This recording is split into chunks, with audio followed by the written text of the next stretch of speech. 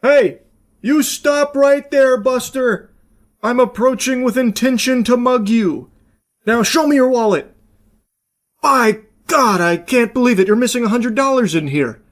I already know where it went, pal, and it breaks my heart. You put $100 down to pre-order the T1 Trump phone, didn't you? And now you still have nothing to show for it, just an empty hole in your wallet where dreams once were. You know what? Take it back. You've been through enough. You've already been robbed. That's right. The T1 Trump phone, we're checking in on it again. It was supposed to come out in summer of 2025, then it was supposed to come out at the end of 2025, then it was supposed to come out in the beginning of 2026. It is April 6, 2026. Still nowhere to be seen. And curiously, not only is it nowhere to be seen, but it is still complete radio silence from Trump himself, and Trump Mobile is an organization. They haven't squeaked out a peep about where the T1 phone is. More than happy to accept hundreds of dollars from tons and tons of Americans, yet not too gung-ho about actually delivering that product, or at least keeping you updated on the whereabouts of it. This will be my third time checking in with the Trump Mobile support staff to see where it is. I feel like I'd have a better chance locating DB Cooper than I would locating a single golden Trump phone, the T1 device. I don't want to just regurgitate the lore, but the cliff notes are Trump advertised the T1, a golden phone for Trump Mobile, a $500 phone that has all the bells and whistles, and it was going to be made right here in America, the land of the free, the land where Jesus was born, baby. And then it never happened. Also, they then removed that messaging off their website when they realized they couldn't make the phone they were advertising in the States at that price point. It was literally impossible. It is going to have to be made overseas. All phones like this are overseas. It's just not possible to be made here. So they had to completely strike that from their website that it was American made. Now they tout that it is American proud design. It is a proudly American design as opposed to American made. And even still, it doesn't exist. I have not seen a single piece of evidence to confirm that there is actually a T1 device anywhere on this fucking planet. I don't even think God could get his hands on one right now if he asked. Which is extremely shocking to me because I thought for sure he'd do the classic Trump thing of just grabbing some dog shit from China and drop shipping it over here for a huge markup. But he's not even doing that much. Not even doing like the bare bottom tiddlywinks of providing a product for money. Like with the Trump Bible. The signed Trump Bible that, $60 up to $1,000 if you want like the inside cover signed by Trump. Those are made in China for $3 a pop and sold here for $60 to $1,000. I was expecting something similar for the T1 device here, but not even that is on the plate. So anyway, this is going to be my third time checking in with support to see where it is, because when I called them a month ago, I was assured by the customer support representative that they were shipping at the end of the month, March. That's when the phones were coming. End of March. It's April now. Still no phones. Still no pickles. And I can't find anyone out there that has one. So, let's give them a ring. Let's get them on the horn and see what the holdup is. Well, last month when I called about my Trump Mobile device, the support representative told me that it would be ready at the end of the month. But they missed that window. I'm assuming something went awry with UPS, so it's probably on its way, but I just want to double check. Thank you for calling Trump Mobile. For English, press 1. Para Español, oprima el número English, dos. please. Press 1 to open a new Trump Mobile account. Otherwise, press 2 for support with an existing Trump Mobile account. That's me. Thank you for calling Trump Mobile. Your call is very important to us. To ensure the highest level of customer care, this call may be recorded for quality control and training purposes. Please hold, and our next available representative will be with you shortly. You can also visit our website at www.trumpmobile.com to apply for a new account or access your personal account portal. All right, now we wait. They're not even piping in the waiting music this time around. Hello, this is Michaela with Trump Mobile. How can I assist you today? Hi, yes, I just wanted to check on the status of my Trump Mobile device. Hello? Hello? Hello? Hello? Hello? Hello? Hello, this is Michaela. Can you hear me? Are you able to hear me? Yes, Michaela, I can hear you. Can you hear me? Hello? What? Hello? Yeah, but you're good. Hello? Hello? Hello, this is Michaela. Are you able to hear me? Yes, I can hear you. Can you hear me? Hello?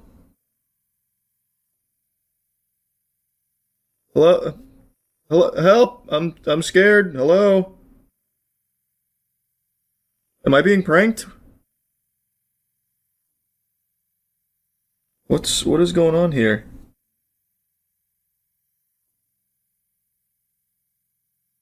Should I call back? Hello?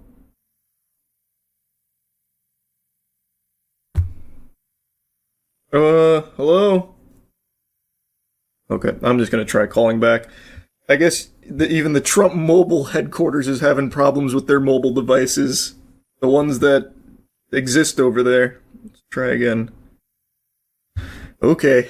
I guess Trump Mobile was experiencing some kind of EMP blast or something that was shaking the system, so I gave them a little bit of time to cool off here, let the alt recharge, so I then gave them a retry a couple minutes later, and it did work then. Now, once again, just to remind you, the first time I called, they said that the reason the Trump phone hadn't been delivered is because of the government shutdown, and they had no estimated date for me. And then when I called last month, they said it'll be ready at the end of the month, in March. So, let's see what they have to say today. To ensure the highest level of customer care, this call may be recorded for quality control and training Hopefully it works purposes. this time. Please hold, and our next available representative will be with you shortly. You can also visit our website at www.trumpmobile.com to apply for a new account or access your personal account portal.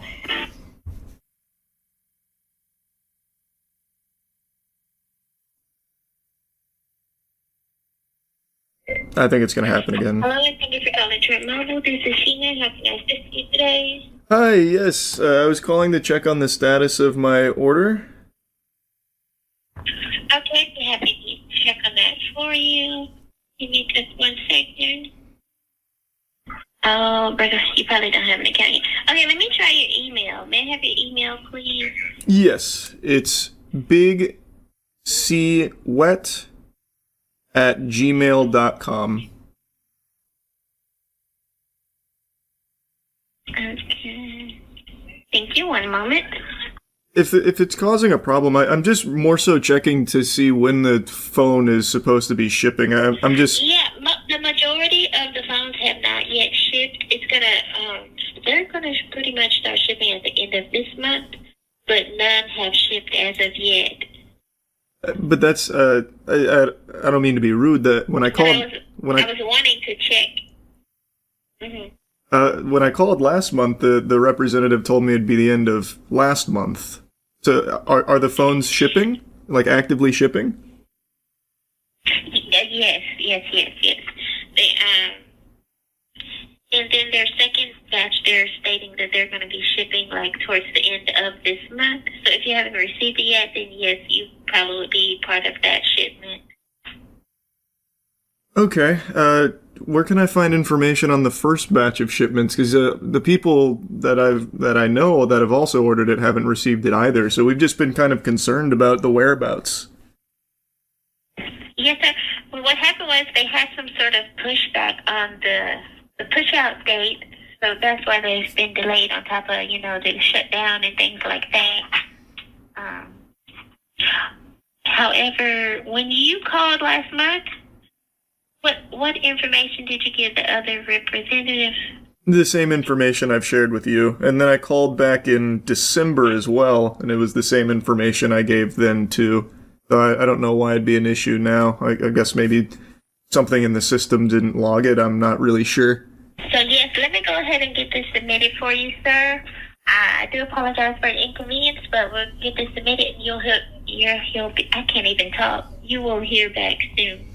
All right, I appreciate it. But just checking in one more time, you said that phones have been starting to ship out, so I should be in the next batch then if I wasn't in the first batch? Yes, they were stating that they should get shipped out sometime near the end of the month. Okay. All right, well, I appreciate it. Thank you. You too. Bye. Very curious to see if they actually will reach back out in 35 business days about fully setting up the Big C Wet account. That would be fascinating. That's the first time that a customer service rep at Trump Mobile actually bothered to check if I had an account. All the other times they were somehow magically finding bogus information. So, looks like they're beefing up their customer service protocol there. So, we are still at the any day now the Trump phone should be here. Apparently, they've already been shipping some out. I guess they're bringing them around on tricycles or something, because it's real slow. I haven't seen anybody receive one, and presumably, according to some data, there were many, many thousands of pre-orders, and yet not a single piece, not a single morsel of information on someone actually having received one in that first batch the customer service representative mentioned. Now again, as I said in the last two, I don't blame the customer service reps. They're just doing what they're told, and right now it looks like their talking points are, it's coming at the end of the month, or it started shipping and, there's another batch coming at the end of the month. So now it went from any day now to this nebulous end of the month kind of spiel. I don't know if I necessarily believe it, but one thing is for sure, the customer service rep this time around actually bothered to look up some of the information I was telling her. I gave her the same stuff I gave the other two, and yet somehow in both of the other cases, they found my accounts and my purchases, which I never made until today, by the way. After the conversation with her, I decided I'll go ahead and put a pre-order down, so that way when we do this song and dance again next month, when inevitably I still haven't seen anyone with a Trump phone, I'll then at least have information for them to pull from, and then they can tell me how it's coming at the end of May, actually. But who knows? Maybe this time it really is on its way. Perhaps that T1, that golden nugget T1 unicorn phone, is right now in the mail carriers, going out to all the good boys and girls across the globe that have wished upon the star and put down $100 to receive it. And by golly, I can't wait, because now I'm excited to get my hands on a T1 device too. Anyway, that's really about it. So yeah, I want you to take a good hard look around you right now. Are you surrounded by concrete walls and bars? If the answer to that question is no, it means that you're not in jail. Congratulations. Good job, bucko. Do you enjoy that fresh air? That freedom? Would you be willing to trade it for a couple of views on TikTok? I imagine most of you politely decline that offer. However, there is a handful of fungal parasites called TikTok pranksters that enthusiastically pump their fist and say, yes, absolutely, I will make that trade. A trade that's worse than the fucking Mavericks getting rid of Luka. There are TikTok pranksters who are totally remorseless and willing to trade their freedom for a couple of views on TikTok. And today I just learned about the most egregious example of this. Alexis Martinez Arizala. You don't know his name. You'll never know his name, but you do know, most likely, what he did recently. Alexis was that brain-dead goober, that bumbling, drooling idiot that did the AI prank on the officer, where he showed him an AI-generated video of that officer's patrol car being broken into, and then got arrested for it. This video kind of popped off because everyone was clowning on this guy for a dog shit AI prank. I talked about it a little bit, but I didn't really follow it because I just assumed this would be business as usual with these parasites where they get a slap on the wrist, thrown back into society for them to just continue to be this miasma of cringe that haunts every fucking facet of civilized society for their TikTok clout.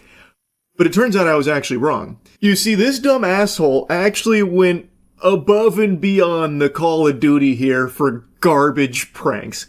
He did this AI prank multiple times to such an extreme degree that he has been extradited from Puerto Rico and is facing serious charges here in Florida, and according to Atosi's video, could carry up to 12 years in prison. So let's go ahead and show you the most viral stunt that he did here, his AI prank on the officer. We are told he's a South Florida native, but U.S. Marshals actually caught up with him in San Juan, Puerto Rico. You're actually in here. Here's the video circulating on social media. It shows 4 men in suits entering a Seminole County deputy's patrol vehicle. They were going inside of your car, in and out. An online prankster recording the moments he walks into Academy and shows it to the deputy. The deputy, clearly convinced, runs out to the parking lot, hand on his weapon. So you probably just left it unlocked. It should have been unlocked. I hit the button. But this video is fake. It's a deep fake, to be exact. What a classic gut buster there. Haha! Gotcha. You thought your car was being broken into. And he doesn't just do it to officers, by the way. He actually does this to normal civilians as well, terrorizing them with these same kind of AI fakes that he makes of them and doing like crazy shit or having their things stolen or even their spouse cheating on them. But this officer one did get him arrested.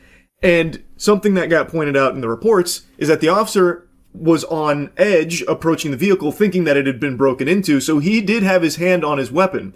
If there was just a completely innocent civilian that happened to be near that police car with the officer approaching it, there is no doubt in my mind, and also other officers chimed in and also echoed the sentiment, that that would have been a situation where the officer would have probably ended up detaining that completely innocent person solely based off of this AI video that this fucking loser made. So, and that could have, who knows what could have happened there. It's extremely dangerous. James Copenhaver agrees. The former detective says this deputy did everything correctly, but things could have ended differently. What would have happened if some bystander would have been stopped at this patrol car, tying his shoe or what have you, and this deputy approached? Pretty good chance that person's going to probably be put on the ground at gunpoint because the deputy doesn't know what's going on. That guy is totally right. The entire basis of this prank, like the punchline, is making the person you're harassing fearful. In this case, it was the officer. Like I said, he does it to normal civilians as well in similar fashion with their shit being stolen. But he's making the officer afraid that there's now people breaking into his car, fucking playing musical chairs in there, patty cake. You got Mike and the Dirty Boys maybe having an orgy in there, who really knows? He's just showing him this video that is convincing enough to make the officer believe that his car is being broken into.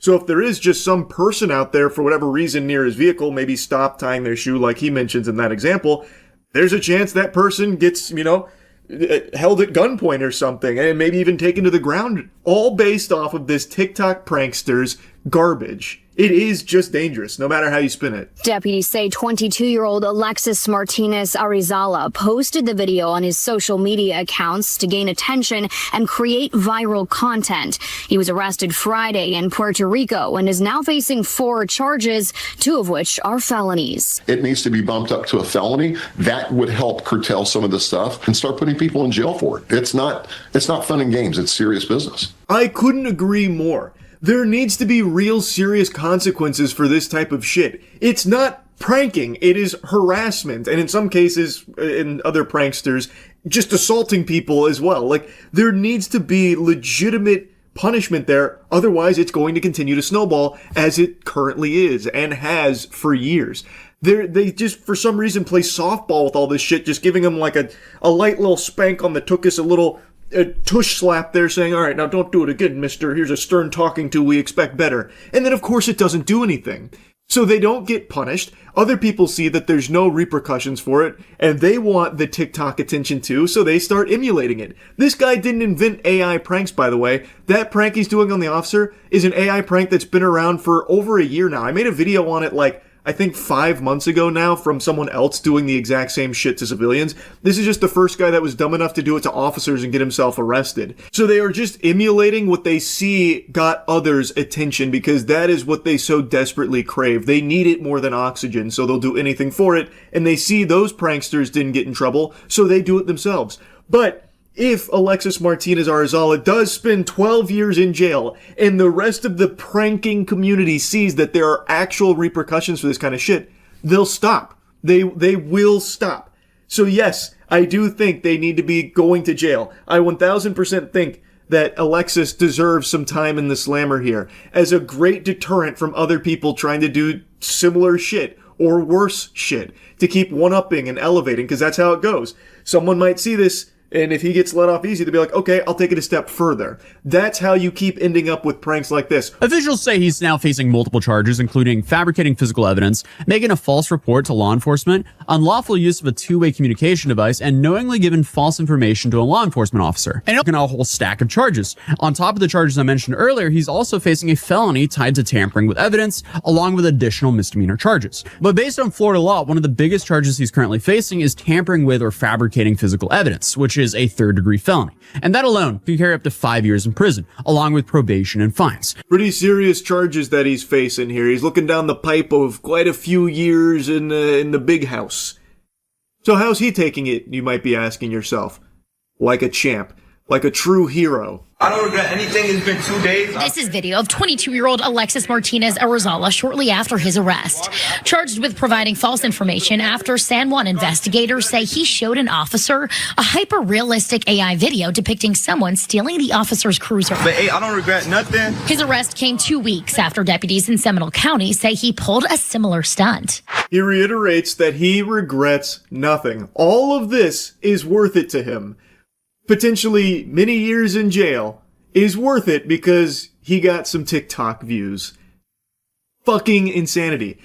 This should be making the job easy for the justice system. You have someone who has serious charges. He is outright telling you he doesn't regret it. He is making it clear he'll probably do it again. So why the fuck would you be taking it easy on someone who is giving all signs, all indications with his whole chest that he is going to reoffend? He's now facing 4 charges in Seminole County, 2 of them felonies. In 1 month, I hit 50,000 followers on TikTok. That's body camera footage of Arizala months earlier at the Home Depot of Palm Beach Lakes Boulevard, where West Palm Beach police say he's pulled similar pranks twice before. Yeah, it was wild. Police say Arizala first showed Melanie Valentine an AI video of her truck being stolen, then tried to get her into his car. But it was really scary, like thinking about it after the fact. Here's a little montage of just the normal civilians he also does this kind of shit to. So this lady was apparently shown an AI video that he made of her vehicle being stolen, and then I guess tried to get her into his car with him.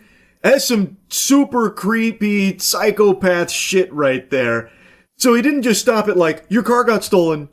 I'm kidding, it didn't. It's AI. He didn't even stop there. He's like, no, you gotta get in my vehicle now. Come on in. Get in my car. We gotta chase it down, don't we? Come on, get in. What a fucking weirdo. In a second, the content creator admitted on this body camera to using another customer's likeness to create an AI image of him kissing another woman, then showed it to his wife. That's not his wife. That's a fake woman. Oh yeah, you love to see that. Normal couple minding their own business in Home Depot, only to be interrupted and harassed, trapped in an unskippable cutscene with this shameful piss stain that's AI generated a video of the husband kissing another woman in the store. Now, I can't tell from this footage since it's blurred, but they do seem to be on the older side of things, so maybe there's a chance that they didn't recognize this as AI, and now the wife thinks that the husband is unfaithful to her. Like, it's just, this isn't even, like, entertaining. It's just fucking sad.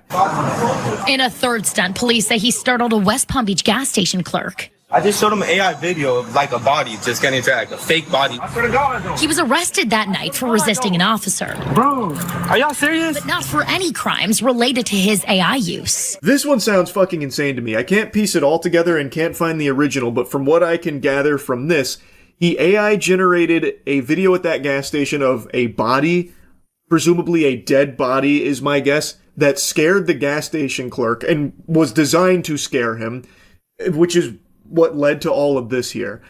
What's even the prank there? Aha, I made this gas station worker think someone was fucking dead. Haha. I can't even fathom the type of unlovable, greasy loser that actually likes these kind of pranks. Just sitting there clapping, giggling. Haha, that's so naughty. That's so savage. Anyway, I won't bother torching you with more of this guy's trash. He is facing some serious charges, and I can only sit here, fingers crossed, hoping that they don't play softball with him. He has literally said, puffed out his chest like a real tough guy and said he has no regrets, as if he did anything worthwhile here. He did AI pranks, and now there's a chance he just threw his whole life away for it. And I really hope that they do seriously punish him to serve as a nice deterrent from other losers like this guy trying to do the same shit. Anyway, that's really about it. So yeah. Recently, Twitch has been wow, I got out of the shower like a little less than half an hour ago, and I am looking like someone's mom in an anime. Holy shit. Watch so much fucking anime, I'm turning into a character. Anyway, Twitch has been making a lot of mistakes. Recently, PayMoneyWubby made an extraordinary video talking about some of the big mistakes they've made, and I wanted to kind of expand on that and talk about something a little more in particular. How the Twitch bans and the moderation team lead to a culture on Twitch that both promotes degeneracy and instills fear in both users and streamers. Now, I stream pretty much daily at twitch.tv/moistcritical. Come stop by if you want to put a few extra inches on your penis. And yesterday during a stream, I said the word Jaeger when talking about Jaeger bombs, which is alcohol related. But immediately after I said that, the chat filled with ban, terms of service, shit like that. And the reason for that is because the Twitch mod team have banned a bunch of streamers for innocent words that they misheard as the N-word or other racist or bad words. So it's created this culture where people are constantly hearing racist words out of innocent words, which is absolutely frustrating and fucked up. Quick examples being League of Legends streamer TF Blade said fucking idiot one time, and he said it fast and they thought he said the N-word, so they banned him. I think he was banned for a total of a week, maybe a little less before they realized their mistake, but that's a week of just taking away his income. But not only does that take away his career for a week, totally off of something they misheard, it completely tanks his reputation for that week because there were articles written about this professional player being racist and saying the N-word, and it's not what he said. It was totally misheard by the Twitch team, so that ruins his brand image, that ruins his potential on the team. That's a huge deal. League of Legends streamer named Penguinz said the word yikers, and he was banned for 30 days. And I actually don't think his ban ever got lifted, by the way. So his entire Twitch career was uprooted because they misheard a word he said. So anytime a word ends in like a G-E-R or a G-A-R, the fucking streamer runs the risk of getting banned, even if it's a totally innocent word like Jaeger. And this has trained the community, fucking Pavlovian style, to immediately assume the most racist shit all the time. When I said Jaeger, a bunch of people in chat started spamming some racist shit, question marks, banned, terms of service. You know how fucking frustrating that is? They're training their community to be racist, constantly hearing the N-word and other really awful slurs and horrible things when that's not the word that was used. So streamers have to fully articulate each and every word for fear of the Twitch moderation team, which is fully unknown, by the way. They're like the fucking Illuminati. There's not a single name on the entire moderation team that is public. By the way, just throwing that out there, they're fucking cowards and don't put their names on some of the shit work they do for the company and the reputation that they ruin and wipe their ass with. Just wanted to get that out there. But you have to be afraid of these power-hungry losers because these are the ones that control your income. They control your career. If you're a full-time streamer, you are fully at the mercy and have to grovel at the feet of this faceless loser team of moderators that are constantly jerking off their power, just getting hard off banning people, it feels like, because their bans are totally random and there's no communication and there's never any repercussions because these people aren't publicly named. Look at any other position at Twitch, partner manager, any level at Twitch, you can find those people. They proudly promote that they are that position at Twitch, but you can't find that for anyone that controls the bans.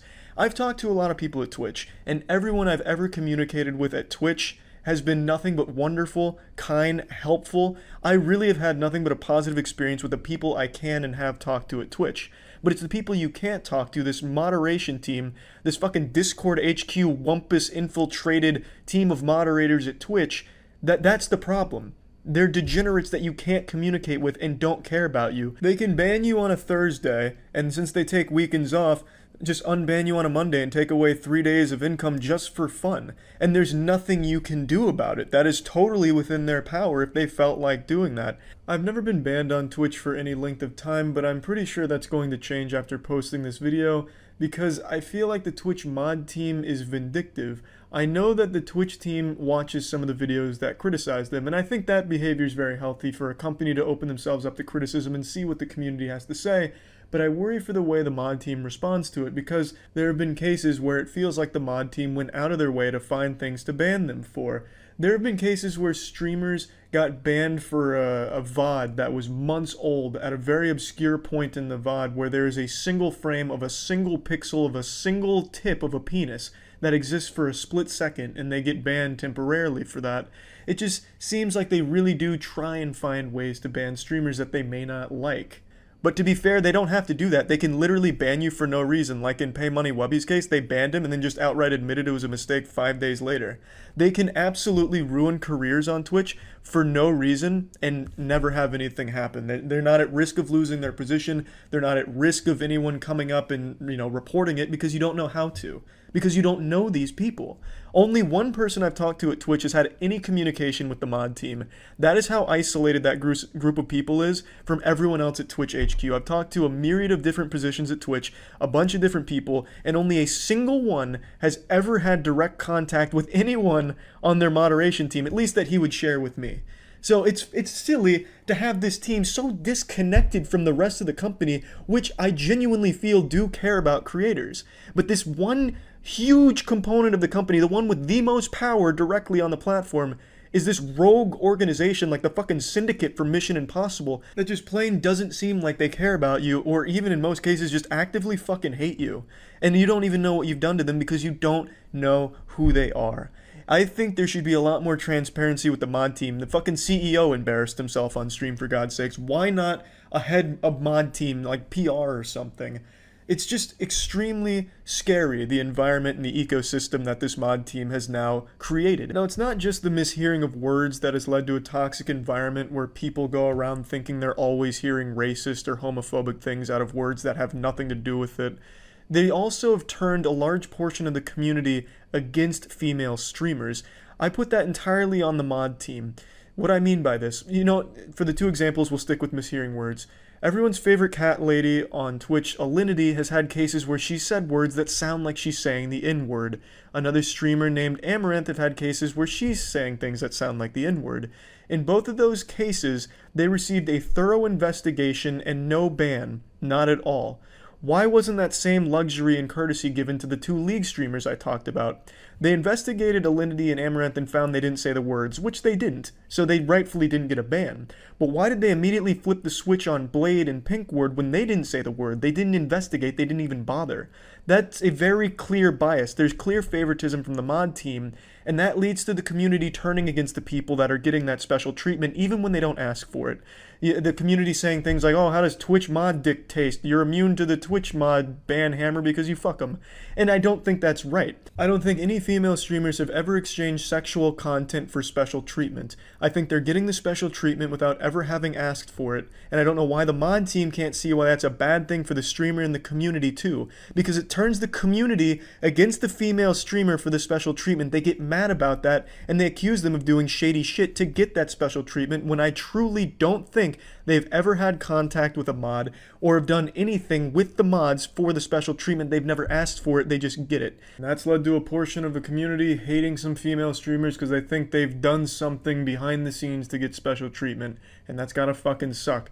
Now, this is a ban that happened a few days ago that I really want to talk about. This streamer was being harassed by an asshole in the chat who was donating to him just to insult him, and the streamer got banned because he addressed that guy by his real name. The interesting thing is, the dude's real name was public already because he was donating under his real name. He was putting his real name on display for everyone to see with every insult he made. Yet when the streamer addressed him by name to talk about him being an asshole, he gets a 30-day ban just for reading his goddamn name out loud? That's bullshit. I address people by their real name on my stream sometimes. Some people tell me to address them by their real name. They prefer it, and I'm really good at remembering names, so I address them by their real name. Does that make me susceptible to a ban? Tons of streamers address members of their community by their real name. It's commonplace. What's the exception here? Because he was being an asshole, so then the streamer calls him out by his name for being an asshole? That's ridiculous. His name was there on the screen in the donation. He donated with his real name. What does this show people? This shows people that if you want to be an asshole and troll a streamer, you can make a donation in your real name, and if a streamer addresses it out loud, you can get them banned by saying they gave away your personal info. That sets such a horrible standard. This is a very easily exploitable way to get someone you don't like banned. It's so fucked up. Today, I was just made aware of this streamer on the platform that goes by the name of Ataris, I'm not quite sure how to say it. He got banned on Twitch because of an obsessed stalker fan mass reported his channel. He's confirmed this through Discord. He even had a fucking interview with the guy who outright admitted to everything that he was accused of, and yet Twitch hasn't even looked at his support ticket. He got banned completely false just from mass reports from one obsessed garbage person, and he can't get unbanned because no one bothers to check his reports because they don't care. They don't look at these kind of reports. Another streamer named Saru recently got her second ban due to her drawings being a little too lewd. Now, what's interesting about this is body painting is totally allowed on Twitch, which is nude bodies that are being painted over. And Saru's drawings are clothed, albeit a bit risque. She got one ban earlier this year and was totally fine for 3 months, but yesterday was banned with no communication from the team telling her as why she got banned, and she didn't even know she got banned until she saw a Reddit post about it. That's just absurd to me, how you can just ban someone, not tell them anything, and they just can't even talk to you ever again. The point being, Twitch has created this entire community of streamers that stream in fear of this mysterious fucking gavel-swinging judge, jury, and executioner mod team coming at them for any reason at all, even if it's totally innocent shit you're saying, and that leads to a community that constantly hears the worst things out of the most innocent things. That's fucking frustrating, scary, and unhealthy. And also, this bullshit about getting mass reported by an obsessed fan and you not being able to do anything about it, do you not see why that's a massive fucking problem? That is so easily exploitable. If a group of high schoolers get their goddamn anime club together to mass report a streamer they don't like, the biggest streamer on Twitch, let's say, they'd get banned and they wouldn't be able to get unbanned if it's during the weekend. That shit could happen on a Thursday and they're not getting touched till Monday. That is not acceptable under any circumstances. It's outrageous. Even my dog's coming over here to console me. She's upset with the fucking moderation team and their garbage. It's just so frustrating. This is the reason why so many big streamers are totally fine leaving Twitch. Not only because they got better monetary offers from other platforms, but because it's a lot safer than them, where they don't need to feel like at any moment their career could be jeopardized from this team of unknown fucking axe-slinging losers that could just completely nuke them out of the blue. So hats off to the people that do escape off Twitch with good offers, but for most people, it's where they call home. And you've created a super toxic environment in that home where constantly Twitch chat is hearing horrible things out of totally innocent things that was taught to them by the mod team. Now, obviously, a lot of that falls onto the individual edgelords as well, but when they see that behavior from the top-level mod team that is enforcing these bans, it's very clear that that has an effect on the community as a whole and how they respond to certain things. Thus, it leads to a super unhealthy entire atmosphere that's just so fucking toxic. And yeah, that's just about it. I wanted to talk about the impact that bans like this and shitty moderation has on an entire community, and that's really about it. So yeah. Ever since I found K, food hasn't tasted quite the same. Ew. I'm always thinking, yeah, this food's good, but what if K made it? Meanwhile, K's over here making fucking pipe bomb in her bowl here. It's looking like the beginnings of a pizza to some extent. Maybe not in shape, but in spirit. When did she put the mincemeat on it? Right. You've got this, Kay. A delicate hand, like a surgeon. There it is. Expertly done. Nearly covered the whole thing. So again, I've never had a calzone. How are we looking, calzone experts? Does this look about right so far? Something in my heart tells me it's probably not supposed to look like this, but again, I'm inexperienced. You know, that doesn't look horrible. A bit misshapen. Looks like a giant's foreskin after it's been cut off, but it's just bread and sauce, so. Mincemeat. Yeah. The classics, Kay. Fuck yeah. Man, there's more action with that butter moving across the pan than there was in the entirety of Death Stranding. Just watching that shit race around as it melts is more fun. Get that mincemeat all wet. As you can see, it's still pink in the middle. A little bit, Kay. It's almost done, though. God, it's gonna form like a Pangea. It's all gonna come together in the middle as one giant continent. What the fuck happened in the middle? Was there a fight? A war? How is that a Big Mac? It's bread with butter and a giant slab of unseasoned meat. Yeah, it's just a mincemeat sandwich with no flavor. Oh, and this time she downgrades from hamburger buns to toast, so we might as well check it out. That meat looks like kibble. Is it? Well, I assure you, it'll taste far worse than kibble by the time Kay's done with it. It's weird with Kay. She treats mincemeat as if it can't exist without being dunked in egg. Very rarely do you have one without the other. That's 2 Macs. Yeah, it does look a little like kitty litter, I guess. Right, I'm going to try and turn them over. Wow. That just looks like a festering infection now. Oh. It's not too late, Kay. It's still mostly together. Over now, but Oh, God. It's looking like a dream, Kay. Right, because... Oh, God. Kay, it's burning. Save it. What, did she buy this from McDonald's? Damn, that looks just like a Big Mac. She cheated. Off camera, she went and got one from the store. Don't make your son eat this one, I'm Kay. going to put the bread on. Have mercy. We're in luck. Oh, God. I've put 2 more burgers in. Is that a burger or a set of hash browns? I would never eat something like this. I'm way too concerned about, like, health violations. Oh, bits fell off. It's like biological terrorism. We are 4 for 4 on mincemeat recipes right now. I honestly don't know. With her cuts, I don't know why she doesn't just drop the whole fucking onion in. It's about the same size. Ow! Your fingers are far too precious. You need to be wearing mitts at all times. You're like Doctor Strange with those hands. If you lose them, the world is a worse place. Okay, protect those hands at all cost. You know, I've had a few lasagnas in my day, but this would certainly be a first if I was served this somewhere when I ordered lasagna. Where are the noodles? What, you don't see them? They're onion noodles. She's so much better than Chef Boyardee, man. I wish they'd start packaging her meals. I don't know about you guys, but this is looking nice to me. I'm going to break some eggs. I do love eating birdseed right out of the cage. Can we moisturize that a bit, Kay? It seems a bit dry. Eating those rocks would be like burying your head in the beach. She made burnt, toasted garlic rice granola, basically, yeah. This should be on the dessert menu of every restaurant. It looks more like mashed potatoes than rice, but damn it, it's improvement.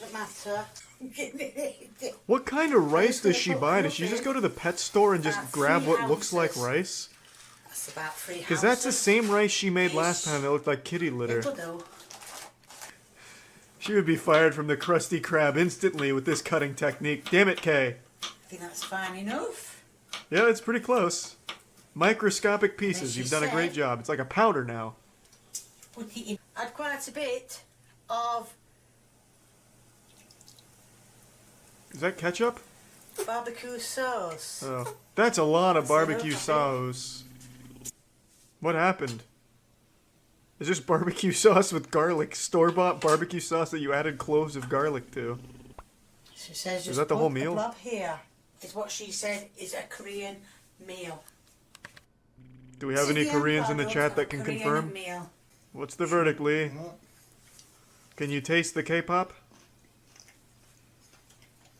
You're chewing on garlic right now. How does that feel? I bet it tastes great. Man, those vampires are gonna fucking hate you. I was told what to do by a Korean. I don't know how you say it, but anyway, I was told by a lady how to do it.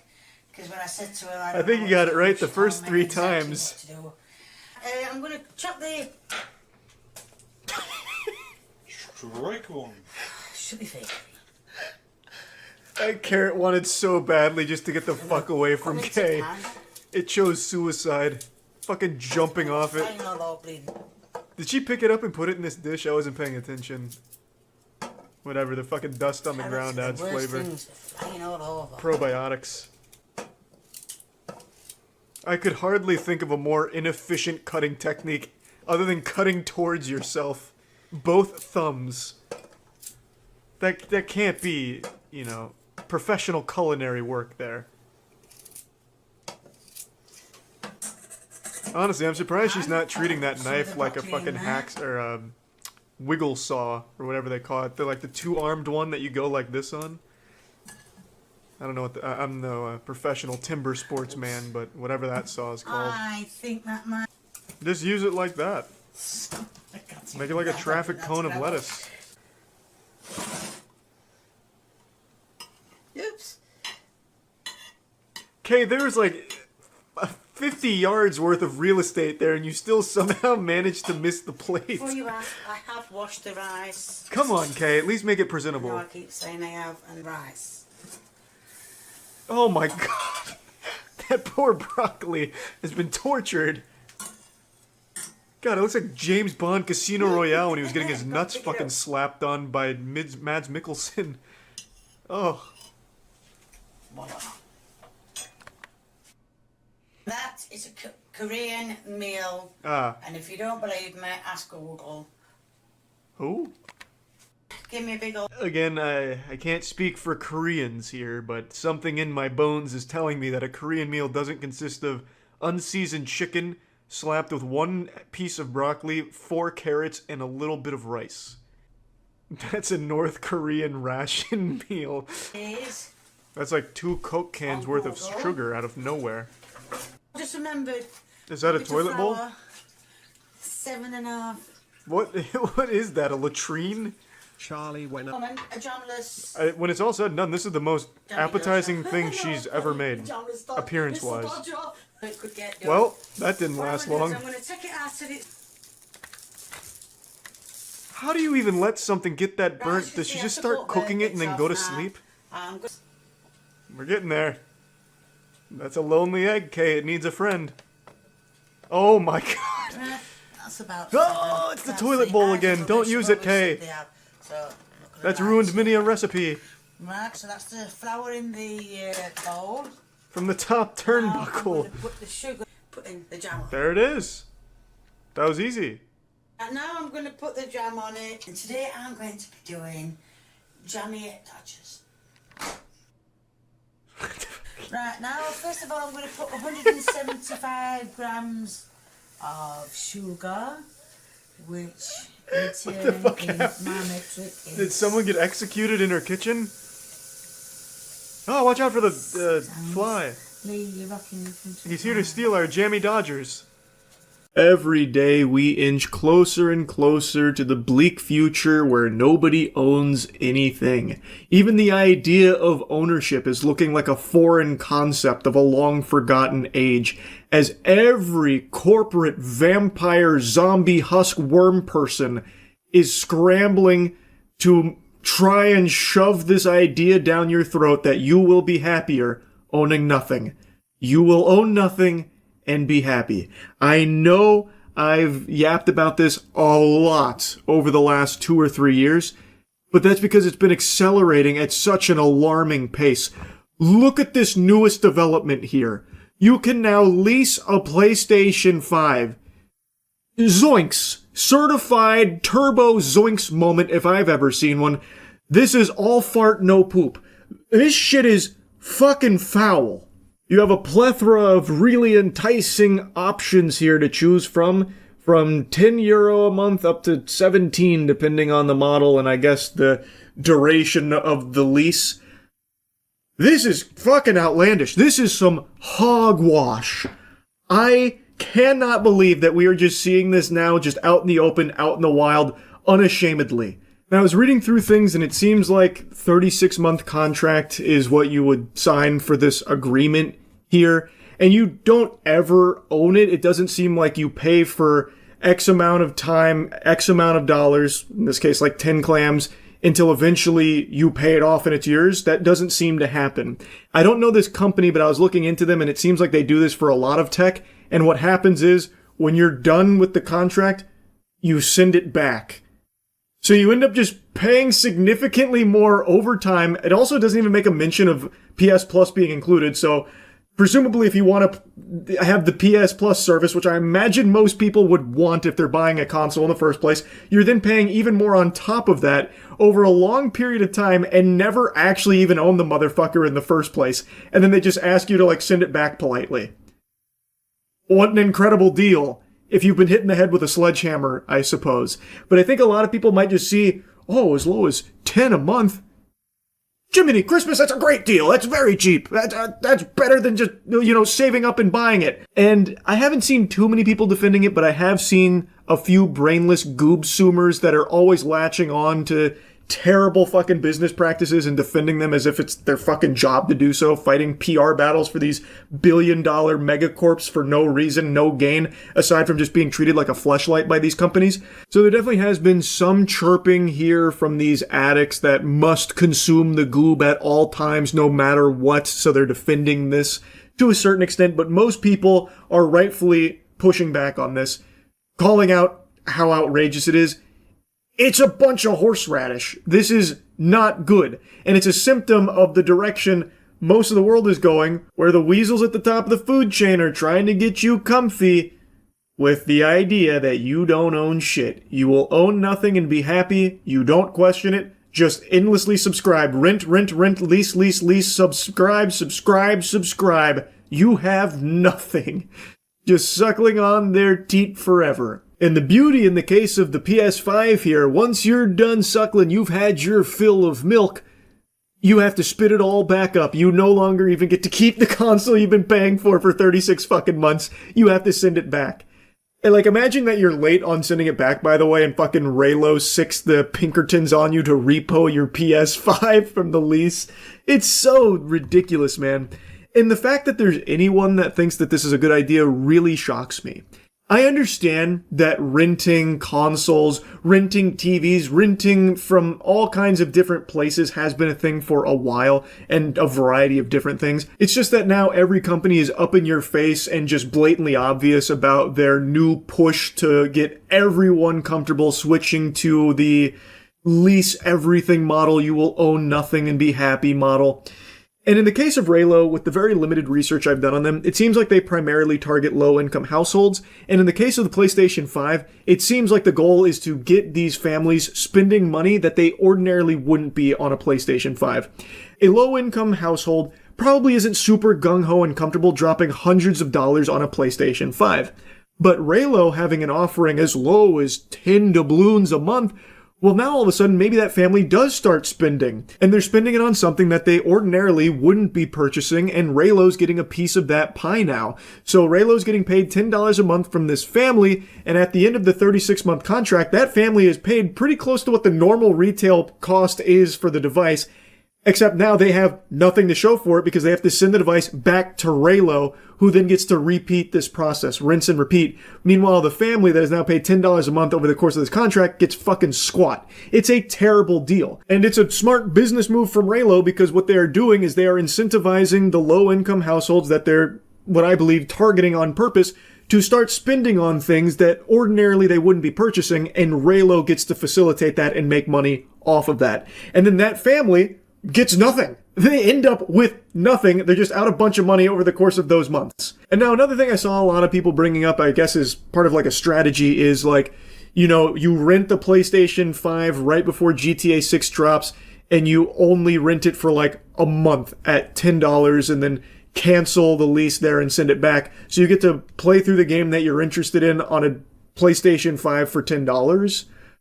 I don't know if that's permissible by the Raylo contract. Maybe it is, maybe it's not. It seems like you can cancel it at any time, so I'm guessing it is. So I guess if you're someone that wants to just play a PlayStation 5 for a day, a month, 2 months, 3 months, and then instantly cancel it, so I guess in that case you do end up saving a lot of money if you're someone who only wants to play the PlayStation 5 for a very brief period of time. You could do that strategy if it's allowed in their contract.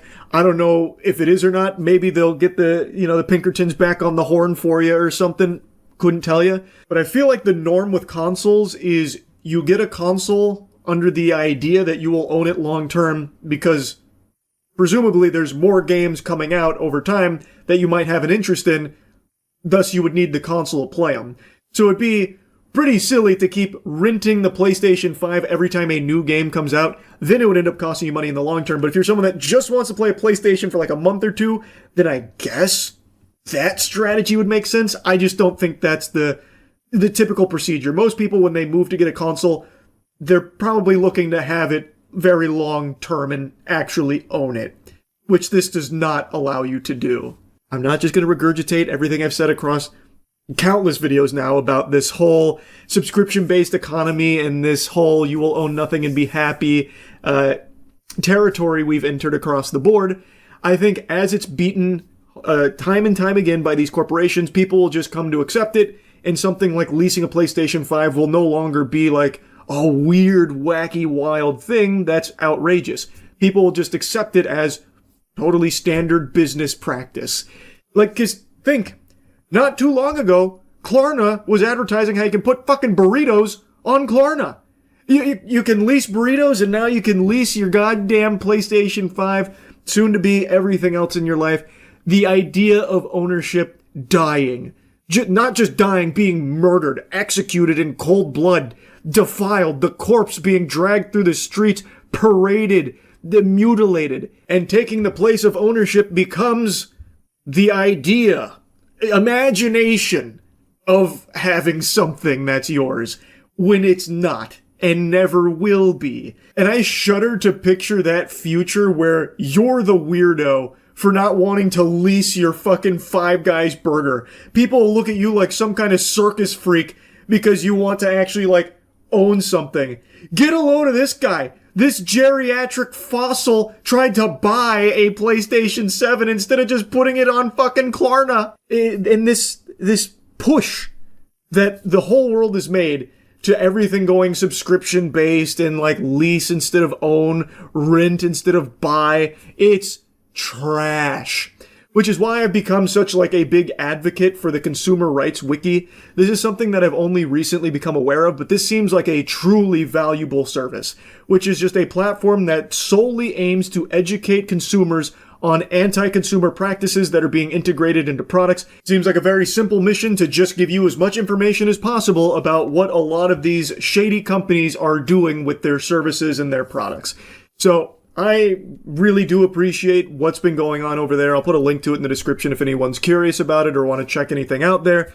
This is not like a sponsored segment or anything. I want to make that clear. I have just talked about this a lot and only recently had this put on my radar as something that's aiming to help in the fight against this you will own nothing and be happy future. So I've been all for it, and just something I wanted to mention here. It is not sponsored or anything like that. Anyway, just another video yapping about this topic. I hope people continue to reject the notion of you will own nothing and be happy. It should not be something that people are just okay with. Anyway, that's really about it. See ya. Have you seen that Code Blue cam where a guy gets away 3 times, blatantly hides around corners like he's in a video game? Drunk man attempts fleeing 3 times. I don't know. Have I seen this? Want to like step over here so like these people can get around you? Oh yeah. He's gonna make a run for it, I can tell. He's in fleeing stance. No, never mind. The deputy observed his poor balance, slurred speech, and bloodshot eyes. Well, what happened? Did it stall out at the intersection or something? Yeah, for sure. Yeah, it's got a bad case of ligma. Go? Yeah. They got put on the blinker on, I tried to go, wouldn't go. Are you talking to these people, or do you know these people, or no? No. What happened when you parked here? Well, I didn't park here. Like, I hit the Or when stop you sign, sto- yeah, I was when you getting ready to stopped turn, and then I just lost power. He's got a very cartoonish voice. The car. Shouldn't be any weed in there? I've smoked before, but there shouldn't be any weed in the car. Okay. No, there shouldn't be. His voice is awesome. Alright, do you have a preference for a tow? 32 minutes. Alright, man, I'm just gonna be hopping it back here while we wait for a tow. Oh, he's gonna run. Here in a second. Alright, bud? I was wrong. Damn, I can't tell when he's gonna run. Every time I think he's gonna go for it, he doesn't. The title's got me on edge trying to predict it. We can walk to the front of my car, just so we're not... Yep.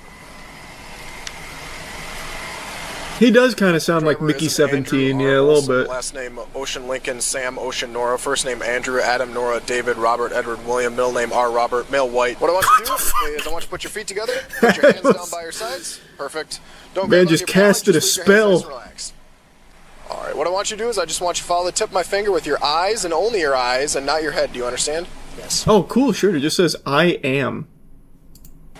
That's interesting. That's some Rene Descartes shit right there. Turn around on the 9th step and take 9 heel-to-toe steps back along this line. I'm now going to demonstrate the test doing 3 steps. When you do it, you will do 9 steps. 1, 2, 3. The cop just falls over. Imagine. I'm going to demonstrate it, and he just eats shit and blows out his ACL. 1, 2, 3. All right, you want to put your right foot in front of your left foot. Get back in that original position right there. Perfect. And you may begin. And look down at your foot and count loud. 2, 3.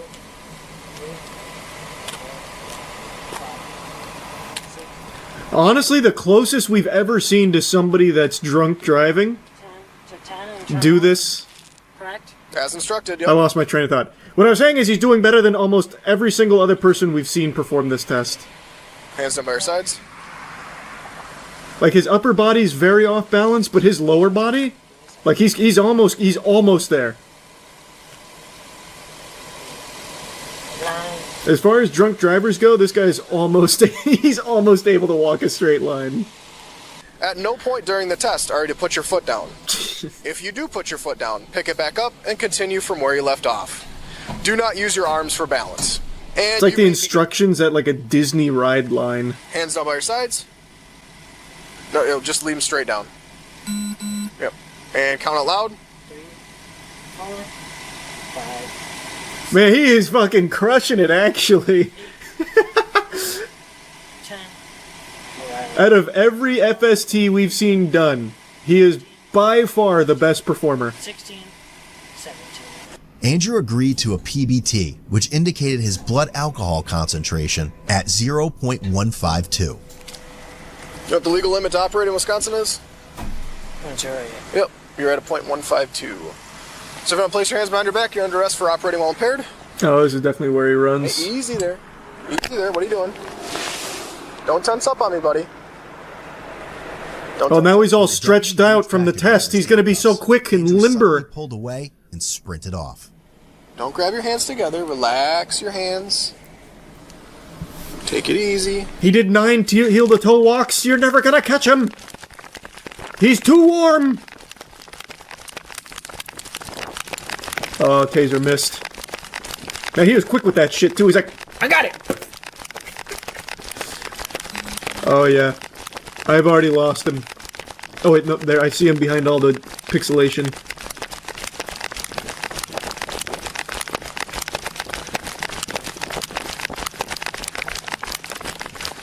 Uh-oh, officer's running out of gas. Oh, shit, he's out of steam. Foot pursuit northbound. Mickey 17 gets away.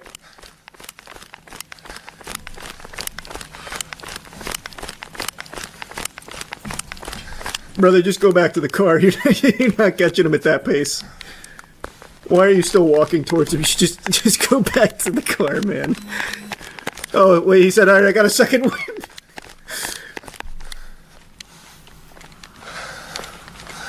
Though admittedly, he's not very fast either. I can still see him. Perhaps, maybe I'm off my gourd here. Maybe he can catch him at this pace. The deputy located Andrew several times during the foot pursuit. No! And continued to ignore commands and run off. No! Get out of here right now. Oh god. He didn't even have the chutzpah to go into the bushes. He's just standing outside the bushes looking at it like it's Blair Witch. Oh, how did he find him? He went to the age-old belief, if I can't see them, they can't see me. He had to pee. Oh, he might be peeing. You could be right.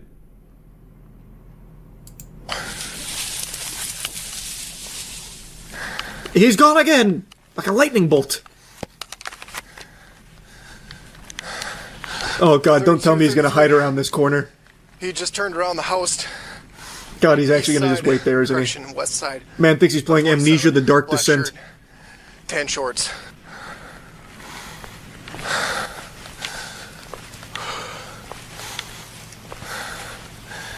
Hey, man. Jesus Christ. Come on here, I'm gonna OC you. Come here. This might actually be the single worst fleeing attempt I've ever seen. What in tarnation is the thought process here? Come here, right now. He is literally doing the Drax, if I stand perfectly still, I'm invisible. I'm gonna OC you. Get on the ground. He deployed pepper spray, but he just ran through the mist. Leave me alone! We're back at it again. The third time for sure.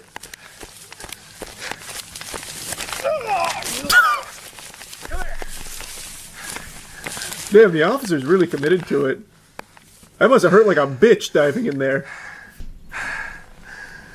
Hey. Go back to the car. He's got the spirit. That must have hurt.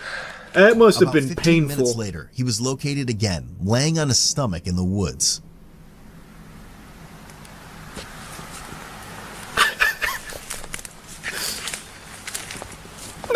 Stop right there. 35, I got him. Moving you, moving you, moving you, moving you. Holy shit. Don't move. They got him this time. Put your hands behind your back. Are we sure it's the same guy? Now. This could be anybody. I got taser. Put your hands behind your back. God, don't you! Push me twice. I can't, it's too dark, I can't see what's happening. No, you're being a punt! I was good, you faggot! Oh, he is flipping. He's going ballistic. Let go of me now! Move me! I'm transitioning. Yeah, it looks like they got him.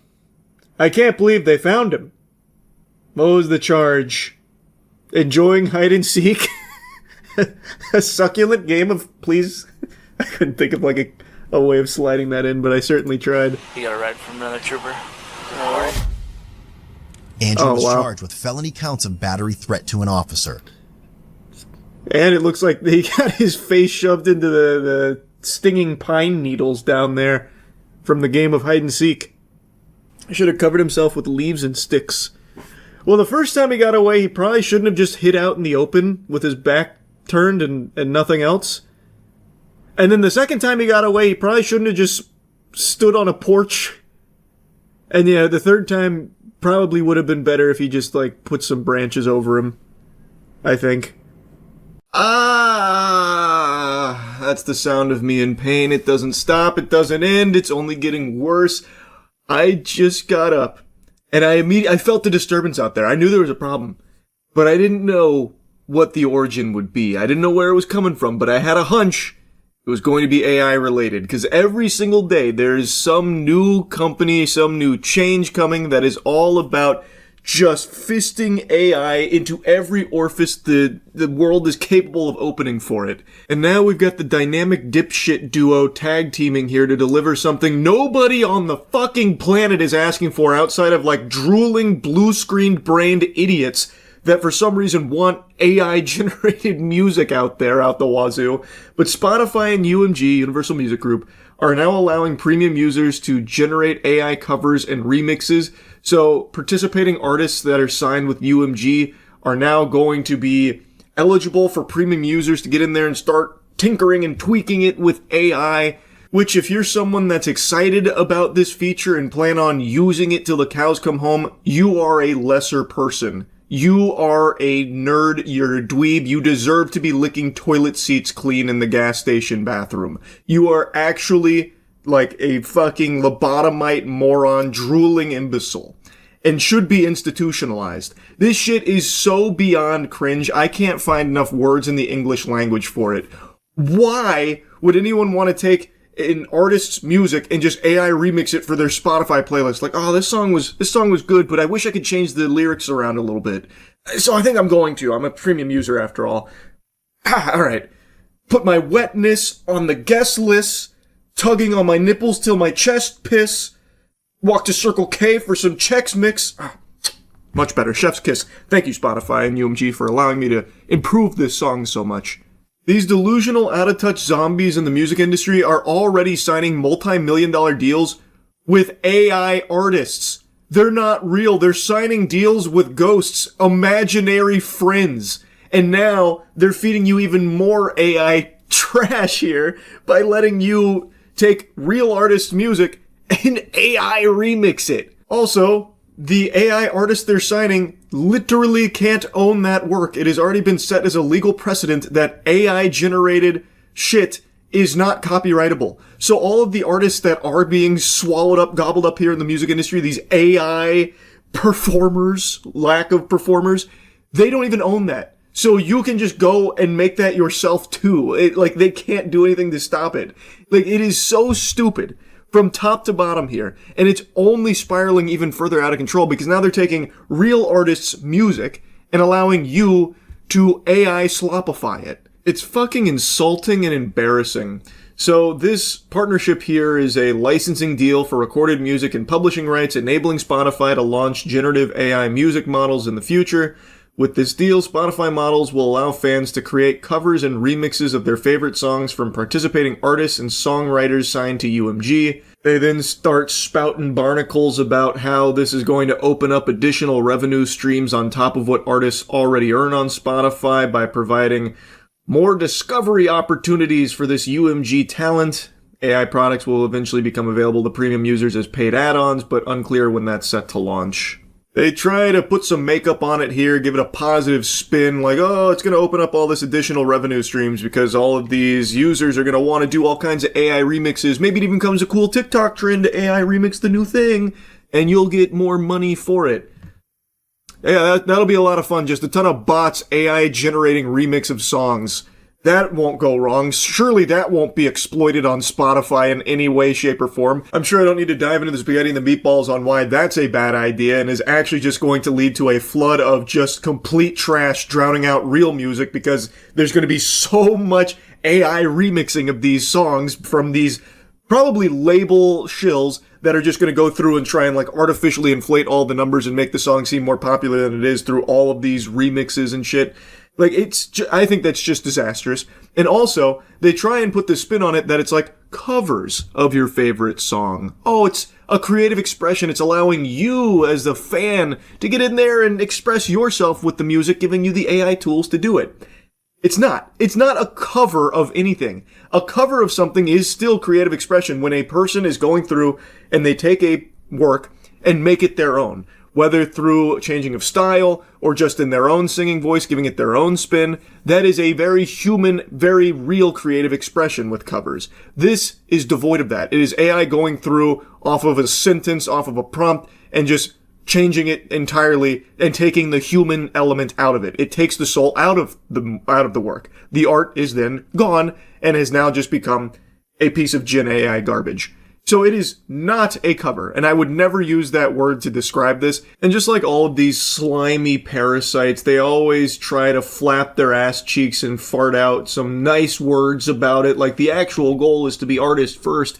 So Spotify is talking about its key principles for developing its AI tech, including that artists and songwriters get a choice in participation. Oh my god, they're so benevolent. They get to choose whether or not they're part of this. Actually, unironically, that is kind of rare, because by default, these fucking pushes are always just, you're in no matter what. You come hell or high water, you can't opt out. So it is actually somewhat rare that they get a choice, but the fact that this even exists at all is a problem. We recognize there's a wide range of views on use of generative music tools within the artistic community. There's not a wide range of views. There's sane people and there's fucking goofballs. The vast majority of normal people do not want to just be endlessly fed AI garbage. Just look at all the pushback anytime there's an announcement from the music industry about an AI artist that's entering the scene that they're trying to hype up. They get laughed at. Spitballs are shot at them. They don't like generative AI music tools in general. So it's not like there's some big debate on it. The actual listeners don't really want it. The only people that do are these kind of vampires at the top of the food chain where it saves them so much money by using AI and integrating AI into their industry. That's where the range of views come from. It's normal people versus extraordinarily wealthy and extraordinarily out-of-touch music industry executives. That's it. It's not really like an even split or anything. Therefore, artists and rights holders will choose if and how to participate to ensure the use of AI tools aligns with the values of the people behind the music. Yeah, but I doubt it, actually. I bet as an artist signed to UMG, you probably have very little flexibility and very little autonomy to do what you want. I already know about a lot of like the horror stories around like these major music labels, especially like UMG. I remember hearing like very specific things about. So I would imagine with this new partnership, there is probably going to be stuff baked into the contracts and future talents as well as maybe even current talent about how UMG is the sole decision maker when it comes to opting into a program like this, where generative AI can be used to just completely fucking, run wild on the music the artist makes. I imagine it will probably be a UMG decision, not an individual talent decision. But that's just a hunch. I don't know that for sure. I just know a lot about how the music industry operates, and it is not artist first. I'll tell you that much. And these generative AI tools that Spotify is trying to make look real pretty and really palatable, they're also not artist first either. By their very nature, they're not. And then goes on to talk about how big remixing has become and that there's other startups doing something similar about using licensed pre-existing songs and then instead of generating brand new ones and just remixing through that. While new AI songs lead to further market competition for artists and music companies, remixing existing tracks is often billed as fan engagement product, which can deepen the relationship between a fan and their favorite artist. Not really. This is not fan engagement, this is loser bait. You are a loser if you use this. I don't know how they can pitch this as relationship building with your favorite artist. That's already extremely cringe. But I just don't even see the world where somehow a fan starts remixing all of their favorite artists' work and now all of a sudden they're a bigger fan of that artist. It'd probably be the opposite. They'd probably just start to think that they're doing the work. Like, oh my god, wait, I'm just as talented as they are. Because these kind of people have like this fucking AI delusion where they think they're actually doing something. So they'd probably be like, oh, I actually don't even really need this artist anymore. I can just keep doing these AI remixes. I'm kind of like the actual talent now. I think that's far more likely. The co-CEO of Spotify gave a statement saying, solving hard problems for music is what Spotify does, and fan-made covers and remixes are next. Yeah, but that's not a hard problem. Like, there was no problem. You have made a problem with these tools. Fan-made covers and remixes have historically always been a creative expression. Take, for example, like parody songs. Weird Al made a whole career out of making really high-quality parodies of popular music. Or just look at some extremely popular covers on YouTube. Justin Bieber was discovered through his covers of songs. It was and is still an expression of creativity and a showcase of talent with these covers and remixes that humans are making. But generative AI, it doesn't do anything like that. It is not some kind of creative expression. It takes all of that out of it, making it just this fucking husk. It's not the same, and I don't know why they keep putting them on like equal footing. What we're building is grounded in consent, credit, and compensation for the artists and songwriters that take part.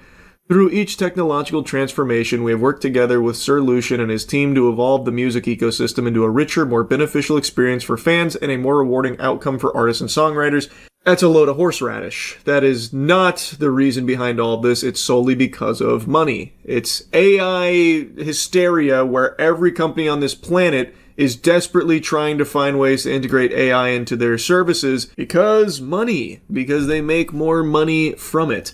This doesn't do anything to improve the music ecosystem or anything like that at all. In fact, quite the opposite. Instead, this will just lead to a more bogged down, trash-filled AI slop fest, making it even more of an issue than it already was, because now you're directly putting those tools in the hands of these fucking losers. So it does nothing to actually improve anything. You have created a problem. The most valuable innovations in the music business always bring artists and fans closer together. That principle is at the heart of this pioneering AI-enabled superfan initiative. Oh, you make me fucking sick, dude. What a loser. What a fucking douchebag. Oh my god. Reading that out loud was painful. Which is designed to support human artistry, deepen fan relationships, and create additional revenue opportunities for artists and songwriters. Building on our long track record of leading the industry through technology changes and collaborating with Alex, Gustav, Daniel, and the team at Spotify, this initiative is firmly artist-centric, rooted in responsible AI, and will drive growth for the entire ecosystem. No one believes you, dude. Throw fucking tomatoes at this guy. Boo. Boo. Get off the stage. Boo. It's just so fucking out of control, man. I know I've been yapping about it a lot, but it is actually infesting everything and will only continue to spread. It is a plague. This desperate integration of AI into everything to inshitify it for the sake of the people at the top of the food chain making a little extra money on top of everything. It's so fucking gross. Anyway, that's really about it. So yeah. Penguinz0. I'm saying the name out loud immediately at the start of this video so that way I don't forget how to pronounce his name. I'm sure I'm going to fumble it later on, but at the very least you can say I got it right once. Anyway, he has made such a colossal fool of himself that he has torched not only his reputation, but that of his company as well. Penguinz0, Penguinz0, it's crazy how quickly I already forgot how to say his name, Goober, is a Polish CEO and multi-millionaire. He is the CEO of a company called Drogbrook. And I think I pronounced that incorrectly as well because I made that sound like a Warhammer 40k weapon. And right now he's like one of the most hated people on the planet for a clip that just went insano style.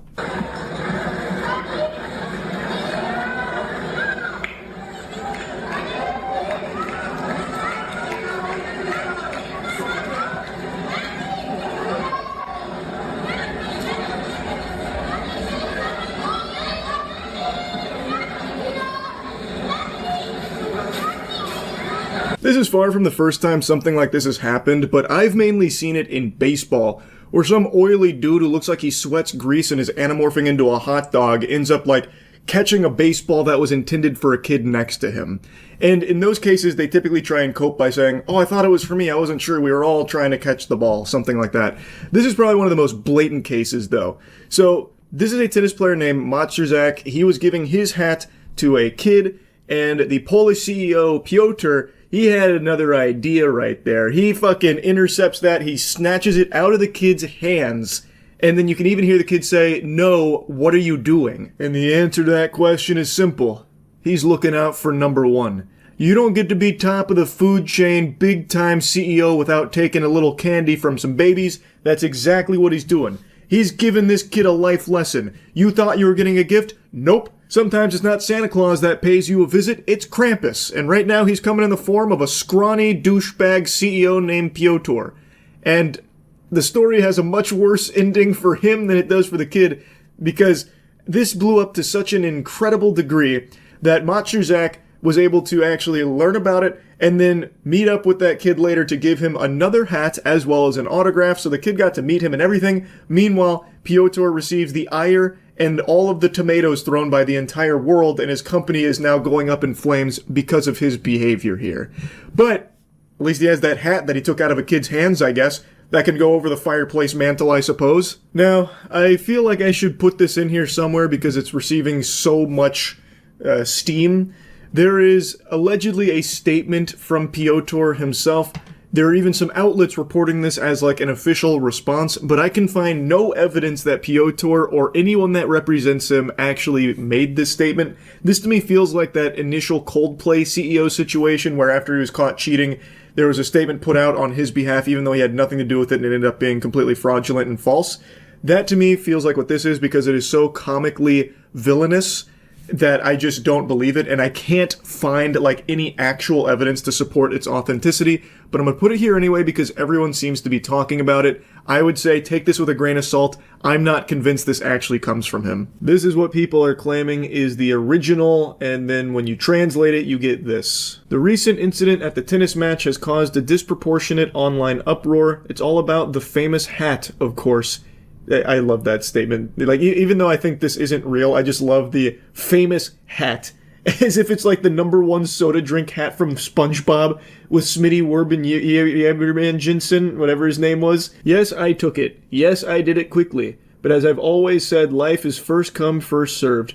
I understand that some people might not like it, but please let's not make a global scandal out of the hat. It's just a hat. If you were faster, you would have it. Regarding online hate, I remind you that insulting a public figure is subject to legal liability. All offensive comments, slander, and insinuations will be analyzed for the possibility of taking the matter to court.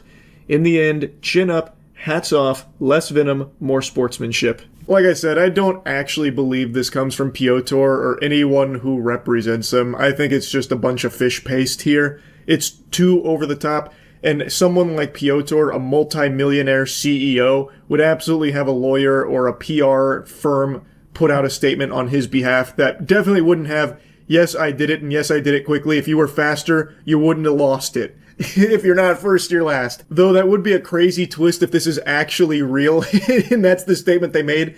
Adult reflexes are faster. I was just, evolution chose me to be the recipient of that hat. If that kid was meant to have it, well, then he should have acted quicker. Grow up, nerd. Could have been your hat if you were half the man as me. I would be very shocked to learn that this is real. I really think it's just way too over the top. And it seems like it is meant to be in your face and, eye-catching and incendiary.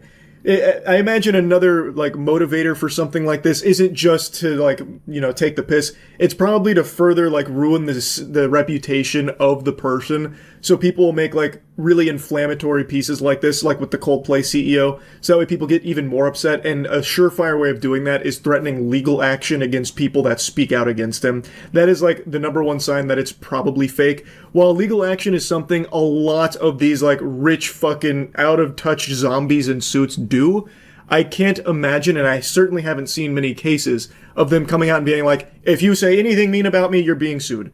That, so far, has been mainly reserved for fake statements like this. That definitely wouldn't be in there, and it also wouldn't have, a sign-off with, fucking poetry. Chin up, less venom, hats off, that kind of thing.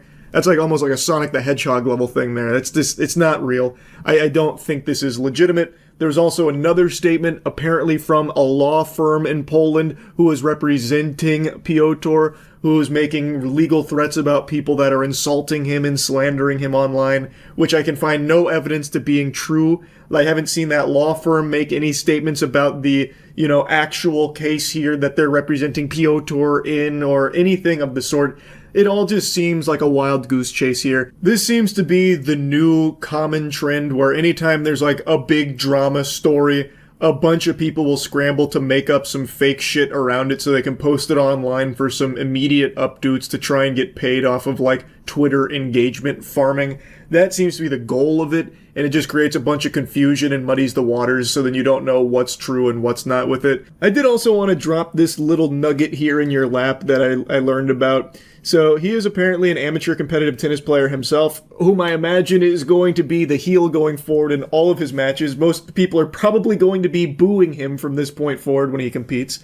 And he actually has a private tennis court at his home, and his wife was quoted saying, "It was the most wonderful gift of my life. Our employees came up with the idea, and my husband helped them implement it." Now, far be it from me to question the workplace culture here. You're telling me the employees said that their boss deserves to have his own private tennis court? It was their idea? Really? I don't... does that happen in Polish companies? Do the employees love their bosses so much that they get together and say, we want our boss to have his own private tennis court? Can we do that? Come on, guys, let's band together and let's try and pitch this idea to our boss that he should have his own private tennis court in his home. What do we say, huh? What do you say about that? He's a superstar. We love him. I'm just trying to imagine that perspective over here in America in the corporate world. Bill Gates does an interview. It's like, yeah, I wasn't convinced that I needed a 4 billion mile yacht, but, well, all my Microsoft employees said, Bill, you deserve it. So I said, okay, I guess for you guys, I'll go ahead and try and find a way to get that made. I don't know, it just feels so weird to me, that statement. I mean, maybe the employees really do love him and they all banded together to try and help him with the private tennis court as a good idea. I don't know. He doesn't really seem like a guy that's easy to love. He's literally taking a fucking hat meant for a kid at a tennis court in front of everybody. No shame at all. Even when the kid's talking directly to him, he just ignores the kid, pretending he can't hear him. He doesn't seem like really a great guy that a lot of people would cheer for and be behind, but I guess maybe this is just one of his lower moments. Maybe he didn't even see the kid there. Maybe he thought the hat was meant for him. And the resistance from the kid, maybe he thought the kid was trying to steal the hat from him. Who knows? Maybe there's a perfectly reasonable explanation.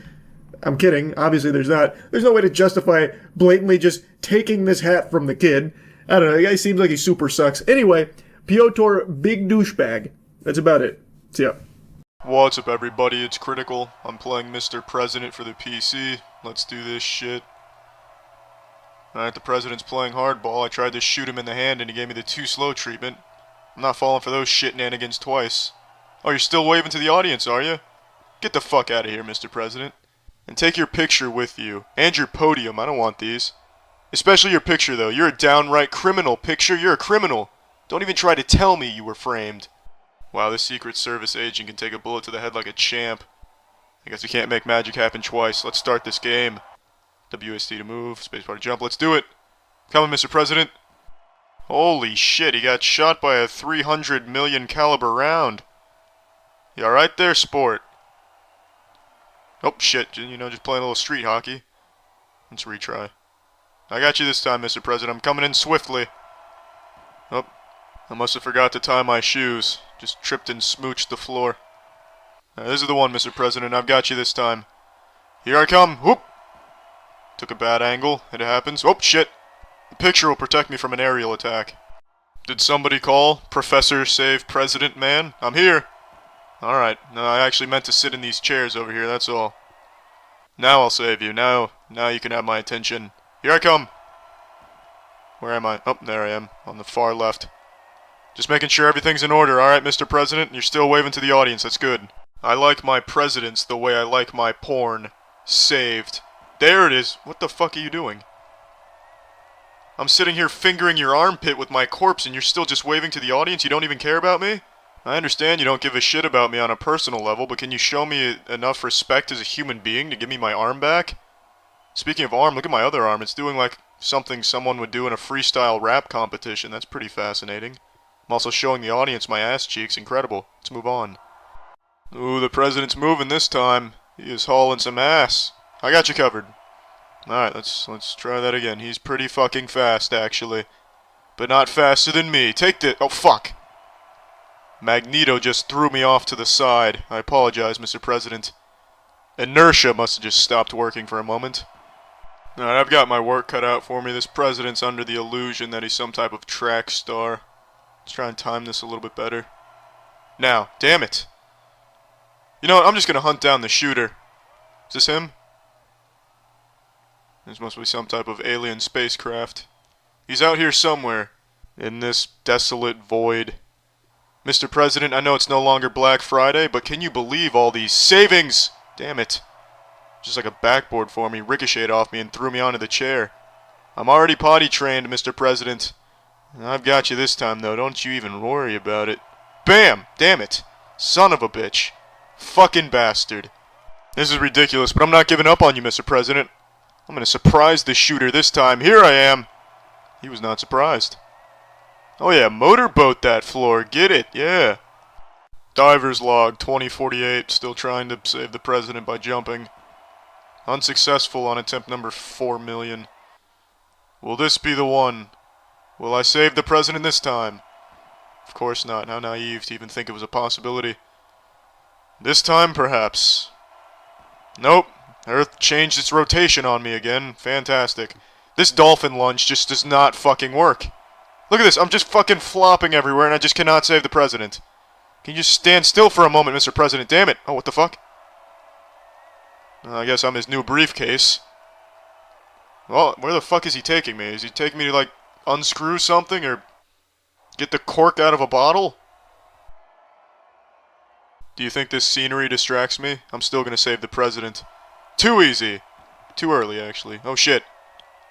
Getting intimate up in this bitch. Yeah, keep massaging my back, Mr. President. I'll just squeeze your titty over here. When I see an enemy, I dive at them. Excellent. Mission accomplished. I took the chairs out of the equation. You no longer have to worry about the chair threat. Perfect. Here I come, Mr. President. Damn it. Oh. Be advised, POTUS has gone crowd surfing. Let's try this again. Let's try threading the needle. Oh, just landed like a magic carp. Oh no, Mr. President, I've got bad news. I think I've sprained my ankle. Yeah, this is code red. It looks like the ankle has a boo-boo. I've got you this time, Mr. President. Get these bookshelves out of the way. I'm here. Alright. Damn it. Ooh. Excellent somersault, Mr. President. Here we go. This is the one. This is the one, Mr. President. I've got you this time, buddy. Missed it by just a little bit. Just a little bit, Mr. President. I've got it this time now. This is the one. Hiya! Damn it. Fuck. Shit. Oh, there's your picture, though. Nice little close-up of it. I've got you, Mr. President. I'm here. There we go. Perfect. Oh, shit. Wow, look at that.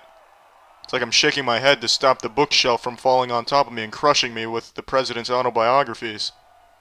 It actually really looks like he's doing the old walk like an Egyptian dance with the way he has his arms. Not so much his head motion. Unless, of course, the walk like an Egyptian dance is being performed by a bobblehead, but otherwise it's pretty spot on. Are you walking backwards, Mr. President? Holy shit.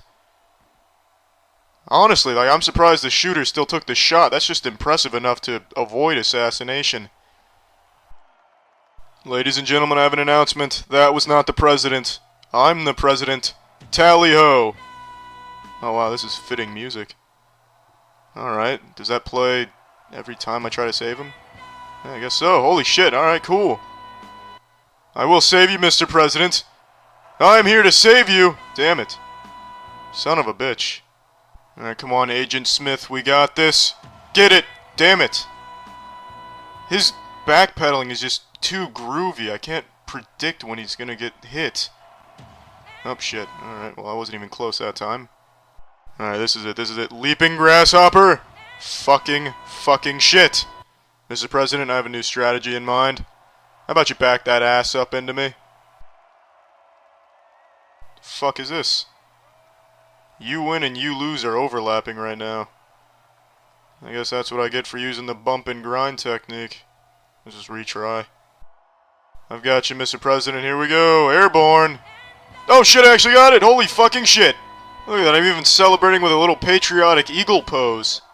Oh, is that the end of the game? What the fuck? Alright, well, I guess I beat the game. Alright, cool. Well, I'm done playing this. Well, that's the end of this video. Remember to rate the video, comment the video, and subscribe if you want to see videos similar to this one. See ya. Last week I made a video talking about the Minecraft porn animation community on YouTube, and since then I've been recommended some very obscure and very interesting animations as a result, so thank you YouTube for that, always looking out, and I figured I'd share one of the more interesting finds with you. Now to some of you this won't be a surprise, and in fact some of you may even dabble in this content yourself. There exists a pretty decently sized source filmmaker fart porn animation community on YouTube. And now I know that's not overly weird, because fart porn apparently is super popular, because anytime I even go on Pornhub, it's almost nothing but fart porn these days. Watch Tina as her asshole puffs out while blasting fat, wet farts in my face, your face, the viewer. I'm not a fan of it, but it's apparently a prospering niche in the community of porn. So on YouTube, it shouldn't be all that surprising that it exists. I'm going to show you one of the bigger channels I found. This is kind of like the leader of the rebellion, or not the rebellion, but a pioneer in the fart porn animation community on YouTube. This is Fartimation. Check some of this shit out, and I mean shit literally.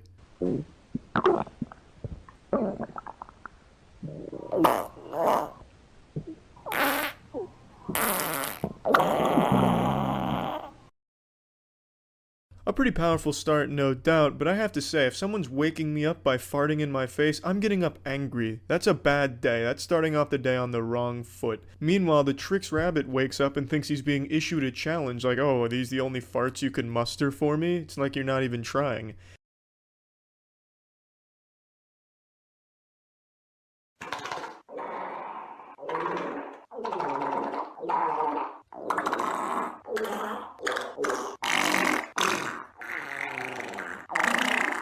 It's pretty clear to me that all of the fart sound effects are done in-house by the animator making the noises with his mouth. Because not only do the farts sound shitty, the audio quality is shitty as well. It sounds like Donald Duck being strangled. It sounds like a trumpet being played poorly underwater. I can make the noises with my mouth too, and that's how I know this is what he's doing. I know, pretty impressive sound of diarrhea farts. Pixar, sign me up for a role with voice acting, I'm telling you. But I have to wonder why he didn't just use stock sound effects of farts on the internet. It would have sounded far better.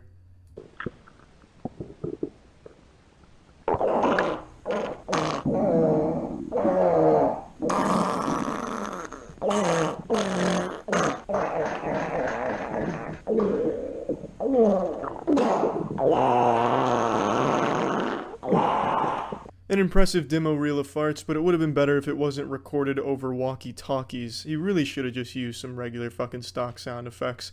But this is his most popular video, and you can clearly see why. Now let's move on to some of his other works. Oh my.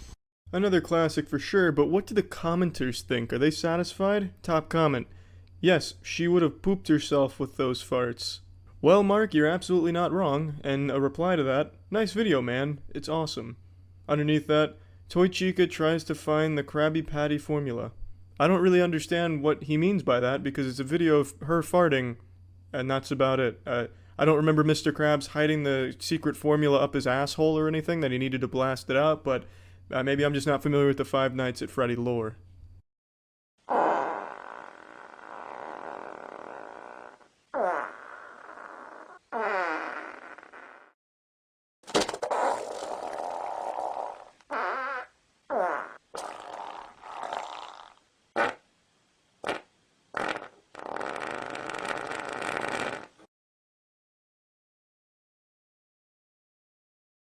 This one had a big grand finale with actually shitting in the panties just filling the entire diaper. However, it didn't really look like it was panties being pushed to their breaking point with poop. It looked more like a hemorrhoid forming or an anus prolapsing, or even like filling a fucking water balloon down there. It didn't really look like filled panties. All the panties should have moved back. I think it was a little lazy on the animation side, but then Mangle asks you if you're full now. And obviously the answer is going to be yes, you've probably lost your appetite, or if you're into this fetish, you're definitely sailing full mast, I get it. But I'm particularly fascinated with this last line, now go before the others see you, as if you're in some type of time crunch that you need to quickly jerk off and then hide the evidence, as if someone would be so shameless they'd be watching Five Nights at Freddy's fart porn animations on YouTube, like they're at work and they had to get this off their, drain their nuts watching this before their boss comes and sees them. I highly doubt anyone's watching this content outside of their own masturbatorium with the lights off.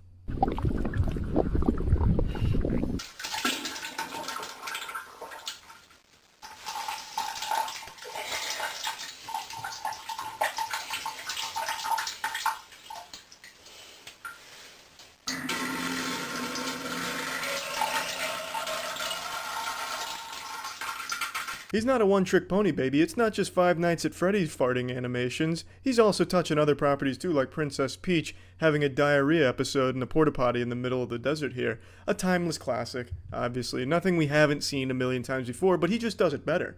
I mean, just listen to those sound effects. It's like he recorded himself taking a piss and is trying to pass it off as diarrhea, but you're not fooling me. I know the sound of pee-pee very well. That was pee-pee. Until, of course, he added the little grudge sound effect in there. That kind of changed up the tempo a bit. But you get what I'm saying. There's a prospering fart porn source filmmaker community on YouTube, and it's fascinating and disturbing as well. But to each their own, I suppose. That's about it. So yeah. Okay, there we go. Found out today. He's so offended. Always discriminated against because my last name's Rimjob. She's not triggered, she's just fighting for the Lord. That man rattled you just by existing? This man's mere presence, his aura, was enough to shatter everything about Margaret. It's like an anime character, like Bleach, where the soul pressure was too much. I haven't really been able to fit in yet. Because you haven't kissed Barry on the lips. Maybe the show's so incredibly fake that this isn't even Barry's family and he's actually a happy guy. That'd be nice. Barry is in his late 40s, married to an actual god warrior that scares him. Help him. Help Barry. I've been a fan. This is a cute subplot and all, but I can't help but feel like Barry is burying himself in alcohol. Or quite literally burying himself alive in the backyard. Really, it's a toss-up. Could be either one. What a wholesome plotline. Then you go back to the god warrior who's literally throwing holy water on the children and pissing her pants.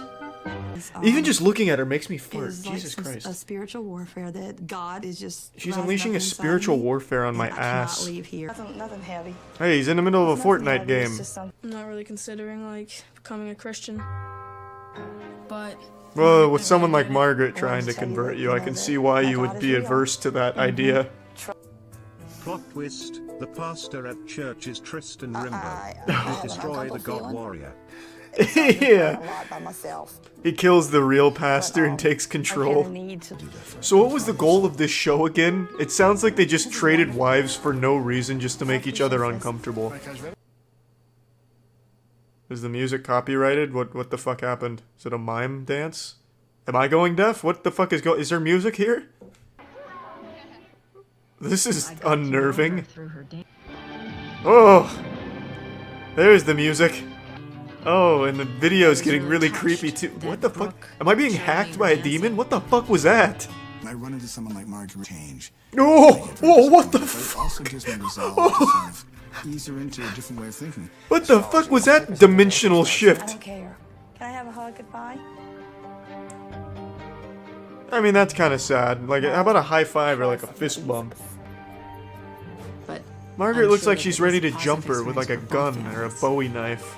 All I'm asking you is because I never dreamed that it'd be so uneasy for me. Because I'm just a fun-loving, easygoing person. Yeah, that's the impression I got too, Margaret. Do not talk. And I've cried more in the last week than I've cried in my entire life. All because she met Kristen Rimbaud. That was the one thing that happened that she hated. She met Kristen Rimbaud and it ruined her life.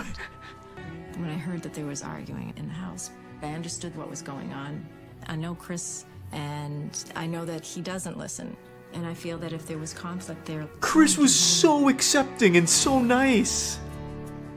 Chris did everything he could to make Margaret not melt down, but then the second Kristen Rimbaud's presence was even felt, it was over. From what Chris told me, it's hard for me to tell what went on here.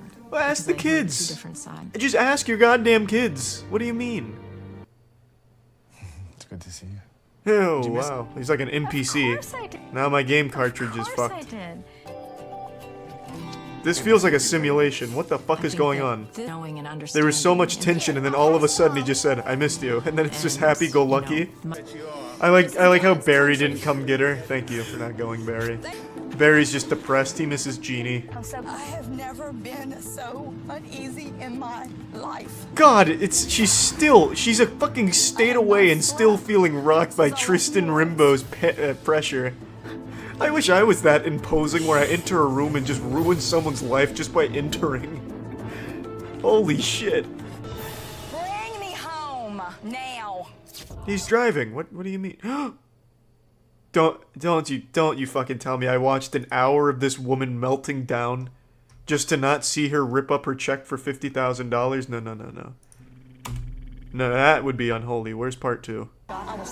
Okay, here we go. Okay, perfect. I want out of this, because you know what? God, poor Barry. Here it comes. This is what all of Season 1 has been building up to. The collapse of Margaret. God, this whole household is distraught now that the actual nice woman left. Now they have to have fucking raging alcoholic god warrior Margaret back. Boo! Barry even made balloon animals. God, Barry's awesome. Oh, welcome home. Even the camera guys, what the fuck's going on? She is dark-sided too! Barry, get the wooden stake. Or the silver bullet, I'm not sure. It could be a combination of both. Get the silver bulleted stake. There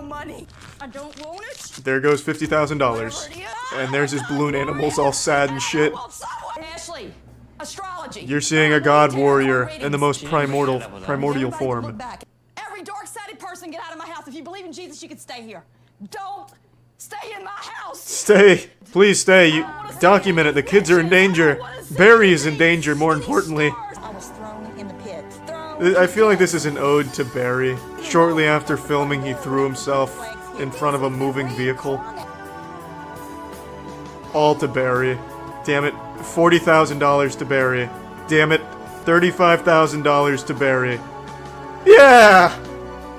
Yeah! Oh, ew, no. Oh, hey, wait, that's not bad. Oh, well, at least she gets $50,000 to play with. What's up, everybody? It's Critical. I'm playing a titty simulator. It's called Opie Simulator. Let's do this shit. What are our options here? Let's increase the size. There we go, a little flick of the titties. Yeah. It fucking looks like a water balloon that's suffering from depression. Decrease the size. There we go. That looks more like a titty if it was drawn on a chalkboard. What the fuck is this propaganda? That's not a titty. That's a pencil eraser. Or a shoestring in between two magnets. There we go. That's more like a titty. Let there be light. We just went from something to something better. There's fucking color now. There we go. Let's move the nipple, adjust its position. There we go, that's perfect. In case you had a rough day playing in the pig pen, you can just blast your feet off with some milk, clean them. Let's move it up. There we go, the optimal setup in case you're hungry or thirsty. You can just shoot milk into your mouth. Fuck buying brand name milk, you can be your own supplier. Let's put the nipple back in its resting position. What else do we have here? Pressure? Time to turn that bitch up. Yeah, there we go. 10,000 Pascal. Oh shit! The titty's vibrating, I increased the size a little bit, and now it's got a fucking jackhammer shoved in it. It needs more pressure. And it needs more size. It's like we're looking at bacteria under a microscope. You need to go back to your home. There we go. Good as new. Alright, let's put the nipple back. And there we go. Time to add more pressure in this bitch. Oh, this is incredible. This is what happens when you put Jello on a subwoofer. Fuck, it's spiraling out of control. The nipple needs to stabilize the titty. Stabilize, you son of a bitch. Oh, shit. She's being bludgeoned by her own titty. If this woman decides to press charges, then the judge certainly would have their work cut out for them. This titty has lost its identity. It is no longer recognizing itself as a titty. What about adding size to the equation? This is incredible! It's like she's fucking firing a spotlight from her chest. Oh, fuck. The titty is receding back into her. Oh, fucking incredible! Rene Descartes would be proud. This titty thinks, therefore it is. This woman is a real fucking champ. This titty is stabbing her, probably making her lose her appetite, and yet it doesn't even faze her. This titty is over 320,000 Pascal, and yet she is maintaining her composure. That is remarkable pressure, but it doesn't bother her. Her chin is really getting to know her titty. What the fuck just happened? The pressure's still going up, but the titty is stuck. Has it left the physical realm? Fuck it. I'm gonna keep adding pressure till I hit 1,000,000. Then, and only then, will we know what came first, the chicken or the egg. 980,000. We are almost there. We are almost to 1,000,000. 995,000. 1,000,000, there it is. 1,000,000 pounds of pressure, and it is still not enough to break her titty out of stasis. Oh, fucking shit! I almost blew her titties off with my sneeze. It looks like a fucking pie chart. How about some really fucking low pressure? Let's see what that does to a titty. Not a fucking thing. There we go. Looks like a soggy omelet. Can I move it with the mouse?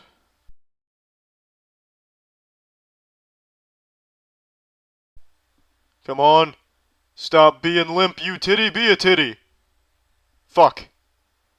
You will have this nipple in your mouth one way or the other. Just embrace it. Fuck. How about a large titty with no pressure?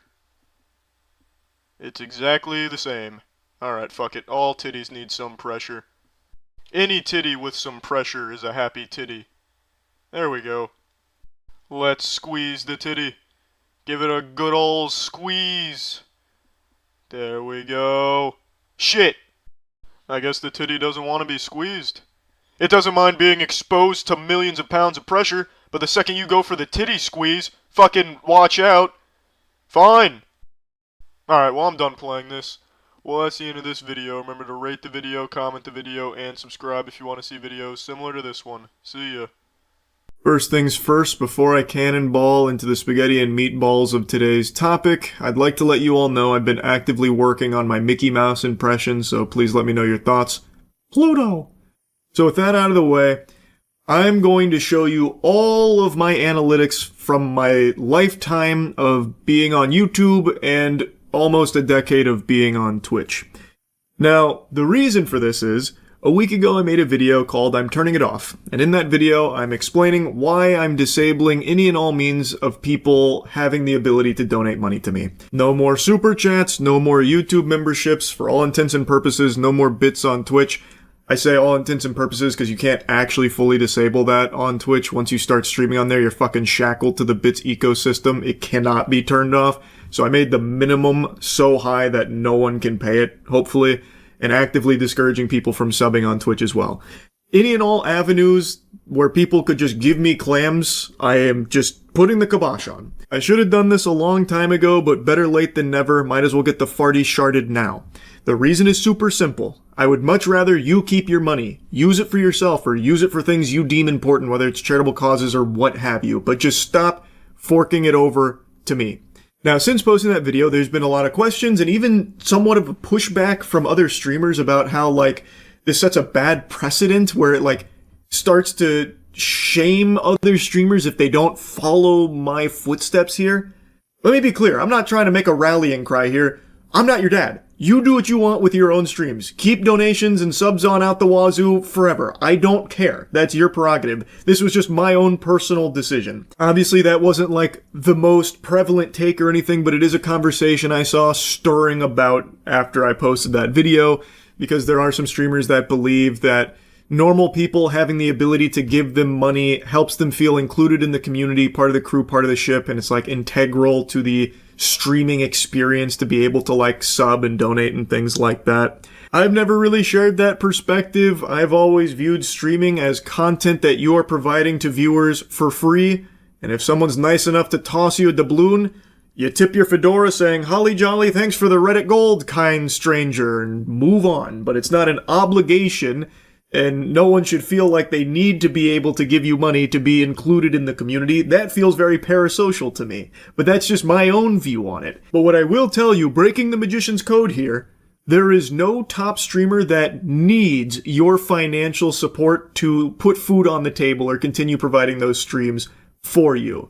Also, the bulk of a streamer's income comes from ads in the first place. Anyway, though, I think this stems from people just not really knowing how much money a top streamer can make on Twitch, for example. So let me show you my analytics from my lifetime on Twitch. Now, Twitch analytics are a little wonky here on the back end, so I wasn't able to just set the date range from 2017 to 2025 because it would just freeze. It would just have a conniption. I bet the Twitch HQ server just fucking caught flame with me trying to do that, so I had to break it up into chunks. So in 2017 is when I really started like actually streaming on Twitch. I had dabbled in 2016, but it wasn't until 2017 where I got like partnered and everything. So from 2017 to 2019, I made $55,500 for those 2 years. And I wasn't full-time streaming at this point or anything. It was just a bit of goofing around, having some fun, and it brought in $55,500. From 2019 to 2021 is when I took it a lot more seriously, as you can see. My time streamed went from 600 hours on the 2 years to 3,600 hours, and I made $1.2 million for those 2 years. And this was before my Twitch contract, so the only ads that were running on my stream were like the pre-roll ads, the ones that Twitch would insert themselves. So this was still without ads, by the way. $1.2 million, almost 1.3. Then I got a Twitch contract which necessitated a certain amount of ads, 3 minutes of ad time per hour. And from 2021 to basically 2025, I made $4.1 million. And to those astute observers amongst you with those keen peepers, you might notice that my subscriptions are less than half of what they were for the previous 2-year period. So even though I have 180,000 less subs across these 3 years than I did for the previous 2, I still made significantly more. And that is because of ads. Ads are the breadbasket to streamers. That is the jelly to the peanut butter sandwich that is streaming. And keep in mind, these numbers here, the 4.1, the 1.2, those don't even include brand deals or sponsorships. And I didn't have any like ancillary donations, but a lot of streamers do through like Streamlabs for like text-to-speech, stuff like that. So that doesn't include any of those other means of making money through the medium. This is solely through just Twitch itself. And I think something important to mention, contrary to popular belief, I am not a top streamer. I am also not even a full-time streamer, and I haven't been for over a year and a half. So, my 2025 earnings, I didn't really put them here. It's about 100K. So another thing to add to the total here. But I'm not even a full-time streamer anymore, and I haven't been a top 20 streamer probably since the fucking Among Us boom. You know, back in the prehistoric internet age now. Like, the Among Us era is the only time where I broached, like, the top 20. I've not been in that ball game for a while, and yet this is still a crazy amount of money, where there is no reason I should be taking money from just normal people working normal, everyday jobs. It just doesn't feel right to me. Streaming is the easiest job there is. Hot take, I know, sorry, that was a blistering, scalding magma that I just spewed out there, but it is just the truth.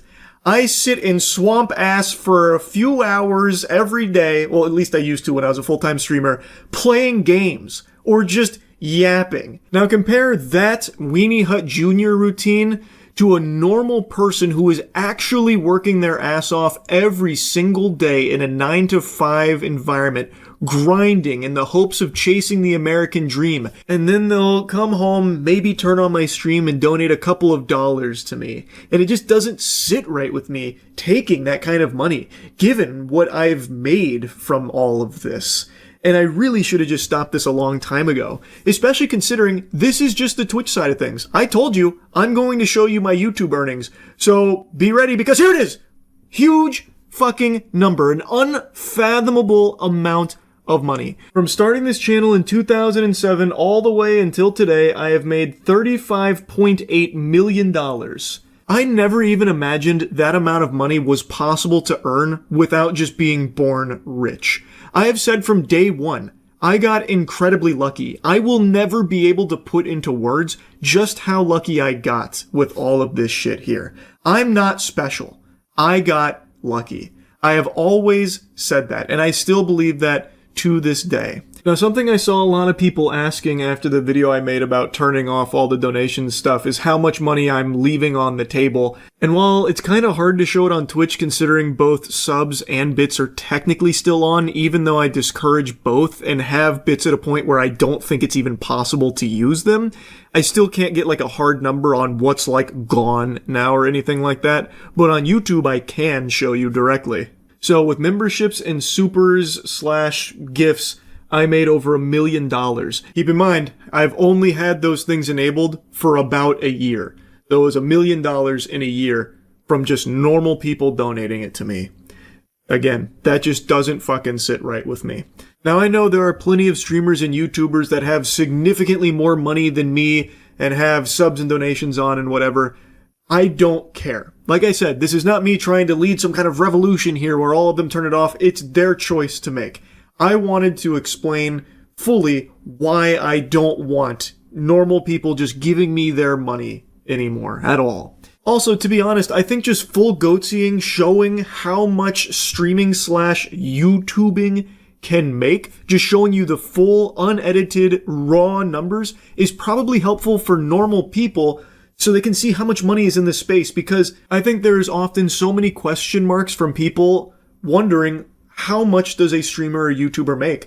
They'll either say like they're making billions of dollars or they're making nothing. There's never like an in-between because there's never any like really hard numbers to look at. So I think something like this can be helpful for that, especially because over the years I've noticed there's been a multitude of creators that have come out and tried to like underplay how well off they are financially because they believe it could be somewhat of a brand risk where if they are perceived as being someone that's very rich, well, maybe their audience wouldn't like them as much because they're no longer relatable. It's just something I've seen here and there over the years from a bunch of different creators, and I just find it a bit disingenuous. So hopefully something like this can help show that if someone is in like the top sphere of YouTube or Twitch, they are very, very well off financially. Anyway, though, if you add both of these numbers up, I've made a total of $41.3 million. But that's not to say that's what I have. Now, I do live in Florida, which means there is no individual income tax. Big time Florida W right there. And I know, I'm big time gushing grannies, Florida glazer. I've lived here my whole life. And that is something very nice about it. But it's not to say that the tax man comes in gentle with the lube. He still goes whole hog raw. It is still brutal when the tax man comes a-knockin'. He'll blow up your guts. And that's just the way that the cookie crumbles. Obviously, a good chunk instantly goes to taxes. There's also like salaries for the people that I pay on my team, other expenses, and also for the first 4 to 5 years of me earning money through my YouTube channel, I donated every single dollar to charity. So while I may have earned $41 million over the course of my time online, I don't have nearly that much. But I still have more money than I will ever know what to fully do with. And I actually thought it would be kind of fun to go through like a deep dive on what it looks like. You know, taxes, expenses, all that kind of thing to see how it all breaks down. But maybe that's a topic best left for a different video. So for now, I'll probably just conclude it here. Hopefully this was insightful. Anyway, that's really about it. See ya. Anyone remember the plot to Kingsman where the bad guy had that special technology that had people's brains just kind of get fried and they all couldn't resist the urge to just kill each other? Just violence out the wazoo? Yeah, that technology exists right now. It's called Pokemon cards. There are so many fights breaking out from Pokemon scalpers, and there's some new ones that I want to show you today. I know I've already covered quite a few, but these are 3 brand new ones, fresh out of the oven here. These muffins are still steaming, and one of them gets pretty bloody. What started as a wholesome hobby for children has been completely hijacked by the stinkiest, greasiest, most aggressive losers you could ever possibly imagine. And they love to fight. You know, there's chemicals in the water turning the frogs gay and the scalpers violent, because it's getting brutal now.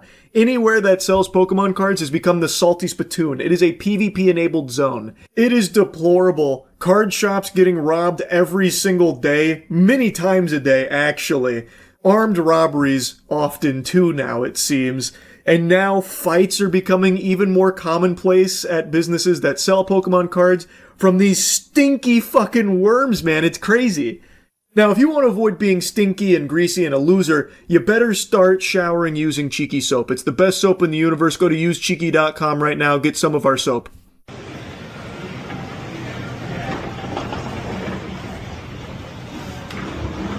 Everyone just gonna look. I'll look. No. Nope, you didn't hit it, bud. No, get the fuck out of here. You for real? Are you for real? Are you fucking kidding me? Chill. We were sitting here for an hour. Chill. One of those rare scenarios where everything and everyone in here seems peculiar.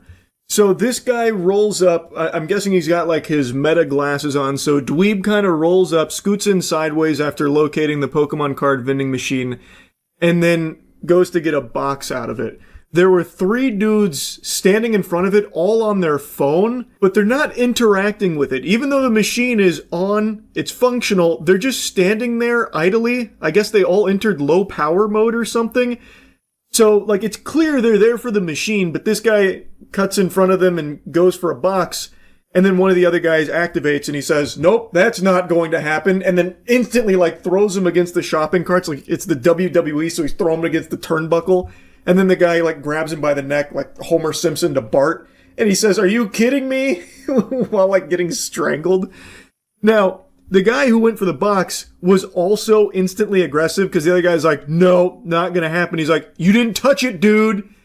So, like, if there was a legitimate confusion, I feel like he would have expressed that. Like, oh, sorry, I didn't know you were waiting. You were just standing there. I was unsure of what was going on. Like, I feel like if there was real, like, innocent confusion over not knowing if they were there to get something or if they were waiting for someone or something, he would have expressed that as opposed to just like, snooze you lose, pal. I'm getting my Pokemon cards to scalp on Facebook Marketplace first.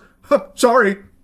Like, I feel like his response is already combative too. And then the other guy escalates by throwing him in the shopping carts. Then it leads to the neck grab there. Chill with that, bro. You really gonna do that? Are you really doing this? Fuck the Falcons, by the way. Keep pounding, bro. Oh, real cool. Bunch of gabers sitting here fucking shit. Oh, good one, buddy. You can actually hear the lump in this guy's throat starting to develop as the tears are welling there. Good one, buddy, he said, sniffling on the way out. Like, what do you even mean, good one? All he did was call you a pussy. Like, that's all. It's not like he was trying to roast you or anything. He just said you were a pussy. That's all. And he walked away saying, like, gay birds here talking shit, I think is what he said. Like, now, I again don't really understand what they were doing there. The guy said they'd been waiting for an hour. To do what? Like, the machine is still just sitting right there. Are they waiting for, like, a restock on the machine or something? Like, they're sitting there trying to spawn camp it, which has become extremely normal, by the way, for these fucking losers to stand around these Pokemon card vending machines like it's the magic conch out of SpongeBob. So I think maybe that's what they were doing. They were sitting there for an hour waiting for it to be restocked with the product they wanted. But in that case, why would it matter if this guy came up and got one of the boxes that none of them were interacting with in the first place? I don't really get it. It doesn't make sense to me unless I'm misunderstanding what they were doing there for an hour. This whole thing is so odd, and I can't even imagine the shamelessness to get handsy and, like, pugilistic over your placement in the Pokemon card vending machine queue, or, like, trying to cut in there to desperately get your paws on a Pokemon box there. Like, to start, like, fighting over it is so cringe, man. These scalpers... Like, I don't know how they don't have any shame at all. It's impressive.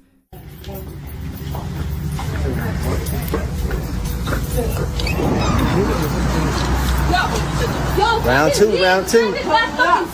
This one's just a little quick one. This one's kind of just like a little hors d'oeuvre for you here of a fight for Pokemon cards.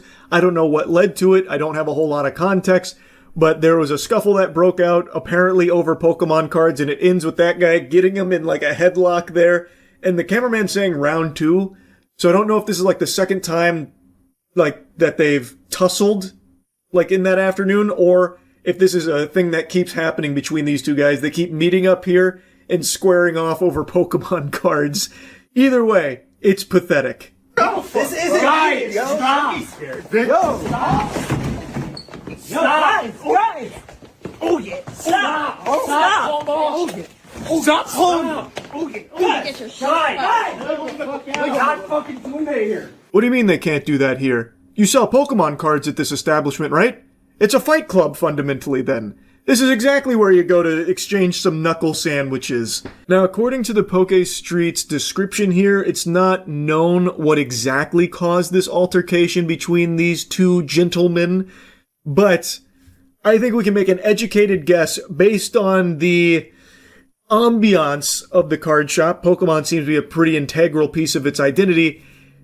I would say it was likely something to do with some Pokemon cards. Just a hunch. This one gets kind of wild, though. This one, there are some blows that are connecting. They are swinging on each other. It does get a bit bloody. This one's one of the more brutal fights I've seen over Pokemon cards, outside of the guy that got stabbed over Pokemon cards a few months back. Guys, stop! This isn't needed. Yo, guys, what the fuck? Stop! Come on, bro. You little bitch! Stop I on don't give a camera. fuck. I'm gonna throw the fuck. I don't give a fuck, bro. Get sued. You the one over here going crazy. Why are you fucking swinging on him if you don't want any altercation? Swing, bro. Oh, whatever. I'm getting him off him. Yo, chill out, guys. The guy who's pushing the other one like it's a weight sled is now leaking a little bit. His nose has been popped. His snoot got booped there. So he's now dripping blood all over the floor of the card shop here. And the guy who's pushing him back and eating punches like it's a bowl of cereal is threatening to sue him. He makes that threat multiple times. I'm not a lawyer, but I feel like you'd have a really hard time winning that case when it seems like he is also aggressively pursuing this confrontation. And according to the comments, he may have even been the aggressor in the beginning too. Again, it's not entirely confirmed or not, but I think he'd have a really hard time winning that lawsuit there. He'd have to really fucking get Saul on the horn. Bro, I don't care. Oh, this is gonna be so good for me. Stop! Guys! Stop this! You're my Guys, come on! Guys, come on! You're Guys! We don't need any of this. Andrew, chill. Your life is so fucked. Chill. You're like that? Stop. Andrew, you don't know me, dog. Stop. Yo. Get your stuff. Yo, we don't need any of this going on, guys. What the fuck? Like a dog chasing the mailman, this guy who is actively still bleeding cannot stop chasing the other guy around the store. The other guy seems to be trying to disengage with this now. He's like, all right, look, enough is enough. We've been pugilistic for far too long. Let's let bygones be bygones. He's like trying to get away from it, and the other guy just keeps saying, your life is fucked. You don't know me. He's still threatening like the lawsuit angle, and then gets pushed onto this table. He just keeps trying to go up to him. So like I said, I feel like he'd have a really hard time with that lawsuit, because it's not like he is trying to get away from it. The other guy's disengaging, and the guy who's threatening the lawsuit just keeps chasing him down for more action. No! What the fuck? Bro, I'm coming back, bro. He's the one that's harmed, bro. Oh, yeah? You gotta get him off. You gotta get him off him. Bro, he's attacking me, bro. Guys, Keep attacking him. Head out, dude. Head out. He's so trying to go. Bro, what the fuck? Yo, Johnny. Finally, they separate them again, and the guy immediately tries to go outside, but then is still followed by Lawsuit Larry over here, who now is following him outside to continue the altercation further.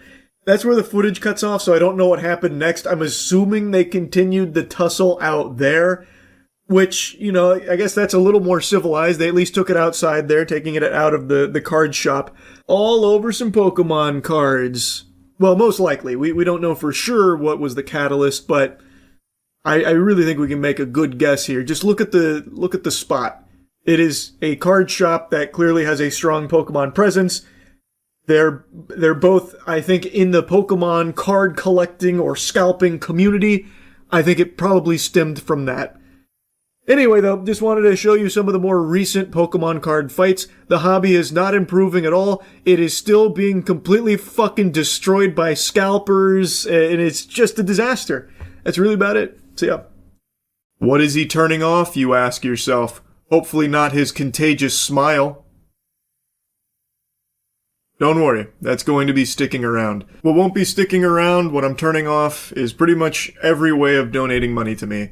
I'm disabling YouTube channel memberships and super chats. I tried to find a way to do this for Twitch since I multi-stream. I didn't want Twitch to have a way of doing this either, but Twitch is a little special. Once they get you in those nipple clamps, you are not getting out. Once you opt into like the partner program or whatever, you can't turn off bits or subs. The only way out is in a fucking coffin. But I do think I found a solution for bits where I set the minimum so incredibly high that I imagine nobody's going to spend that kind of money, I would hope. But for subs, I can't get rid of that. If I could, I would say toodaloo, give it a strong slap on the ass, tell it good game and goodbye. But from what I can tell, there's a lot of hoops to jump through in order to accomplish that, so I'm just urging you, don't sub or anything like that on Twitch. And the reason why I'm disabling all of these things and discouraging these things is because I just don't want people to donate money to me anymore. I don't want that. I'm putting the kibosh on it. I felt uneasy about it for a while, but I convinced myself that I could deliver something that made it valuable for people that were donating. So like YouTube channel memberships. I had all these big ideas for content I'd do at the farm for members, but what I didn't account for is just how much we do at the farm and how time consuming that is. So I haven't been able to film any of that. So you are basically paying money for nothing. And it's not just YouTube memberships that were getting a bad deal. Twitch subs too. All you get there is some emotes. Whoopee!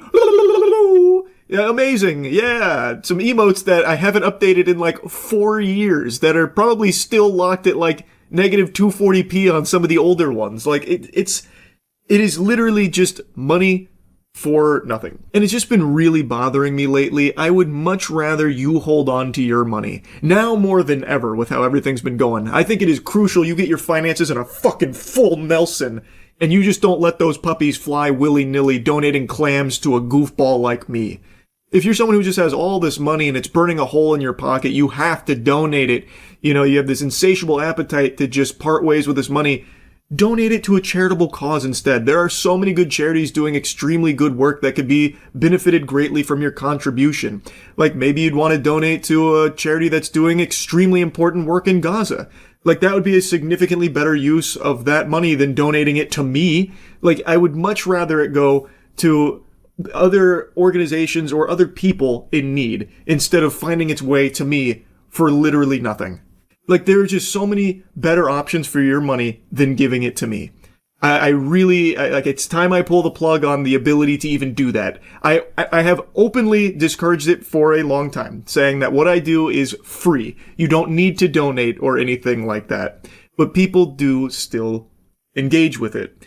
And I want to just take that off of the table now. I feel like this is long overdue. It's something I should have done a while ago, but I had convinced myself I could deliver something of value to people that were paying, and I don't think there's any value in giving money during a stream to get my attention so that way I talk about it for a second. That's just not a good use of your money. I also don't think I was giving anything of value to, like, members with, members content or anything. Plus, I never wanted to give the perception that I was paywalling content in the first place. The idea was always like, little bonuses and stuff or unedited videos for a time. But then, with the way YouTube works, that was getting recommended as though they were like real videos that were being paywalled from just normal subscribers unless you forked over some doubloons. Actually, Linus Tech Tips just made a video kind of talking about that yesterday. Anyway, I won't yap your ear off too much longer on this, but I want to conclude here with a call to inaction, I suppose. Since I couldn't turn off Twitch subs, I just want to strongly urge you, do not waste your money subbing to me on Twitch. This isn't reverse psychology. I'm not trying to get into your noodle and rearrange neurons in a confusing, complex gambit here. I am just asking you honestly not to. As I've said from the beginning, all of this that I do here is meant to be consumed for free. So please just consume it for free. Please. And again, if you do want to donate money, please do it to a charitable cause instead of me. Anyway, that's really about it. See ya. What's up everybody, it's Critical. I'm playing Surgeon Simulator 2013 for the PC. Let's do this shit. Oh, here we go, play a little piano on his ass. Yeah. I am just fingering this tablecloth. Who the fuck put Godzilla's handkerchief on the patient? This is not the fucking time, this is operation time. Oh shit, what's happening? It's eating my hand? Sorry about this, sir. It happens all the time. Don't be afraid. Fuck! My character damn near needed surgery to get that off of his hand. Alright, let's see what we're dealing with here. It looks pretty standard. You're in luck, sir. Those are human bones. Then I'm gonna fucking rip out of your chest with my bare hands! Damn it! They're locked firmly in place. Give me all your money, or else! Bang, bang, bang! Where is the vault? Who is your employer? You'll answer to the double barrel treatment, bitch! Karate chop? What is the secret ingredient to a Krabby Patty? Fuck it, not even the karate chops are gonna make him cooperate, that's fine. Would you like some music? Of interrogation tunes shitting. I don't even fucking know how to pick up this radio. That didn't work. That also did not work. I'm fucking patting the radio on the head like it's a dog. Alright, I just have to use my fingers like a human being. There we go. Son of a bitch. Someone must have come over here and just rubbed this radio down with lotion. Let's just buckle down, get a good grip. There we go. Houston, we have liftoff. I picked up a radio. The first step on becoming an astronomer. What station do you want on, sir? Your frequency is annihilated. Come here. Yeah, take this what the fuck is this? A few seconds ago I couldn't pick up the radio worth of shit. Now all of a sudden I can pick it up using the force? Oh shit, there's a second heart. Get that radio shit out of here. I just have to gently push the heart under the bones. Alright. Steady. Steady. Alright, fuck. This is too gentle of a tool.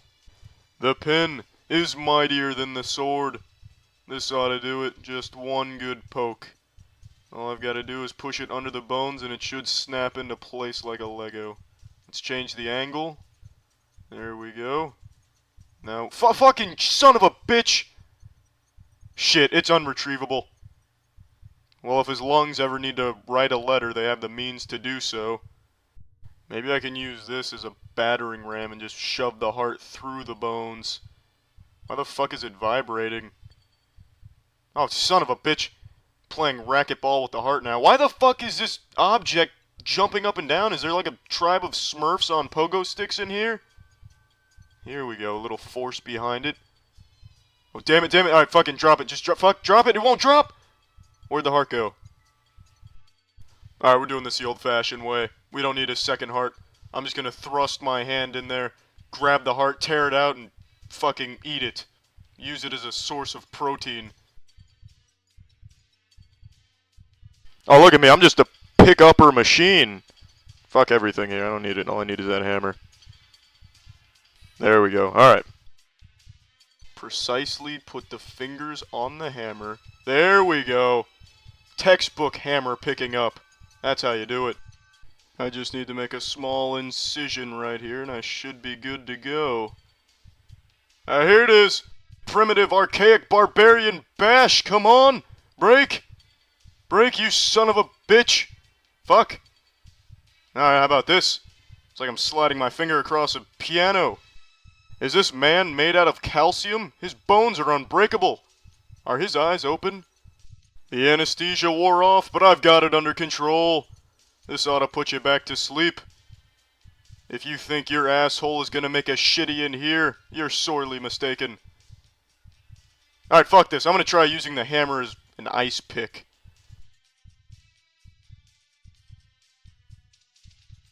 I'm fucking sawing his diaphragm. That lung is going berserk. Oh shit. Oh, what the fuck? Happy birthday!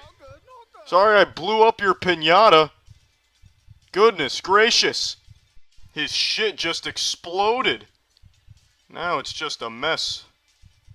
Alright, I've got to clean this up. Is there some paper towels around here? Perhaps some ass wipes.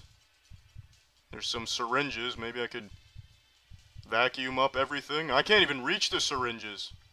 Oh shit, now I'm just making more of a mess. Alright, here. Let me try and scoop everything. Oh, there that fucking goes. Clean as a whistle.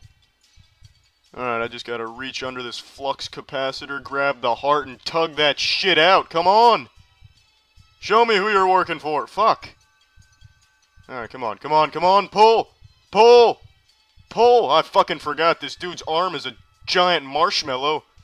No strength whatsoever. Alright, I'm gonna need an instrument to do this. Is this like a notebook or something? What is this? Oh, it's just Cleopatra's vagina squeegee. Maybe I can launch the heart out with enough force. Son of a bitch! Get this frisbee off me! Oh shit. I've increased its defense. I gave his chest a shield. Get that out of here. Alright. Let's try something else. Are these needles? Scalpels? I'll never know what that is. I just fucking threw it off the desk. I'm just gonna use the big weapon. The behemoth weapon. What the fuck is going on? Is it on a string? Who pulled it? Wait, hold. I'll still see the blade. Yes. Come on. There we go. That's what I call being careful. Oh, shit. Alright, just pick it up. We already got it by the blade. This should be rather easy. Show that blade who's got the sticky fingers. There we go. Alright, perfect. Safety first. This is just like chopping down a tree, except I'm not a lumberjack. I'm a lumber lack, because I'm lacking lumber. I do not own a stack of lumber. I think I hit a root. Chop through it. You show that artery who's wearing the titties. You can do it. Yes, there it is. Perfect. It's just too fucking easy. Such a delicate grip, yet so much power behind every cut. This is bullshit! It's bullshit! I'm fucking doing that perfectly! They're not qualified to be human beings if they think that wasn't the proper procedure. I executed that flawlessly. The patient was in good hands. I did that exactly how you were supposed to. Alright, well I'm done playing this. Well, that's the end of this video. Remember to rate the video, comment the video, and subscribe if you want to see videos similar to this one. See ya. Now just breathe. Now big push, push, push. Here I am. There's a little birthing simulation for you for what it would look like if it was me that was popping out. I got a couple things I want to yap about today. And I think it's only appropriate that I start with the topic that I have been glued to for many months now, the degeneracy in the Pokemon card community. There's been another arrest. Surprise discovery at a Best Buy in Pasadena. A man was found inside that closed store. A group of Pokemon card collectors were camping outside the Best Buy all night. They noticed a large police response and found out a man was still inside the store. That is a surprisingly large police response there. That shit was looking like it was straight out of Rainbow Six Siege. They had blitz rolling up there. About this individual that was hiding inside of Best Buy, presumably camping the restock. We heard from witnesses who say they believe that man was hiding in the Best Buy before closing so that he could get to those Pokemon trading cards. That is peak male performance right there. Just take a peek at that perpetrator right there. That is the face of Team Rocket. Like, this guy, I think we can say with a high level of confidence, was definitely there for the Pokemon cards, but I imagine he was doing it out of his own self-preservation. He's probably seen all of the knuckle sandwiches that are flying at Pokemon restocks, because that is when PvP is enabled and it is just people fighting, and Pokemon cards are secondary. They're trying to beat the goddamn loot out of everyone there like it's GTA, but instead of dropping money, they're dropping Pokemon boxes in the aisles. So this guy probably saw all of that kerfuffle and decided the safest way was to just already be there when the restocks happen so he could grab the product and get out before anyone gets a chance to give him a fucking atomic wedgie and beat his face in. Pokemon 151. Oh. Yeah. We're here for the 151. I was just here for some Pokemon drop, you know, but I went to the restroom, not even 15 minutes. I come back and there's cops everywhere. That man, there you see him, was taken into custody. Admittedly, this is new. I haven't seen any scalpers get arrested for this yet. This guy is a pioneer in the meta for the degeneracy in this community. So he got arrested for being in Best Buy past store closing, camping out there like he's a fucking old school prank YouTuber where they spend 24 hours in Target, how naughty, hiding in the toilet paper aisle, that kind of thing. He tried to pull that off in order to get a leg up on the mad dash for the new drop, restock, and he's getting thrown in the slammer for it seems. And they rolled in deep. They came up to this Best Buy looking like they were about to apprehend fucking Cobra Commander. But anyway, I wanted to yap about that guy's arrest, but now I want to get into a couple of other topics. First, the Call of Duty movie director. This is directed by a specimen named Peter Berg. Let me double check. I actually can't remember. This guy hasn't made anything good, so it's hard for me to remember this name. Peter Berg. It is Peter Berg. Peter Berg is the director that is slated to make the Call of Duty movie. This is an official production. This is a big budget Call of Duty movie. Peter Berg is most known, at least I believe, is most known for one of the most infamous flops that many people might recall, Battleship, the movie with Rihanna. That's some of Peter Berg's finest top-shelf work. And, well, who better to make a Call of Duty movie than a washed-up director like Peter Berg?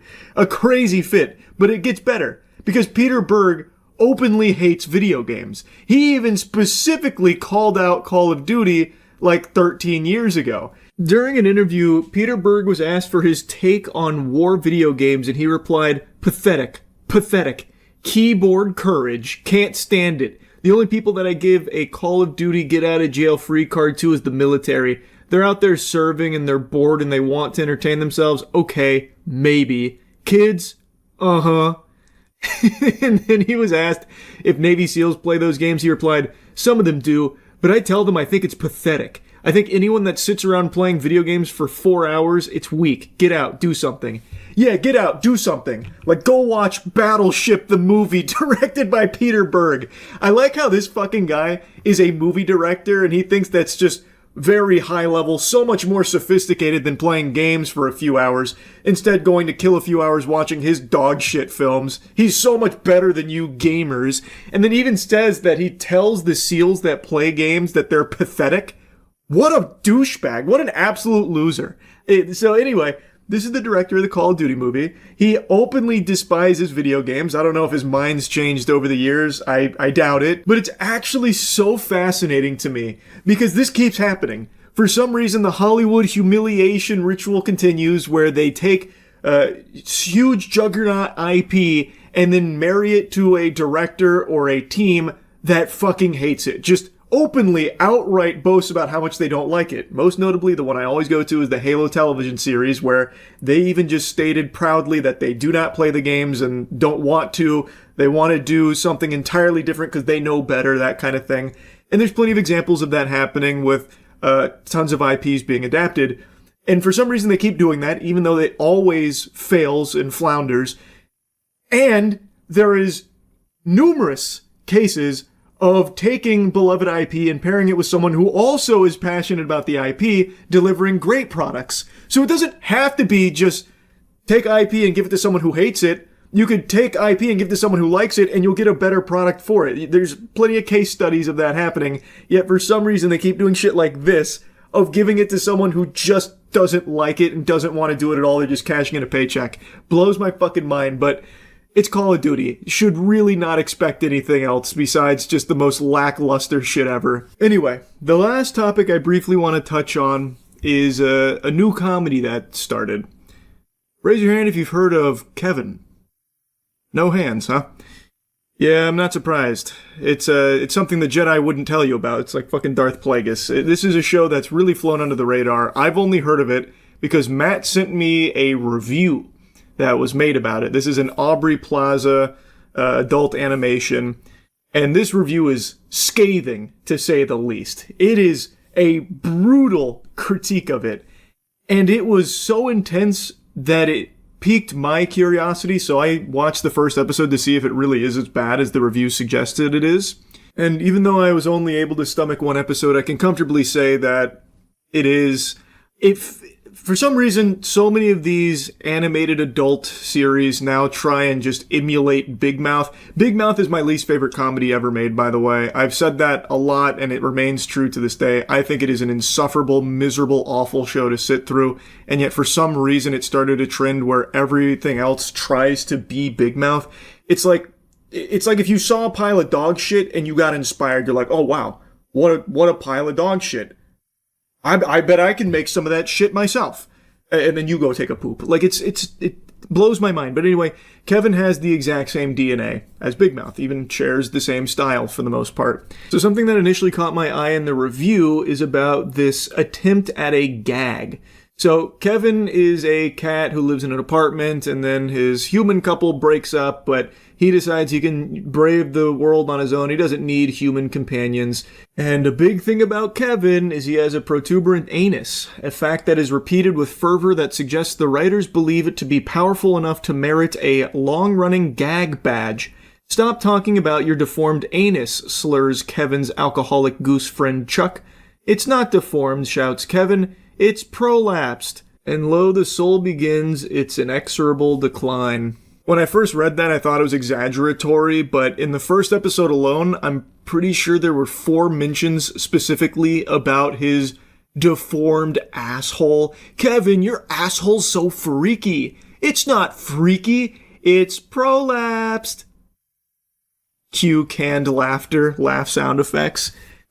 So it is something that they do seem to really like, is the catchphrase, and Kevin explains it that his brother, when they were kittens, was sucking on his asshole, causing it to prolapse, and that's why it looks that way, but it's totally normal. Haha. I really don't get what the obsession is with these adult animated shows needing to focus so specifically on animal assholes and cock.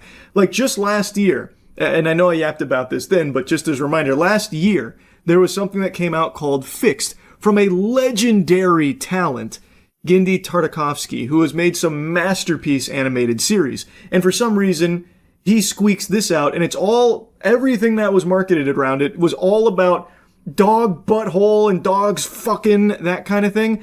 And Kevin's like the same thing. Except with cats now in this one. Why does it have to be that way? Why? It's weird. It's not entertaining. It's just fucking odd. Anyway, back to Kevin though. Another line from the review that really had me interested in seeing if it is this bad was this. Laugh-wise, it's a washout. Punchlines collapse mid-punch. Other jokes make no sense. Here, for example, is Cupcake on why she is called Cupcake. Because if you like what's on the bottom, you are insane. This is not a joke. This is a handful of words in a raincoat. That's actually verbatim how it goes in the show, by the way. When she's explaining the origin of her name Cupcake, that is what she says. Because if you like what's on the bottom, you're insane, and then pushes him in. It's bad. Anyway, I watched that first episode, and I didn't want to feel like it was all for nothing, entirely wasted time, so I just wanted to briefly yap about it. Then I at least tried it after reading the review. I didn't like it. Anyway, yeah, these were just a few topics I wanted to yap about. That's really about it. So yeah. You might be surprised to learn that there's big drama bubbling over in regards to the Super Mario Galaxy movie and the reception to it.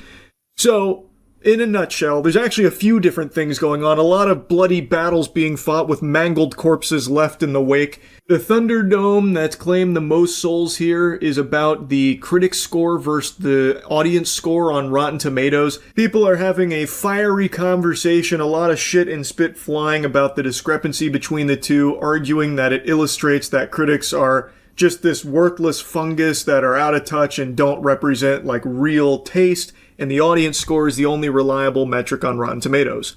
And I actually half agree. I'm not exactly the biggest fist-pumping enthusiast for critic scores. I'll often check like what critics are saying about a new game or a new movie or show that's come out just to kind of get a gauge of what to expect when going into it, but I never take their word as gospel, and whatever the score they give it isn't something that computes in my head and changes the way I view it, but it is something I at least look at, though I don't put a ton of stock into it. And this is coming from someone who always gives an opinion on like new games, movies, and shows. I do that very often, but I would never consider myself a critic. I'm just a fucking guy who goes and watches a bunch of shit and plays a bunch of shit, and I'll just tell you what I thought of it. That's kind of the end of that. Not a whole lot else to digest there. So you can agree or disagree with it till the cows come home. I'm never really trying to give some kind of like objective metric on if something was actually like amazing or dog shit. Just, in my eyes, if it was great or poo-poo. But I fully, whole hog, full chub disagree with the other half of the argument that the audience scores is the one that's actually indicative of the quality of something. I have screamed this from the mountaintops for years that Rotten Tomatoes, Jesus Christ, I sound like an actual Neanderthal. Rotten Tomatoes audience score is almost as useless as Pam Bondi. It's not like that's somehow more reliable in any way, shape, or form. Now, critic reviews, especially in recent times, are extremely all over the place and, oftentimes very out of touch. I agree with that. But audience scores, it's not like they're free from that sin either. Basically, every movie ever that comes out has a pretty high audience score on Rotten Tomato, no matter how terrible it is. Something could hit the theaters tomorrow, The Haunting of Titty Nippleless, and it'll be the worst thing your eyes have ever seen. Like, actually an affront to God. And then you'll check the audience score on Rotten Tomatoes, and it's like 75%. And genuinely, do this right now. Any movie that you've seen that you didn't like, check the audience score on Rotten Tomatoes. It's probably pretty high. Like, recently, Scream 7 came out. That movie's pretty trash. 75% on Rotten Tomatoes. Do this for anything. Look at one of the worst Disney movies to come out in recent memory, Snow White from last year. 69% on Rotten Tomatoes for the audience score. Look at the worst Marvel movies of the last half decade. 75%, 77%, 79%, 76%. It is a given that anything that comes out is gonna have a pretty respectable Rotten Tomatoes audience score. It's almost a guarantee, like the sun rising every day.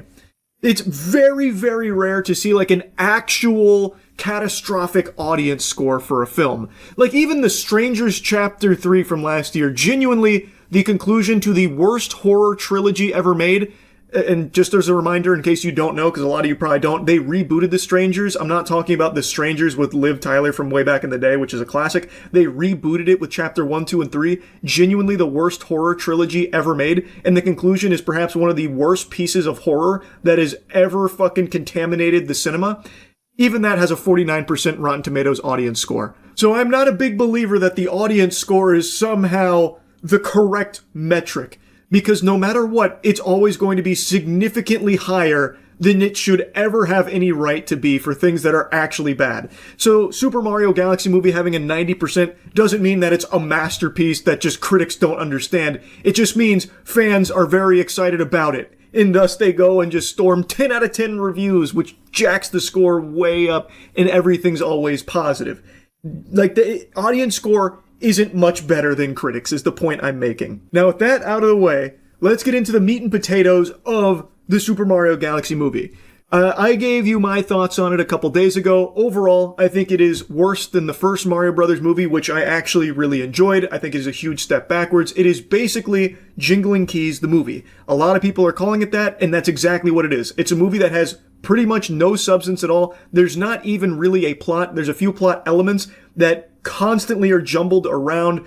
It is a mess in everything except for its visuals. Its animation is stunning. It's very colorful, and it's very fun animation to watch, especially with the fights, and the music is absolutely slapping. They got boner jams out the wazoo there with very recognizable tracks remixed, and they sound great. But as a film, it is not very good. Basically, the film's formula is, here's something, and now that something is solved in the next 3 minutes. So that way they can get to the next something and just keep ham-fisting cameos till the cows come home the entire journey of this film. It is basically a movie that is all designed to just have you point at the screen going, oh, I recognize that, I get that reference. You know, it's basically like the Star Wars formula where fans, glup shitto out anytime they recognize something. That is the Super Mario Galaxy film.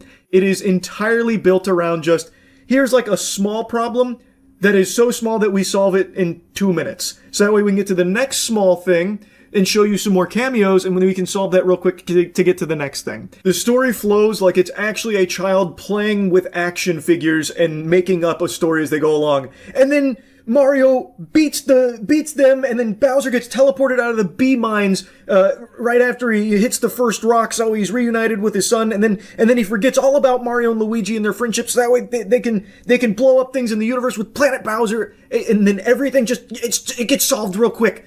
It's just a mess. It is genuinely a mess. But like I said, it is Jingling Keys, the movie, so kids are absolutely going to love it. And that is mainly what it's catering to, more so than the first film. I thought the first film was enjoyable for anyone of all ages. It was just a good time. This is solely for children, I would say, or fans of the property that just want to point at the screen going, I remember that, or watching some fights that are cool. The fights are cool. It's just there's no real substance around them. Now, if you like it, all power to you. All I'm saying is, it's just not really a very good movie, I don't think. So there's nothing wrong with pointing that out. But now people are vilifying anyone that doesn't like it, saying like, oh, they're expecting it to be Shawshank Redemption, this kid's movie. It's disgusting. It's ridiculous how anyone would dare critique a children's film. It's just amazing how far we've devolved, where now kids' films and kids' shows and anything geared towards kids is just expected to be trash. Like, it's just accepted that it's just going to be slop, sludge, garbage, just radioactive ooze. And if you try and, like, point out, some flaws in it, you're the bad guy. It's weird to say that something like this has problems. It makes no sense to me, because it's not like we were always this way. Look at the Emoji Movie. The Emoji Movie came out like a decade ago, and everyone hated that. Everyone was critiquing it, rightfully so. It was a dog shit film, but it was solely for children. If the Emoji Movie came out today, I bet people would keep this same energy of, well, why are you critiquing the Emoji Movie? It's for kids. This is dumb. It does exactly what it needs to do. My kids love it, which means it's the perfect film. You're dumb for pointing out flaws. It's just very interesting to see how we've reached this point in a pretty short period of time. Just because something is catered towards a young audience doesn't mean it has to be bad. Take, for example, Transformers 1, to go from recent memory. That is an animated feature film that is geared towards children, but it's also just a genuinely good movie. And there's plenty of other examples to pull from, like Toy Story. I just find it so fucking lame that we're in this era where the prevailing perspective is, yeah, it's a kid's movie, so of course it's gotta be slop. Get over it. Like, that's like the main perspective now. Very fucking dumb. But by far the dumbest part of this genre, and what I've been saving for last, the best part of it, is now Super Mario Galaxy has been fully politicized. Like, now it's become a huge political battle about conservatives versus liberals, because, I mean, in the age of Twitter, it's gotta be. So I shit you not, there's been a huge debate about it, because people are saying, oh, all these critics are giving Mario Galaxy bad reviews because they're all woke fucking liberals that just can't tolerate a good old-fashioned conservative film with conservative values. Which blew me away, which, like, I found it to be a crazy take, but this tweet right here is one that I've seen reposted on a ton of pages. The protagonist is male. There are no black people. There are no homosexuals. The main romance is heterosexual. If your movie meets these standards, it will be vilified by the media. Different iterations of that have been spewed out and regurgitated by the thousands of drones that do rage bait on Twitter, the blue check marks. But this is something that people are having a real conversation about, which is crazy because the last Mario Brothers movie was applauded far more by most people, myself included. It was just a better film. But it was the same thing. Protagonist was male. There were no black characters. There were no homosexual characters. And the romance was still heterosexual. It's like they forgot that this is the sequel to a movie, and that the main complaint about this one is that it's worse than the last one. This film relies solely on, remember this, remember this, remember this, who gets this reference, who gets this reference, oh, come on, jingling keys, don't fall asleep, come on. It's just not very good. Like, I just don't feel it's as good as the last movie, and a lot of people share that sentiment. It has nothing to do with any of what this garbage they're spewing out is. That's the biggest fucking nothing burger ever. Because it is following the exact same formula from the last movie, it just does it worse. And really, if you want to dive into the nitty-gritty, Super Mario Galaxy is significantly more woke than the last Mario movie. By their standards of wokeness, this one turned the dial up past 10. This shit went turbo mode in wokeness. I feel like they haven't even seen the film and they're talking about it like this. Jiminy Christmas, one of the core elements of the plot here, one of the few plot elements they don't just forget about and wipe their ass with and abandon immediately, is the fact that Peach is a badass who doesn't need saving. She is now just fully capable of just clapping cheeks and saving her sister herself. And that sister connection is the strongest force in the universe. Big spoiler alert, the entire day is saved, the whole universe is saved by Peach and Rosalina touching hands, and the force of their sisterhood and their powers together combined instantly saved the day. By all of the definitions that they have ever talked about in regards to other films, this would be something that they would call a girl boss character and a woke film. But for some reason, now they're arguing the opposite. It's so peculiar. Because if you actually watch this movie and you are trying to follow their logic, then this film being more woke by their standards than the last one should mean that it has a higher critic score, like is more positively received by critics than the last one. But it's not. But the point is, this is just a complete nothing statement about it being, it's conservative versus liberal. That's what it all boils down to. It doesn't. It's just not really a great movie, and it's a huge step back from the last Mario Brothers movie. That's really it. It doesn't go deeper than that. Again, most of the formula is still exactly the same from the last one. They just do it worse and messier and rely significantly more on just cameos and remember this, remember that, who gets this reference, that kind of thing, which isn't overly great. And it's something that gets criticized often in other things like Star Wars. So all of a sudden now it's weird to say that that's like a negative about a film. It's just, the whole discourse around the Super Mario Galaxy movie is fucking wacky. I had to yap about it. I couldn't resist yapping about it. Anyway, that's about it. See ya. Yeah, so it turns out the Reddit mod meltdown on the Ring doorbell is real. I was very skeptical. I mentioned that a couple times in the video. It felt like forced because you genuinely, like if you ask someone to sit down with a box of crayons and said, draw me a caricature of a Reddit mod, it would spit out this guy. He's in like a pseudo trench coat with flip-flops, a Demon Slayer shirt. He even looks like the Soy Jack memes and shit and all that. I really thought that this was just like a very successful staged video. It's not. It's a very real thing, and it's actually very sad. So there's a couple of additional pieces of information that have come out. There's this video here where apparently he actually broke into the house. The claim is that the husband wasn't home and was talking to the guy through the Ring doorbell, which is what you hear in the original Freakout, but he eventually found his way in.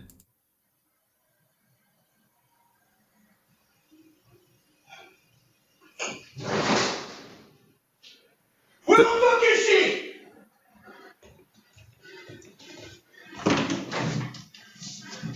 Huh? Victor, you around? So he's asking where the fuck is she? I'm assuming it's the daughter that he was talking about at the door. He starts opening these doors like it's a Scooby-Doo chase scene, like looking around. And he seems like he's in like a trance almost. Like this seems like he's having an episode of psychosis. It is what it looks like to me. And he's asking for someone named Victor. I don't know who he's looking for. Maybe Victor Von Doom or something. I have no fucking clue. But he's looking for Victor and trying to locate some girl that he believes is in distress.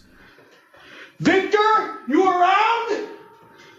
Huh? You like raping little girls, bitch? Huh? You fucking try me, I swear to God I'll fucking kill you. Do you understand me? Where the fuck is she? So I don't know who he's talking to there. In the comments, the poster said that they know who this happened to, which is how they have this Ring footage that he had sent it to him. In the comments, apparently the wife of the homeowner was home and had like locked herself in a room to try and stay safe. And I'm guessing that's who he's talking to there. Where he says, if you try me, I'll fucking kill you. I'm assuming he's talking to the wife there. And he didn't know this guy. So this guy was, I guess, just taking a cruise through the neighborhood and then picked this house.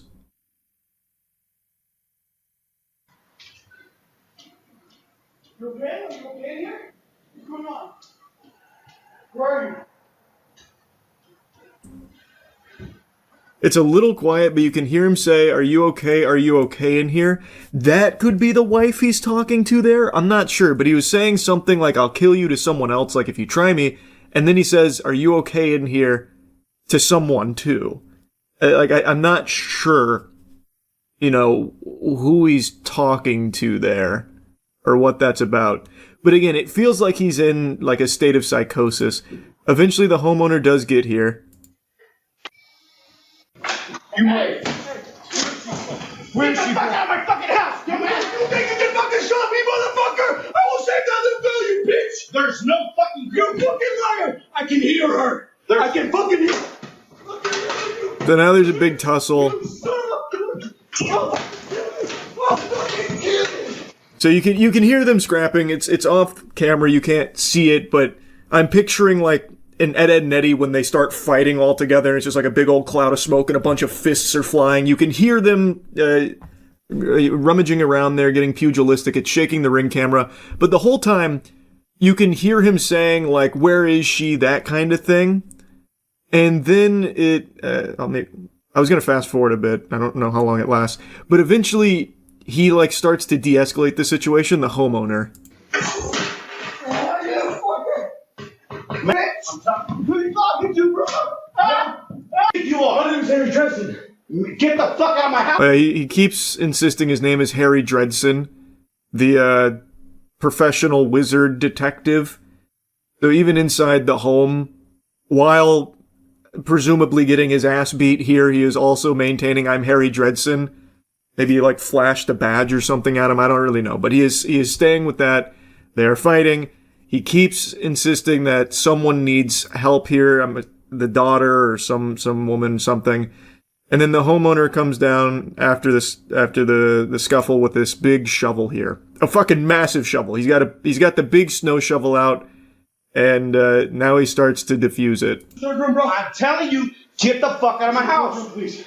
Just answer the question. Get the fuck out of my house. Answer the question, please. There's no one in there. There's 3 rooms, man. I don't know who you are. You better get the street at 1797 Co-op Drive. I don't know who you're talking about, man. Why do I hear screaming? Are you military? Yes. Okay. Can you help me out? Okay. Yes. I understand what you're going through right now. Yes. Can you step outside? Yes, sir. Thank you. Will. Thank you for asking. So that is something that I found really interesting. He asks if he's military. He says yes. And he says, I know what you're going through. And then after he asks that question, like his whole demeanor kind of changes. And that's when he gets him outside. And that's when you see this arrest. Like, it's not fake. This inside footage I haven't seen outside of like the subreddit here. It feels like it's really hard to fake because it's definitely not AI. It is 1000% the same guy. Like that. I think this is probably legitimate as well, but the arrest is 1000% real. So that's how he gets him outside. I don't know if he's actually military or anything because, again, it seems like he's in a state of psychosis, so he might not even know what he just said yes to. Or maybe he really is ex-military and he is struggling with, like, PTSD or something. It's impossible to know, but he is definitely going through some kind of, like, episode here. So they fight. He de-escalates it with the snow shovel. Then everything else takes place outside. You can see the cops come in. They're checking on everything.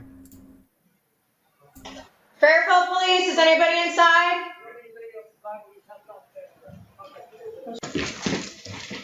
Fairfield Police Department.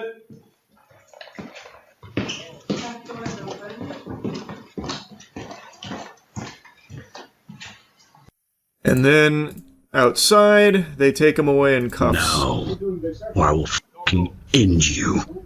Do you understand me?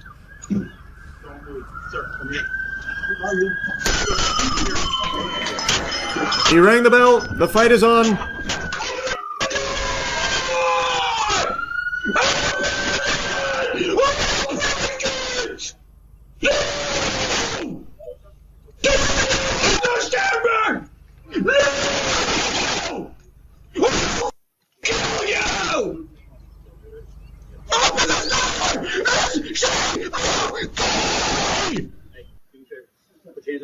Sounding straight out of an old Xbox Live lobby right there. Don't move.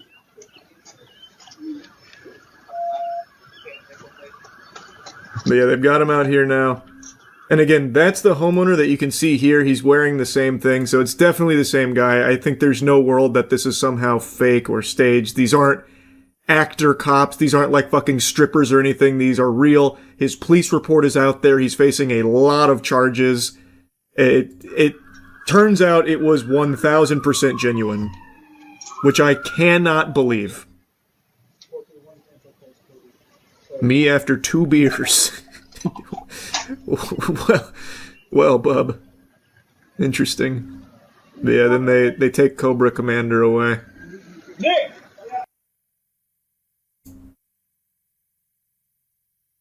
It was real.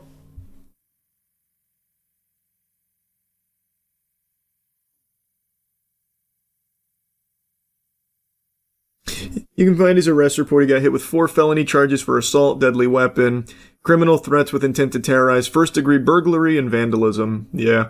I won't pull up the arrest report, but it's out there. He is looking at some very serious stuff. Like I said, from here, it really seems like he is just truly not in his right mind. I am very curious what the true story behind this guy is. Like, what actually led to this. This shit is unhinged. He did threaten to kill multiple times, and he did fight. Like, he fought the homeowner. I don't believe the wife was hurt or anything, so that's lucky. Crazy stuff, man.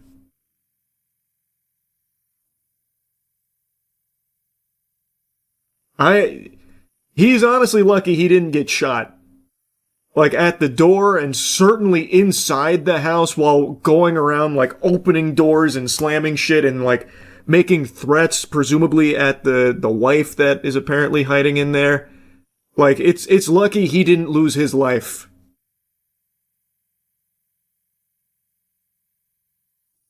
He's lucky that he found this homeowner who, like, really did a master class in de-escalation, because most people aren't doing that. And even this is a really risky thing to do, because this guy absolutely could have followed through on his threats and just started shooting if he had a gun. Like, this was very dangerous and ended up working out, but that's not how it's going to play out most of the time, man. This guy would have absolutely been shot in most other places.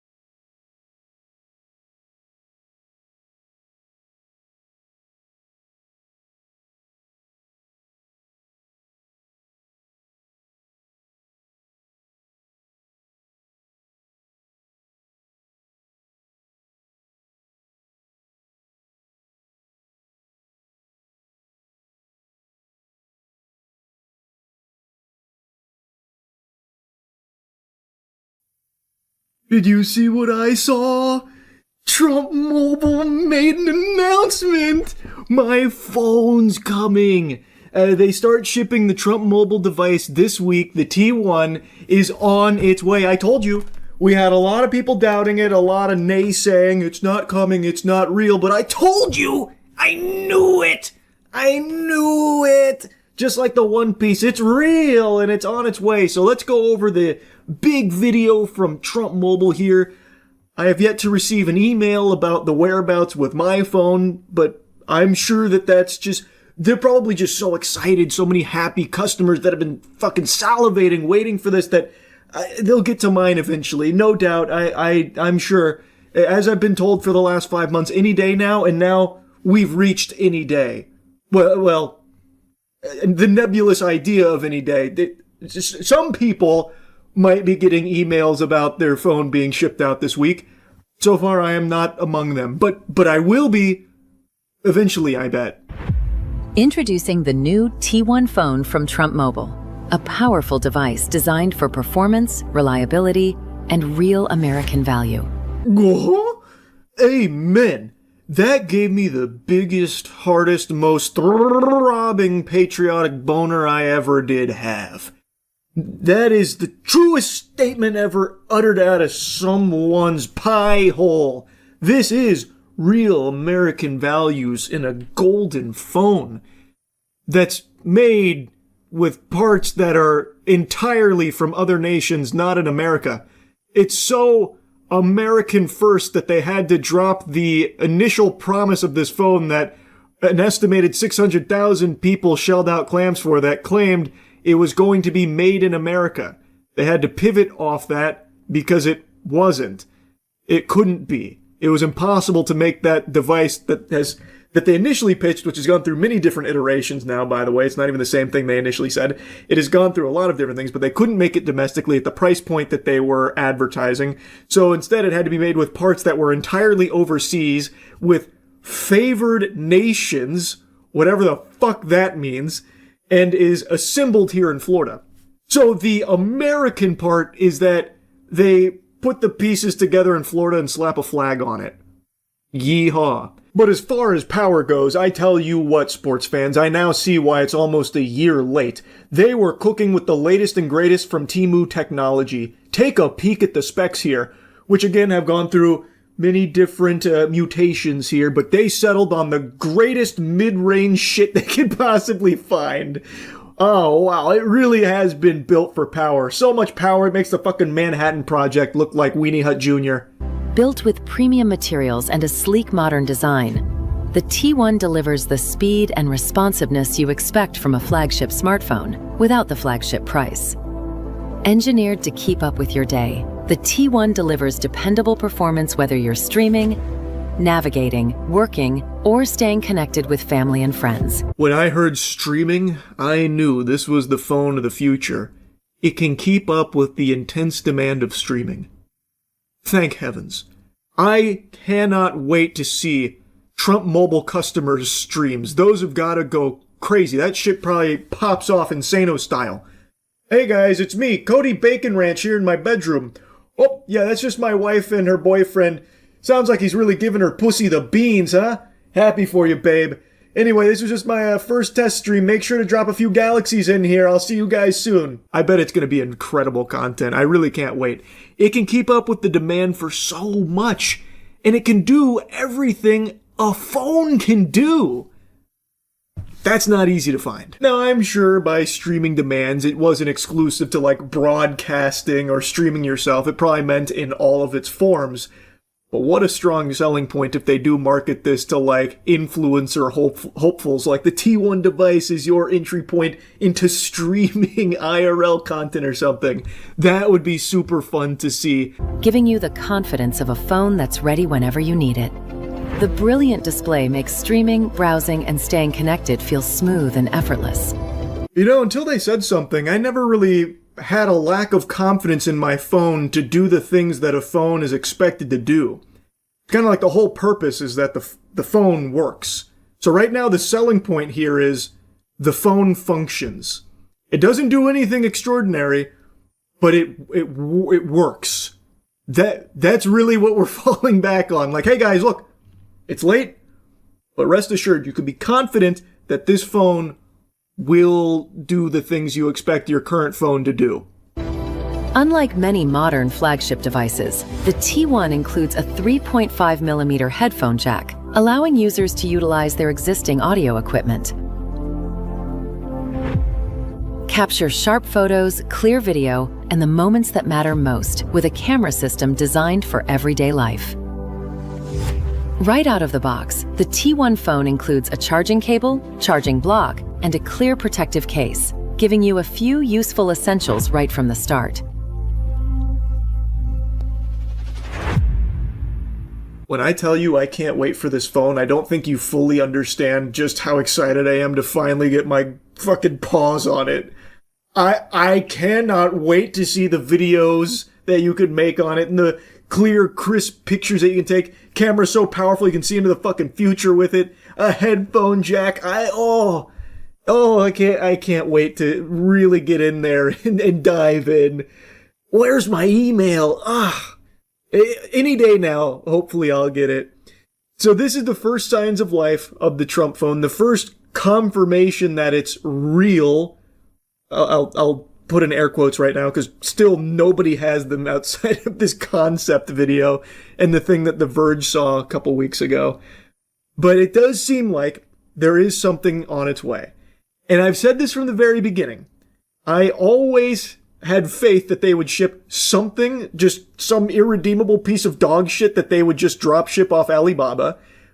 But it's taken them significantly longer than I ever guessed it would.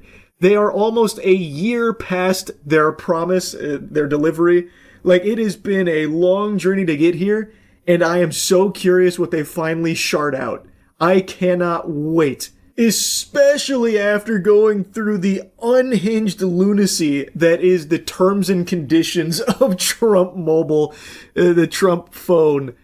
Oh, man. But yeah, I saw this a little bit ago, and I was stunned. They actually made a peep about it, which has been very rare. This has been something they have tried their best to like forget about, but I think over the last couple months there's been like more outlets and stuff inquiring about it and talking about it, so I think they probably started to feel the pressure. Even some of the people that pre-ordered it back in, June of 2025, even those early suckers, they were starting to call it out like, what the fuck is going on? So I think the mounting pressure has really gotten to them. So now they're starting to actually, put pedal to the metal here and get this moving, which is something they hadn't been doing for about a year. So who knows? Maybe they've had this for a while and they've just been in the lab cooking and making it incredible, and it's gonna hit my desk and be my new go-to phone. We'll see. I'm very doubtful on the quality of this for obvious reasons, but I'm going to approach it with open mind and open cheeks here and just let it bless me with whatever gifts it decides to bestow upon me. So yeah, looks like Trump Mobile is actually coming this time. Maybe. Who knows? Any day now, as they say at Trump Mobile. That's really about it. See ya. Yesterday I talked about a streamer who passed away while on stream. His name was Raphael Gravin, known online as Jean Parmenov. He was a French streamer who was once a gamer, then started doing more IRL content and teamed up with some real degenerates that mistreated him and abused him for a very long time. And then they did a 10-day marathon with Jean Parmenov, where they strangled him, beat him, humiliated him, some truly evil shit, and he unfortunately passed away while sleeping on that stream. You can see all of this. It's very, very hard to watch. I looked into this super deeply. Jean Parmenov was an individual who went through a lot of struggle, and he was a vulnerable person, and from what I can tell, this group with Naruto and Safane, these are big French streamers, they exploited his desire to be accepted by pretending to be his friend. And what they wanted for Jean as their friend was to let them beat the fuck out of him and treat him like garbage, dehumanize him, abuse him physically and mentally, and put him through torture on stream for their content, because it was very popular content. It was all broadcast on Kick, and I speculated yesterday that Kick probably knew about it. Turns out they 100% knew about it, and Kick France would even make tweets about Jean Parmenov and the torture he was enduring. They were fully aware of what was happening. They even used him to push their merch. So Kick France, it's not like they can just try and make the claim, this flew under our radar. If only we had known, we would have swooped in like fucking Batman and saved Gotham City from this degeneracy. They knew. They even were an active participant in encouraging it, clearly. So they can't just play like the blissful ignorance card on it. Now, from what I read, that Kick Twitter account that was posting about it was run by a French agency, so maybe like Kick's staff didn't particularly know, but I find that kind of hard to believe that you would just let this agency have free reign and that never ever reports back to Kick itself. So I'm very confident they were aware of what was happening, but since these streams were so popular, they were big. Like, I knew they were very successful, but I didn't know how big they were. These were huge streams. And since they were so huge, I think they were hesitant to shut it down, and given Kick's history of just letting illegal activity go unpunished for a really long time, I think it's pretty safe to say that they saw the amount of eyeballs this was bringing, and they just let it ride. They didn't care that Jean Parmenov was literally being fucking abused on their platform because it was getting some big-time peepers on the platform. And I think that needs to change ASAP for Kick. This is a platform that's growing a lot, and as I've said this a lot, I think it's a good thing if Kick continues to be successful. Competition in the streaming space is crucial, but the way that they handle their own rules is laughable. It's just as bad as the way Twitch handles their rules. Kick is not shutting down illegal activity on their platform, and they need to. Again, I'm not saying had they shut down this marathon of abuse stream, it would have saved Jean Parmenov's life. There's no way of knowing that. But at the very least, you would have set the tone that abusing and fundamentally torturing a human being on your platform is not welcome, which I think is a good stance to take. And it seems like it's something that a lot of the streamers on Kick would also like Kick to step up and do. Again, I mentioned this yesterday as another example. There is a streamer who is still actively streaming on Kick, as of me making this right now, is literally live, who has fucked multiple prostitutes on stream, and includes one time where he fucked a prostitute on stream with a child in the room while he did it on stream, and that guy is still not banned. Kick needs to start actually taking crimes seriously, which I can't believe is something that even needs to be said. But anyway, I'm not going to rant about that any longer. The big update to today's story is a French investigation has concluded that Jean Parmenov's death was not the result of any foul play. According to a public prosecutor, there was a post-mortem conducted and he was found to have not been killed by trauma or a third party.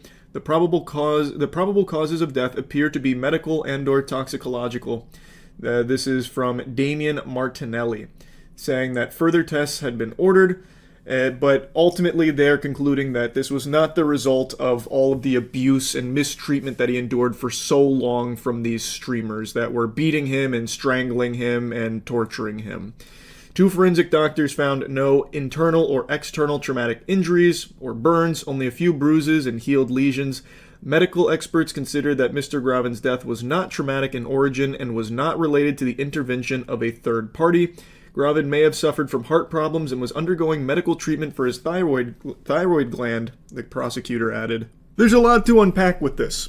Now, while his actual cause of death might not be directly related to all of the beatings and shit that he took from these fucking demons, I think it's inarguable that all of the stress and all of the torture that he endured probably was pretty bad for his already present medical conditions. I would make an argument, now of course I'm not a medical expert, that subjecting a human being with medical problems as well as a couple of other things going on in the medical history to the amount of beatings, strangulation, stress, consumption of dangerous chemicals, the sleep deprivation, and doing your absolute best to ensure perpetual misery of that individual probably exacerbates a lot of problems that could lead to their death. I would say that is something that most sensible people would agree with.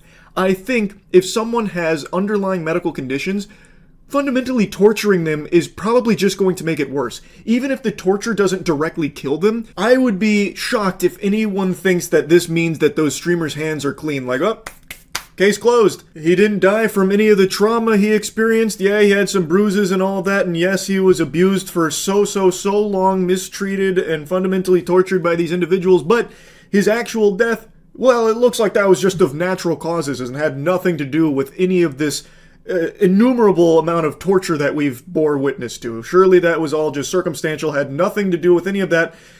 They're blameless. These are just some saints here. These are angels, actually. These are just good friends of Raphael Gravin who are clearly going to be mourning his loss just as much as everyone else. They did nothing wrong. It was just medical problems that they in no way was impacted by the abuse that he was subjected to for such an extended period of time from these individuals. I think all of the evidence that you can freely watch of all of the numerous, like, unfathomable mountain of clips of them just beating the shit out of him and literally, like abusing him constantly, fundamentally torturing this man, would indicate that they definitely played a role in making his overall health worse. And we have the text messages from Raphael Gravin to his mother that indicate how much stress he was under and how he felt like he was being held hostage by them, that he couldn't leave, and that he desperately wanted out. It was so bad with their abuse of this man that they actually had him on stream confirm that if he dies, it's not their fault. I had to translate this, but in a clip that's out there, they are saying, well, what happens if Jean Parmenov dies? They said, well, we're going to have to get him to say that it's not our fault if he dies. It's a result of his lifelong bad health, his bad decisions, his terrible way of living that led to his death if he dies. And he initially said no. He didn't want to say that. But they made him say that. They forced him to say that if he dies, it is not because of all of the abuse that they subject him to. Does that sound like the actions of an innocent party here? They knew that he was vulnerable. They knew that what they were doing could very well, end up with him dead, it seems. And then to try and cover their ass, they had him agree that if he dies, it's because of his own health problems, which he initially declined to do. But they kept insisting that he clears them. It's fucking absurd to try and make the claim that all of these streams, the months worth of abuse, more than months, a long time of abuse they subjected Jean Parmenov to, had no role to play in his passing. It's craziness to try and make it seem like just because they didn't, fucking kill him on the spot on stream, that they had nothing to do with his death. Now, something I've seen popping up from some real fucking brain-dead morons here huffing stupid juice is that Well, he agreed to all of it, so it's his fault. Can't be mad at the streamers. If that isn't the biggest load of fucking barnacles I've ever heard. First of all, we know from the text messages he didn't want to do it. He wanted to leave, but felt he couldn't leave, that he was being held hostage there. They weren't letting him leave, was the impression he was giving to a text message sent to his mother.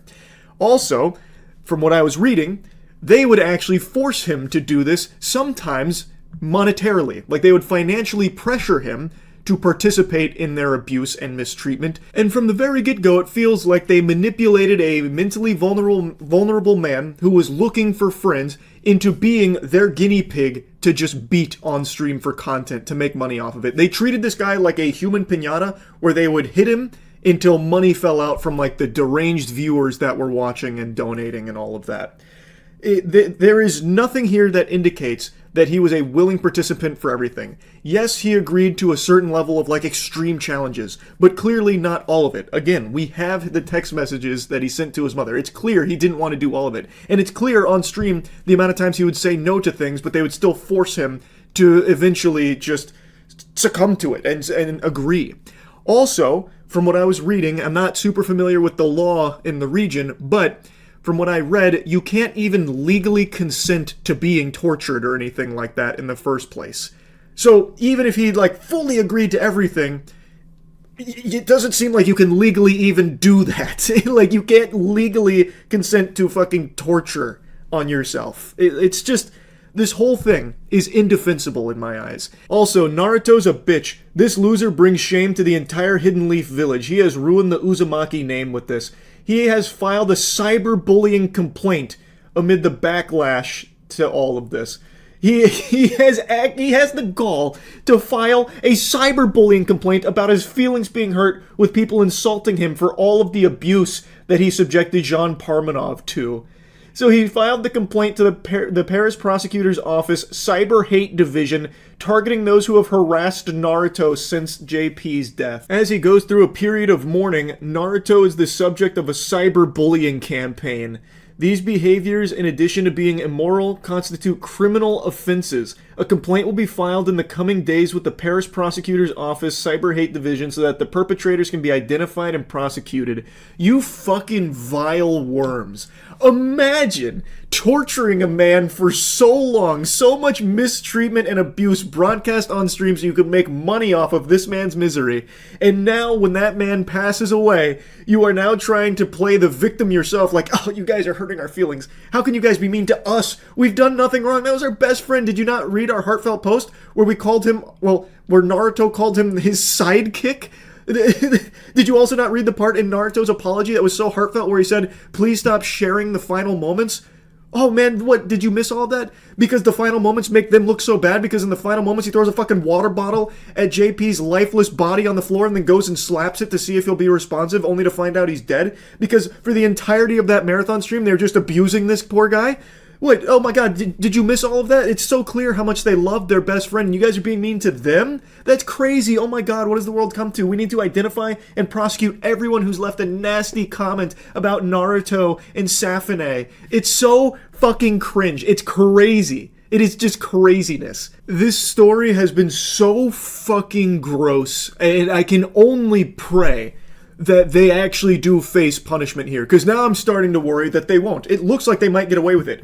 I also learned that they'd actually been taken in by French authorities earlier this year about everything they were putting Jean Parmenov through on stream, but they were released the same day. And then it ultimately leads to what happened here, where they continue to do it because it looks like they're completely in the right legally over there in France, I guess, to continue mistreating this guy. So they continue to do it on stream, and it leads to a fucking tragedy with the passing of Jean Parmenov at 46 years old. This shit is so evil. Now again, all of this is happening in France, so a lot of the information that I get access to is through translations, so it is a little hard to keep up with everything, like, fully accurately, but I'm doing the best I can. It is just so sad. Like, this whole story of Raphael Gravin is just so sad, man. Like, it breaks my heart to see this kind of shit. Anyway, I just wanted to give you the update here. That's really about it. So, yeah. What's up, everybody? It's Critical. I'm playing Ash's Cricket 2013 for the PC. Let's do this shit. I've been playing this for right around 3 hours now. I still don't understand the controls, nor do I understand this sport. But I've managed to get 2 outs, and I think I got like 3 points. I don't know what that means, but out of 3 hours of gameplay, I'm assuming that's quite a spectacle. I've lowered the entire rating of my starting lineup to the lowest it can possibly go, so let's see what happens here. Throw some heat! Oh yeah, look at that speed, it's blistering! Oh, nice fielding, catch, yes! Extraordinary fielding, gentlemen. Keep up the good work. Alright, let's get him with another Lardis, you son of a bitch. Get him with some more, here we go, max power. Oh shit! I'm surprised he didn't explode. Lardison doesn't even give a shit, though. Look at his face. That's the face of a stone-cold killer. No ball.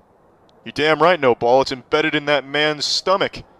Don't even try to find an exit wound. It was indeed a free hit. He didn't even see it coming. Let's keep the top spinner. It's working for us so far.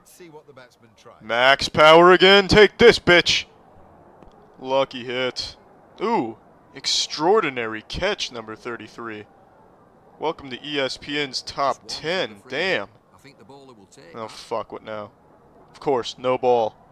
For 3 hours now, this golfer's just been standing here calling no ball left and right.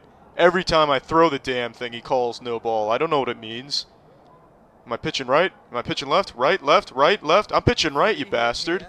Oh, I caught him off guard now. Enjoy the noisy cricket. Oh, what the fuck? Is that a phantom on my team? It went right through 66. Either you two want to get that? Alright, no. Alright, he's got it. Good. At least someone has a sense of urgency on this team. Did he eat the ball? What happened? Oh, there it is. Nice catch. From the... Oh! Just surveying the field like any professional would do. You got to keep 360 degrees awareness, ladies and gentlemen. The meat grinder formation. This just isn't fair anymore. I'm going to win no problem. I can't lose. This is just going to be too easy. But I need an easy victory. I just want to win a cricket match. My troops are in the taking a shit position. We can't fail.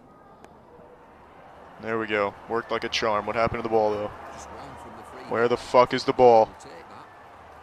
No, no ball. It was never there to begin with. What was I thinking?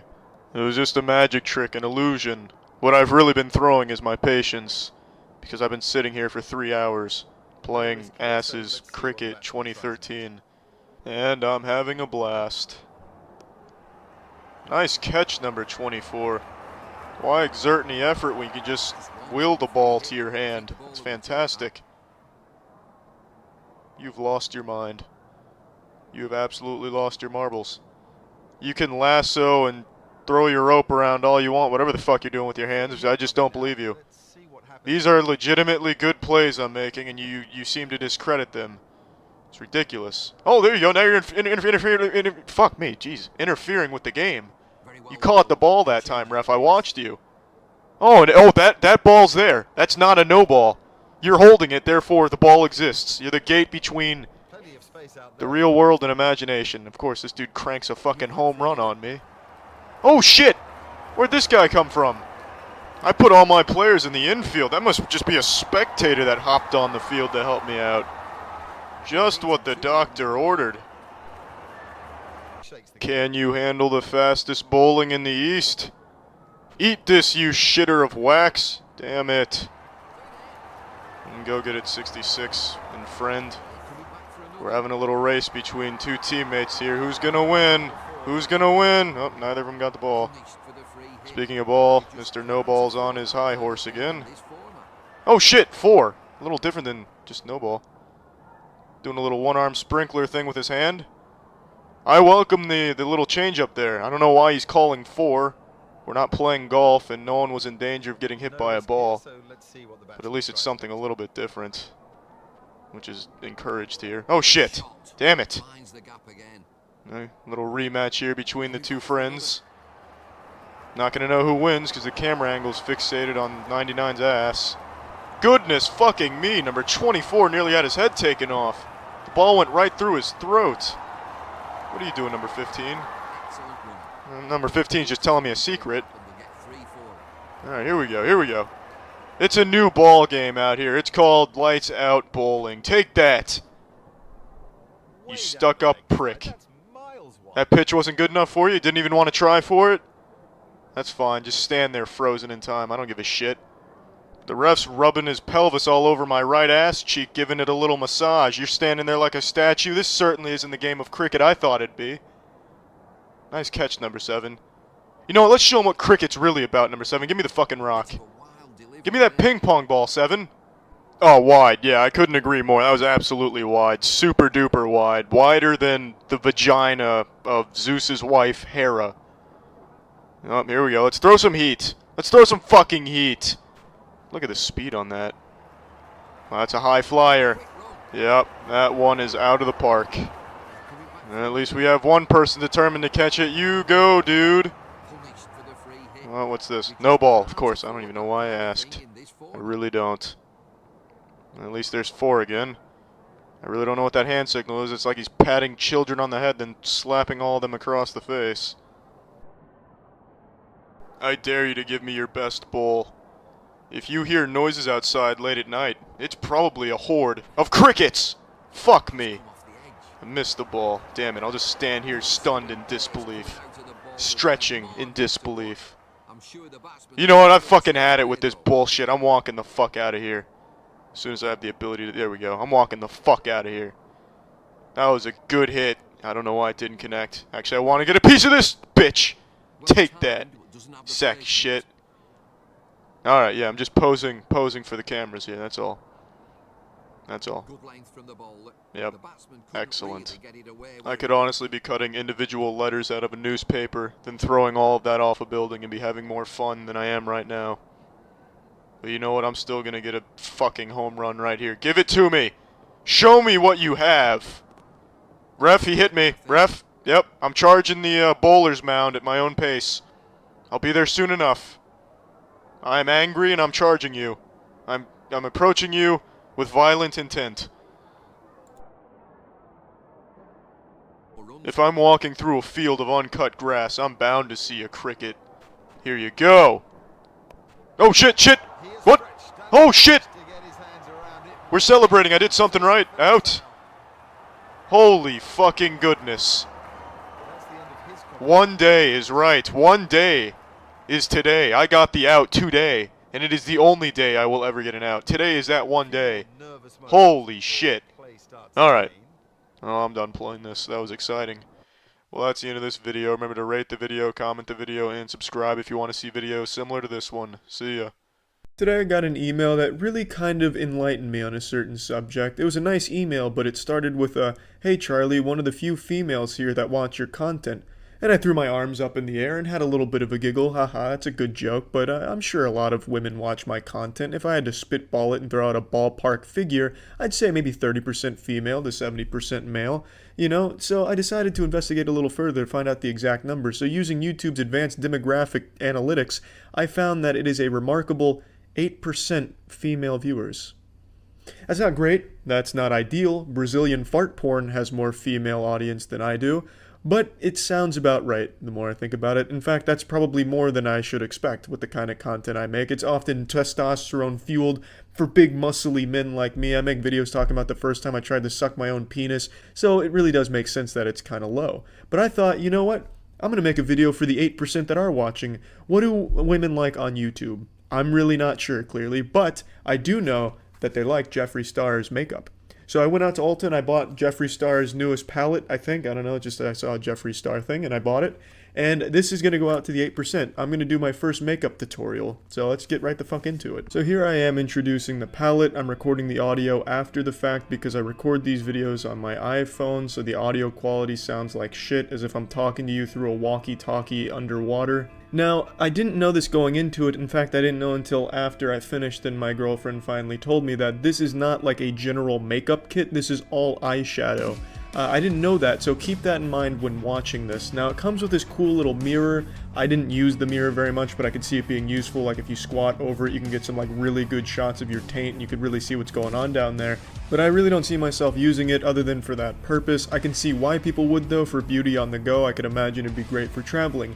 Now, I also like how each of these flavors has their own little name. For example, the first couple all say, "Welcome to my channel," each word being a different color. I think that's very nice. Now let's get into it. Now I asked myself, what would Jeffree Star do? Keep in mind I don't know much about makeup application techniques, so I'm kind of just using this little paintbrush here that I found downstairs and kind of just slapping it on my nose. I didn't know much about makeup in general going into this, and I don't know much about makeup now after finishing it and getting my feet wet, but I wanted to ask myself what would Jeffree Star do in this situation, so I went for really bold approaches with my makeup, because like the back of the box says, he's all about bold statements. So that's what I tried to make here. However, the silver wasn't really, showing as prominently as I wanted it to. I was hoping I could look like Larry the Lobster from SpongeBob when he's the lifeguard. I wanted it to fucking glow, but I couldn't quite get that effect. So I gave up on the silver and I moved on to what was called Millions in the palette, which just looks like a glittery gold. I thought maybe I could apply the glittery gold to my overall base face and then maybe carve out a nice little color, a nice contrast on my eyes for the shadow.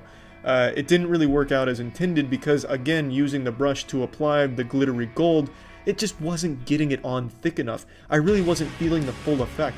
I wanted to look like someone had just robbed Fort Knox and stolen gold and then painted their face with it. I was trying to look like Austin Powers Goldmember's Wet Dream, but I wasn't getting that effect with the brush.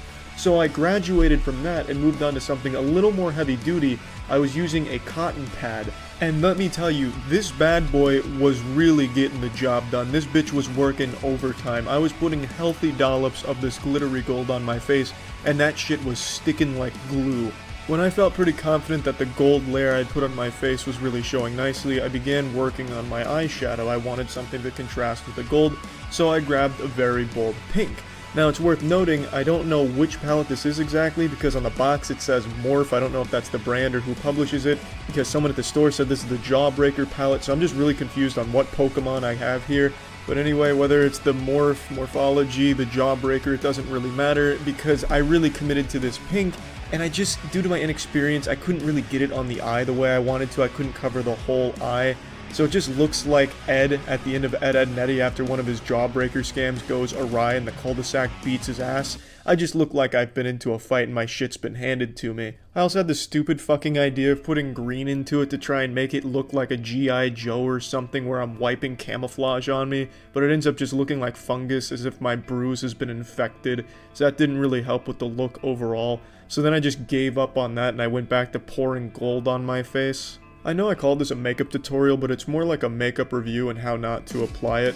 I kept throwing this gold on here, and I had to put a lot of force behind it to get it to stay, and the problem is there's glitter in the gold, obviously, and that glitter is really fucking abrasive. It's like running little pieces of broken glass across my skin, but I really committed to it because I was pretty impressed with the way that it looked, and by the time I was done, I looked like the bronze kneecaps. I look like one of those street performers that spray paints themselves gold and pretends to be a statue, if that performer fell into actual liquid gold and then someone dumped glitter on their corpse.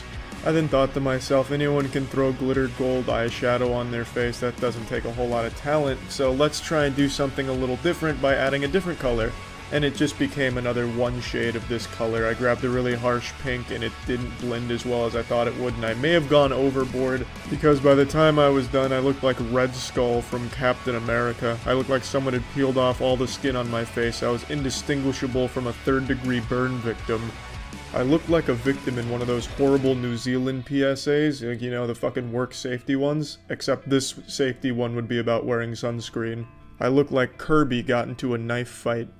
I looked like a piece of bubblegum got sunburnt. But by far the worst part of this experience was trying to get all of this off. It took me a lot of scrubbing in the shower, and by the time I think I got it all off, I couldn't tell if I still had the pink-red shit on my face, or if my skin was bleeding.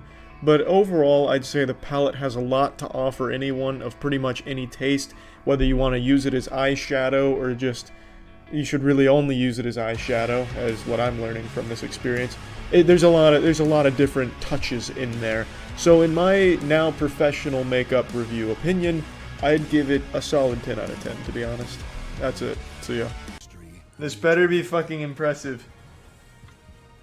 The Ultimate Inferno has been hyped up by Rarity all night. This shit better be on the same universal threat level as Thanos. So the way he hyped this up is this was a character that isn't allowed in the online game because he's so strong or some shit.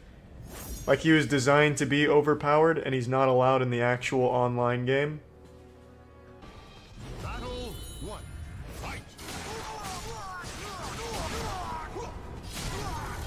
Seems like... Oh, wow. What the fuck? I'm not that impressed, to be honest with you. I've seen stronger. Like, my Mr. Krabs could probably put that shit in the ground real quick. But it's not bad. It does seem strong. Like, that move right there, that's kind of... That's pretty... Wow. It's got some meat on it. That's a pretty strong character, I see. Keep playing the Ultimate Inferno. Let's see who can take any damage off of that. Who is this mysterious milady saver? Falcon Hoof? Fuck is that? What the fuck? Oh, so he bleeds. Leave it to Falcon Hoof, the champion of Hogwarts, to win that. I imagine in the story mode he's not played nearly as well as this. That fucking combo would be enough to kill the Lord, most likely. Holy shit. Yeah, I'll be the one to take care of the Ultimate Inferno and save Bikini Bottom. Fuck her extra hard, Ultimate Inferno. She's a big sinner. It's a weeb trash lord. Oh my god. Yeah, that was an extra hard fucking. You won't see that in Japanese anime porn, hentai. Ooh, Bulby, I didn't even notice. Man, he's getting slap, slap, slap, and clap, clap, clapped immediately. No amount of class presidency will save him now. Holy shit. Oh! Is Bulby gonna get around in? Oh, of course not. Jesus. That was such a horrifying scream from him. Mr. Krabs is the only one equipped to deal with this level of stress, this type of situation. The Dimidomes can stop the Inferno? Yeah, if the Dimidomes were still here, perhaps them teaming up and performing a fusion dance like Dimidome be Dimidome fused, then maybe we'd stand a chance against it. But right now our best hope lies in Mr. Krabs. Alright, Mr. Krabs, we've got this. This is what we've been training for. It's alright. Just warming up. Just warming up. Mr. Krabs plays better from behind anyway. You've let him into his element. Classic Mr. Krabs! Good lord. Oh, Mr. Krabs. You greasy old greedy man.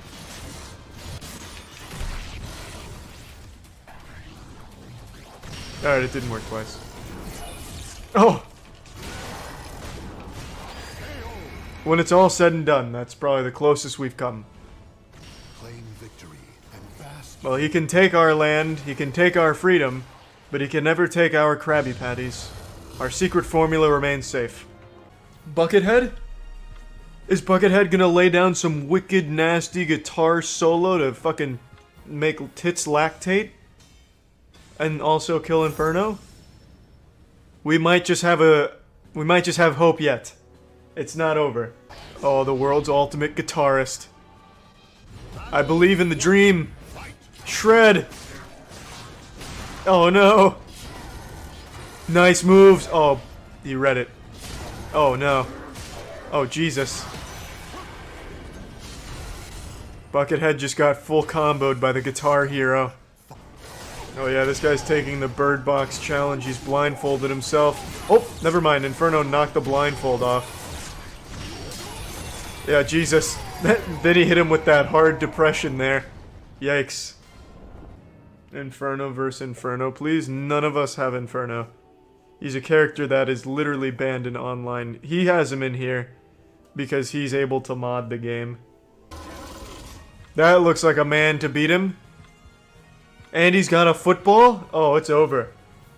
That's game, set, and match. That's checkmate. Who is this guy? Oh, Mark! Oh my god, it's Mark, and he's got the pigskin. It's not over yet. He can pull it off. Oh, wow. Holy shit. That is a brutal combo right there. It's just an infinite combo. Just throwing them against the lockers and stealing their lunch money. That's rough. Wow. Well, we can't say we didn't try to save the day. What's up everybody, it's Critical. I'm playing Need for Speed 2 for the PlayStation. Let's do this shit. My race car this afternoon is just a standard dinosaur. Should be a tooth and nail battle for first place. Let's go! It's not even pumping its feet to accelerate, it's using the fucking power of the force. But at 100 miles an hour, you can't argue with the results. Fucking incredible. Doesn't stand a chance, it just doesn't stand a chance. Oh shit. Impending decapitation! Just missed it. Oh fuck. He took that like a champ, he just phased right through it. No need to be alarmed, just checking out the sights. Where the fuck are we racing? Airbender Nation?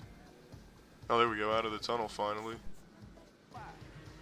Doesn't have a chance. If you've seen Jurassic Park, then you'll know. You're about to get some T-Rex ass cheeks up in your shithole. Come here! You're finished! I'm losing balance. Balance has been lost. I'm tumbling. I'm stumbling. Swift recovery. I definitely took the brunt of that, but this T-Rex takes a licking and keeps on ticking. Imagine if this dinosaur was your grandfather. You'd have the fastest grandfather on Earth. This dinosaur is zooming at 183 miles per hour. That was a pitiful clothesline by the building. 6th place out of 8. That's not bad. Those are legs on a dinosaur. They're dinosaur legs. That T-Rex has legs of a dinosaur. No one can escape the terror of a newsstand. They can run and they can hide, but no matter what, the newsstand will find them. If they think for 1 second they're safe, it's the last mistake they ever make. The newsstand will be there. If you see a newsstand coming after you, you may as well just give up because it's already too late. Would you like a sneak peek at tomorrow's headlines? Newsstand pulverizes blue car. Ah, fuck. Shit. Alright, you know what? Fuck it. If they don't want to come get the news, I'll deliver the news right to them. They will receive their daily dose of news, brought to them by the newsstand. What the fuck is this? He's holding a grudge. That's it? You have woken up a bull that shits. Eat this. He tripped me. He fucking tripped me. Yellow card his ass. Alright, he's going down. Come here, bitch. We're jousting. You're finished. Oh, yeah. Oh, wow. 20-mile-an-hour collision. I'll be surprised if that car's not blown up. You can piss on a walkie-talkie all you want, but it won't help you here. Special delivery! If you think your Hot Wheels toy can outrun 18th century engineering, you're fucking wrong. Cowabunga! Oh shit! Gravity's taking us for a ride, but we're back on track. Alright, press forward. Enemy spotted. Currently scooting through bowl of rice. I am in pursuit. ETA, 1 minute 30. Fuck! Damn it! I have lost contact with the enemy. Longitude and latitude unknown. Destination unknown. Purpose unknown. Temperature of my nipples known. About 70 degrees Fahrenheit, 20 degrees Celsius. I'm sure you've seen a log rolling down a hill, but you have never seen a hill rolling down a log. Fuck it, this log's just going really fast. Oh shit! It's like a giant battering ram. Ended up catapulting him further ahead. Doesn't matter, this is the fastest log in existence. Damn it! Oh shit, I'm losing control of the oak. The oak is out of my jurisdiction. It's operating under its own free will. Wait a minute, there we go. We're back in business. Fuck you, sign.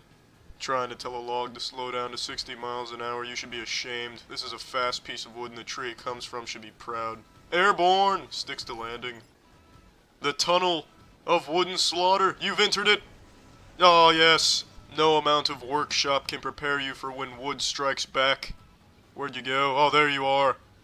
You think you can turn invisible and escape? You're mistaken. You will not be victorious. Shortcut. Yes.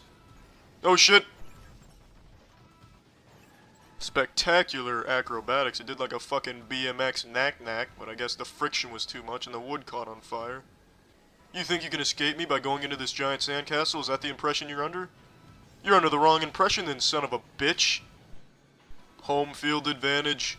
You better call your employer, tell him you're fucked. Trees, lend me the power of oak. We didn't stay in that forest very long. What the fuck? I'm going to take first place. Come here. Come here. I'm making the push. I'm in first place. I'm in first place. I was in first place. It doesn't matter. I was in first place. All these people in these houses over here looking out their windows saying, yep, that's the log that was in first place. I'm not racing as just any old outhouse. I am Turbo Shitter. I'm gonna take the racing circuit by storm, son of a bitch! All part of the plan, just making sure that house had a shitter that was up to code. When racing against Turbo Shitter, don't forget to flush your hopes of winning down the drain. Just making sure the moon had a quality shitter. What the fuck is this cave? Ah, damn it! This cave is fucking producing lightning. This cave is having its own little party in here. What is this? Snow? This seems like a job for Turbo Shitter. You are an obsolete automobile. Mobile outhouses are the future. Oh, son of a bitch! Damn it! No, damn it! Just keep the seat down and put your toilet wheels on the ground. Come on. That's day one shit. That's basic. Oh, who the fuck puts landmines on the racetrack? Oh, this is absurd. Absolutely preposterous. I spy a weakness in their defense. They pushed me. Too much speed, we're flying. Turbo Shitter, no! I'm gonna take first place. It's not too late to win this race. Shit, nope, just taking a shortcut, that's all. Ooh! He just hit a fucking stalagmite. May titties guide you, soldier. Fourth place, that's not too bad. I expected more from an outhouse, but overall, that's a pretty solid performance. Alright, well, I'm done playing this. Well, that's the end of this video. Remember to rate the video, comment the video, and subscribe if you want to see videos similar to this one. See ya. Alright, you might catch me blushing a little bit, getting a bit red in the cheeks and squirming in my chair, because I'm a little embarrassed. I got to do something I've wanted to do for a while, and I got to do it with something that I really, really like. But I kind of blew it. Yep, didn't do the best job there. I got the privilege of doing a voice acting cameo in Baki, which is an anime I've talked about a lot over the years. I think it is just beautiful fucking insanity. And I got to be like a little side character in there. But my shit was poop. I did not do a very good job, I don't think, at least. I'll show you a brief clip from when my character gets introduced in the season. I don't think I can show you much footage of it because obviously it's a big anime. But it's a character that fans have been really excited for a long time, salivating, waiting to see them finally make an appearance in the anime, and, well, their prayers have been answered. That's right, I play generic police officer. Yes, sir. Even from behind, I could tell you were happy. I mean, I can hardly believe it. Musashi Miyamoto's alive. And he's agreed to fight me as a condition to get released. Do you really believe it? That it's him? In total, I have like 20 lines there as that police officer. A police officer who no doubt will make a return in Avengers Doomsday, I imagine. And I'm very excited to see the community power scaling unnamed police officer number fucking 4 here or whatever. Because I think, personally, he's probably pickle level, but we'll see what the experts have to say. And speaking of experts, let me drop you a little sage wisdom here, a little expert advice. Check out the Starforge Spring sale we have going on right now. Huge savings on PCs and keyboards. Click the link in the description below. When I got approached with the opportunity, in my head I was like, oh fuck yeah, I know exactly how I'm going to do this. I'm going to ham it up and go for like a classic over-the-top Baki style performance. Like fucking channel my inner Jim Ross like it's the WWE. Get him with that "Bok on!" But what I didn't realize, because I haven't done much voice acting in general, and not at all really with anime dubs outside of like 2 lines and like a really old one, is that you have to match the lip sync of the characters that are already established, and you have to match the tone of the voice actor that you are dubbing for. So with those instructions in mind, it became a little bit more difficult for me because that's not something I've done before, and I don't think I really did a great job nailing it. I think I was too focused on making sure that the words fit the lips and that the tone was similar to what was established in the original dub. And it led to this sounding like robotic. It almost sounds like I'm talking at you through like a fucking walkie-talkie giving you quest directions or something in an old PlayStation 2 game. Whereas with Dispatch, where I play Sonar, it was a very different process because I actually auditioned for that role. When I read for Dispatch, it wasn't for Sonar, it was for Golem. And then they offhanded mentioned if I'd want to try to see what Sonar sounded like, and I ended up getting that part instead. And Sonar as a character was one that hadn't already been like dubbed by someone else and was a character that was still being developed and fleshed out. So it was me setting the tone for the character with the dialogue and the performance and all of that, as opposed to trying to match an already established one. So doing that for the dub, like, it was very unusual for me, and I think I floundered the opportunity. Like, I'm still very grateful they had me on board. I think it's still super fun, and I love the show, so it's hyped to be a part of it in even this small way. But man, I just wish I had done a better job. Like, I really went in there thinking about to go ballistic in the booth, about to burn that bitch down. Barbecue chicken alert, barbecue chicken alert. Like, I was like, oh yeah, I've got this. I know Baki, I know Ball. I thought I'd be over there giving you like a huge explanation and lore drop around like a character using their finger as a scalpel to remove their own gallbladder in the middle of a fight because it got damaged. And then I'd recount the history of who invented that maneuver. The fucking London commoner named Geronimo Edwards who discovered it while on the road selling swill or something. I really thought I was about to dial in and nail it, and I unfortunately did not. I just couldn't fucking get in the flow state that I really needed to channel. For me personally, I found it significantly more difficult to try and match an already established performance, like to try and emulate that in English, than just performing something yourself as a character. So my appreciation for English dub voice actors, it shot up quite a bit because that shit was pretty tough, actually. Anyway, though, just wanted to yap about it a little bit. I really love Baki, so it was cool to have the opportunity. I just wish I had done a better job is all. Anyway, that's really about it. So yeah. Primate, a new horror movie about a chimpanzee with rabies that starts killing an entire house party. Is it good? I mean, kinda, I suppose. I saw that this film debuted with overwhelming enthusiasm and like really high scores, so I thought for a moment that the trailers were deceiving and this wasn't like a really simple movie. It's not just, a slasher film where the bad guy is a chimpanzee. There must be like a lot of depth or something, like a very complex onion to peel apart. After seeing it, I could tell you it is a slasher with the chimpanzee taking pleasure in just killing people having a house party. I'm a little surprised at how high the reviews are. I think maybe people just appreciate the unapologetic nature of just how simple a movie this is. Anyway, though, this film is every horror cliche you could possibly find in a slasher put into here, but with a new Fortnite skin on it. And I gotta tell you, the new skin does make it more entertaining. It is, like, actually very silly to see, like, an evil chimpanzee become fucking Ghostface here.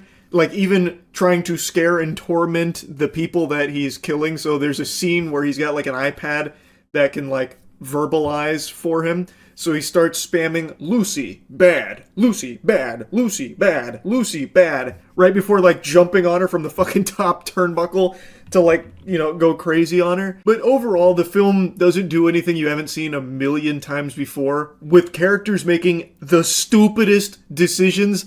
And I know I say that for so many horror movies, but it's because it's so common. In this one, I don't think a character even accidentally makes a good decision. Anyway, though, I've already kind of dove into the meat and potatoes without even giving you, like the actual overview here. Obviously, we're going to be getting into spoilers. Here's your spoiler warning.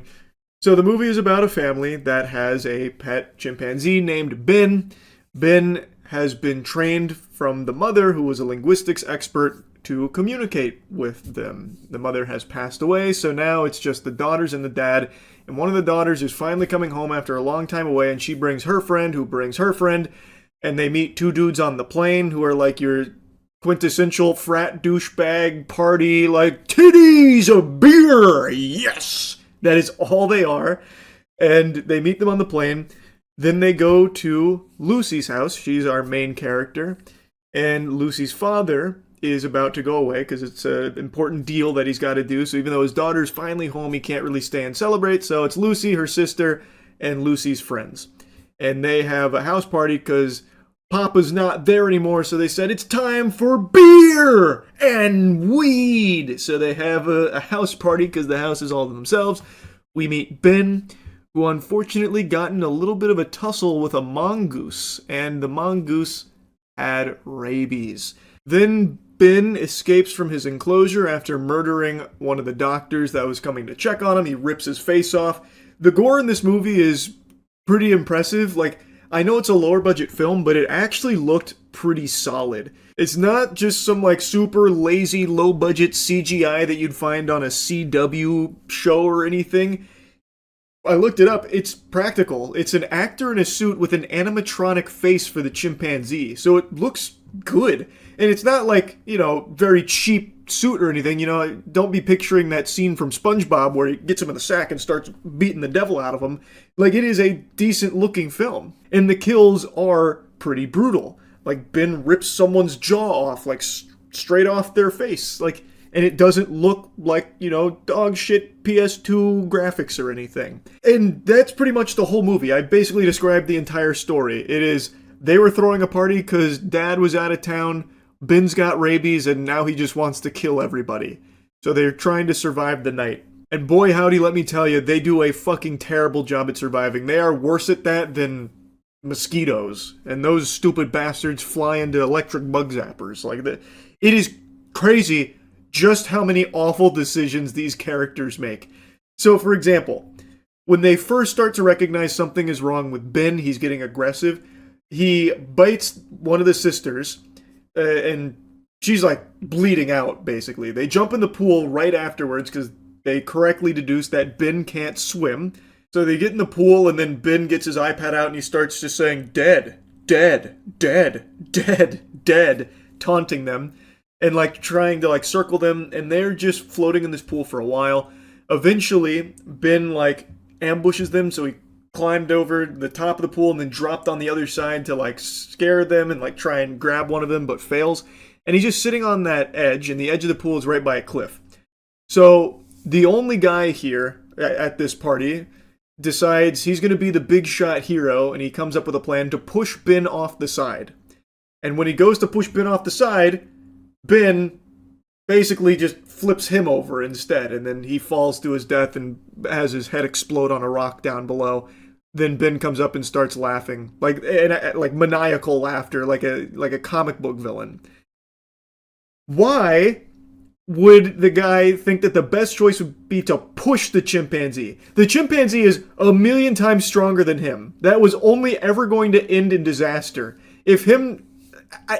I don't understand that plan, because they had just discussed that he probably has rabies, like that's probably what's causing this, and they know he can't swim, and they would probably know that water would frighten him, and he's on the edge of a pool, on the edge of a cliff.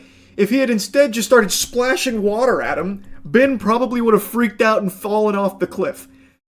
But instead he decides to go for like a Goldberg spear on him, which ends with him dying. I don't know why he wouldn't just splash him with water first. But anyway, I don't need to get hung up on just how terrible the decisions were from the crew here on trying to survive. Like, every decision they made was counterintuitive to surviving. Like, if their goal was to be alive, they did everything in their power to ensure that couldn't happen.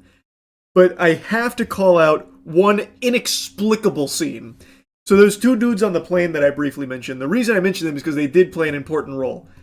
While they were partying, one of the girls decides to give them a call saying, come fuck our brains out, like teasing them, and then leaves a message with her address. And we don't hear from them again, and then of course Ben breaks out and all hell breaks loose. And then randomly, after, you know, there's been some death around the area from Ben killing them, not just the one guy, but also one of the other girls got pummeled to death. Well, then those two dudes show up. They're already, like, plastered, but they, like, break into the house. They open the door, and they're like, whoa, it's time to party. Who's looking for penis delivery? And they're just walking around this house that no one is there. There's shit thrown all over the place, and they're just, like, joking around like, yeah, dude, they're probably upstairs waiting for us to come bone them. I'm gonna check upstairs, but you check downstairs just in case. We're gonna get super laid tonight.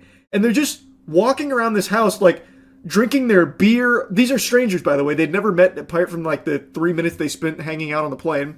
And they break into this house with all the lights off. It looks like there's no signs of life, but it looks like there was some kind of struggle. And they're just wandering around aimlessly. One of the dudes goes into the girl's room. Well, multiple rooms, actually. And then he's, like, just hanging out on her bed.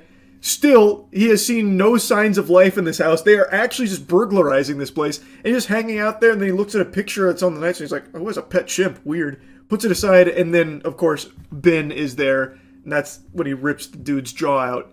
And then he also kills the other guy who was still wandering around the house. And then he eventually saw all of the girls in the pool, like, passed out on a flotation device because they had been, you know, floating there for so long they got exhausted and fell asleep there. And he's like, dude, I found the chicks. Mind you, in order to even get to that area to see the girls in the pool, he had to walk through a minefield of broken glass because Ben had busted through a glass door. Meaning, he walked through the broken glass, thought nothing of it, then saw them unconscious in the pool and was like, yeah, they're here, the girls.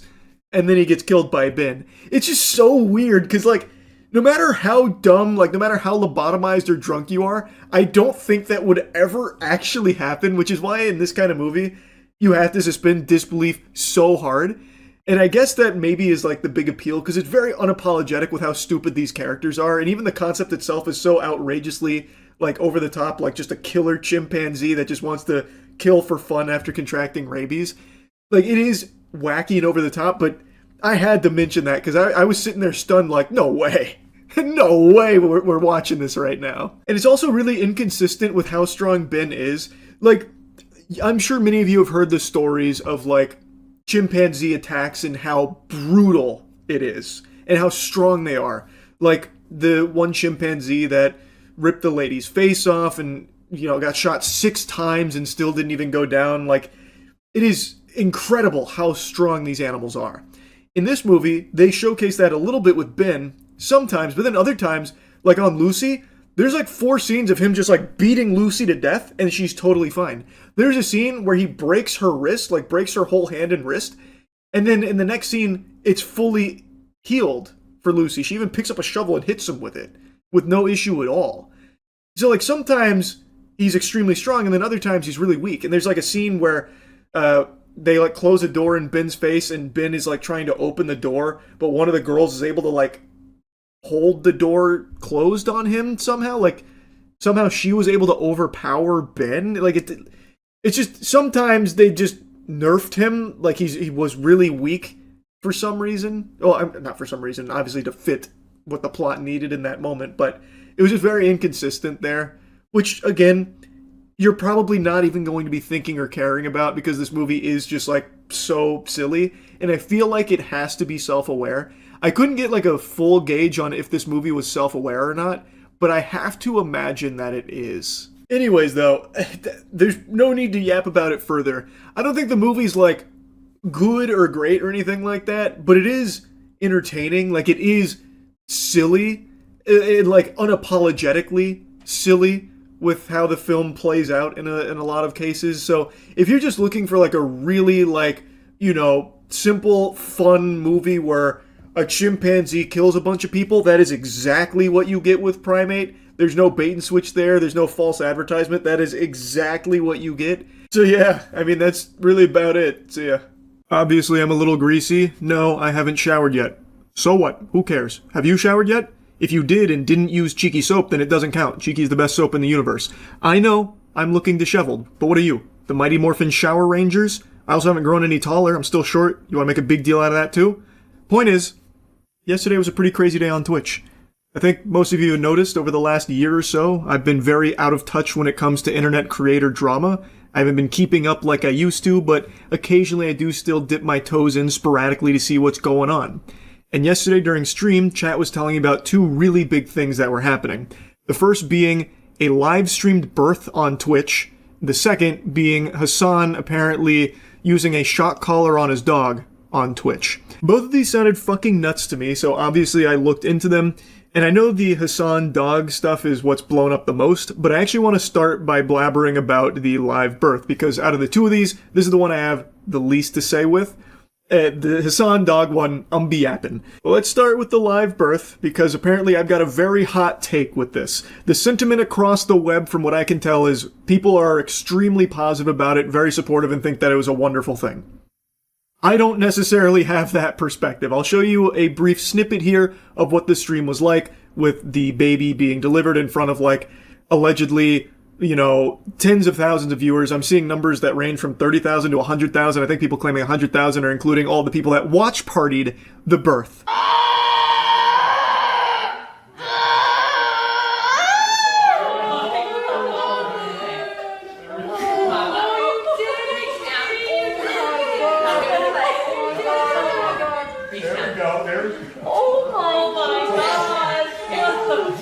Now, I want to be clear, I'm very happy that everything went well with the delivery here. When it comes to home births, I've heard, like, horror stories and such about things that can go wrong and then not being able to get immediate care that a hospital offers. Like, there's just a lot of things that I've read about that can be, like, disastrous, and I'm super, super relieved that this was not one of those cases. It seems like everything went really smooth, everything went perfectly.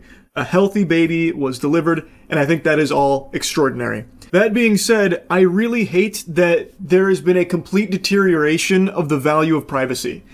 It seems like people don't want privacy anymore. Like, there's no such thing as, like, a special moment anymore if you can't monetize it and publicly display it. Something like the birth of your child, to me, would be something that you would want with your closest family, your soulmate, you know, like this would be something so personal that you wouldn't want just a bunch of strangers peeking in on. And of course, I'm not her. I am not the family. She can do whatever she wants, but I'm giving you my perspective here, that to me, this seems like a sign of the times where everything needs to be like content brand, content oriented. There's really no other reason to be live streaming the delivery of your child other than the obvious attention it's going to bring with it.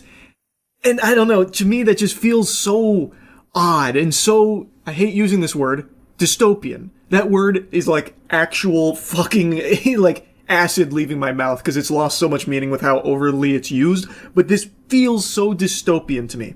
It turns something as sacred as life entering this world into a monetizable spectacle, an event that tons of people were watch partying like it was a fucking football game.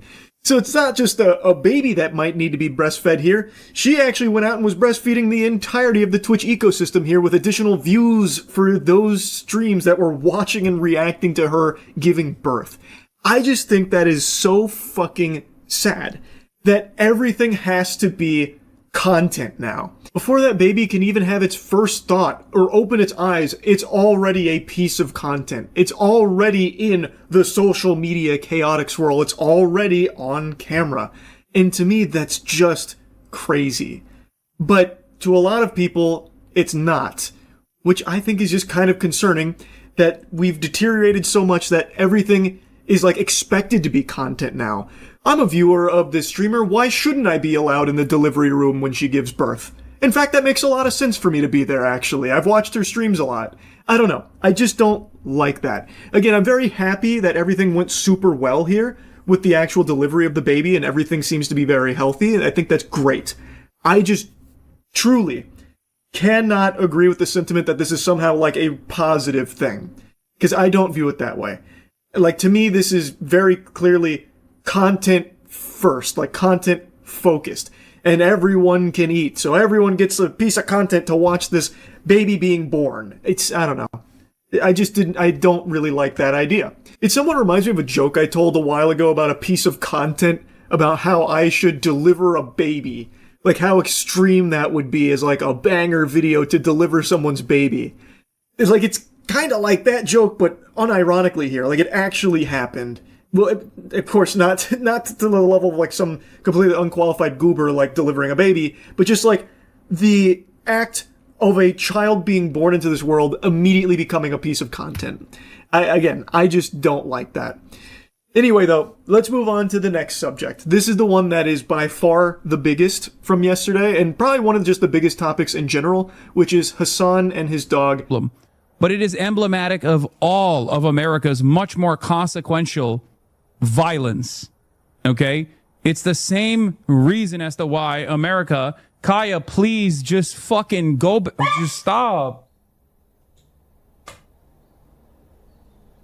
Jesus Christ, what are you doing? You're being such a baby. It's just... You're making her stressed. She just literally is so incredibly spoiled from my mom. Now, for the life of me, like, I cannot understand what he's even upset about in the first place that he starts, like, scolding the dog for. She moved, like, an inch, like, slightly off of that. It's like in a video game, like in Metal Gear Solid, when someone gets, like, a fucking question mark over their head, they're, like, zipping to you immediately. Like, she doesn't do anything, really, other than move slightly. And he is noticeably upset. He is upset about that specifically. Even before this incident, earlier in the stream, he had already... gotten annoyed at her for moving around prior to this. The absolute worst country on the planet, straight up, bar none, a capitalist shithole. Kaya, now was not the opportunity for you to... Down. The absolute worst fucking place on the planet. Just a horrific... So I think it's pretty clear that the dog moving off of that spot is what's making Hassan annoyed at her. Now, I saw he mentioned place training. Place is an actual dog training thing. And the whole idea behind it is designating a spot in a comfortable location for your pet. For a lot of people, I know it's like their office if they work from home. And Hassan was talking about how that area is her place. And for dog training, place is supposed to be like their happy spot where they are super safe and they feel super secure. And the way training goes with this, at least from everything I know about dog training, now keep in mind, when we first got Tetra, we did do dog training because my grandmother used to live with my parents, and Tetra gets very excited to see people. It's the cutest thing in the world, but she loves to jump on people. And my grandma, living at my parents, when we'd go to visit, or if they came to visit, if Tetra would jump on her, it could cause injury. So we did do dog training in order to learn how to, like, help with that. We didn't do any, like, fear training or anything like that with shock collars or whatever, but place was something that we did learn about. And when it comes to place, you do not want to, like, make it something stressful for the animal, at least in our teachings. It's supposed to be a comforting spot for them, not like a stressful thing where they just go there and fucking, like, blue screen in the brain and just sit there idly comatose. And if they don't, they get punished. So he's calling this her place. But when she's moving from the place, he's scolding her. That's not what we were taught you're supposed to do when it comes to place training. That kind of defeats the purpose of it. I don't know why he would be getting so upset at that, like angry at the dog for moving from place. That really does kind of defeat the whole purpose of it. And then in that clip, it seems like he reaches for something. Like he looks off screen and he extends his arm to something, and then shortly thereafter, the dog yelps in pain. And Hassan turns around and calls her a baby, and then tries to reassure the chat that she is spoiled, and then goes on to say that she's spoiled because his mother lets her, have free roam around the house. Now, he and the community are claiming that he didn't use a shock collar or anything, didn't, like, zap her, fucking Palpatine lightning blast her or anything like that. She got her dew claw stuck on that spot. And that's what made her yelp in pain. I guess, quick dog lore breakdown if you're not familiar with how those creatures function or anything.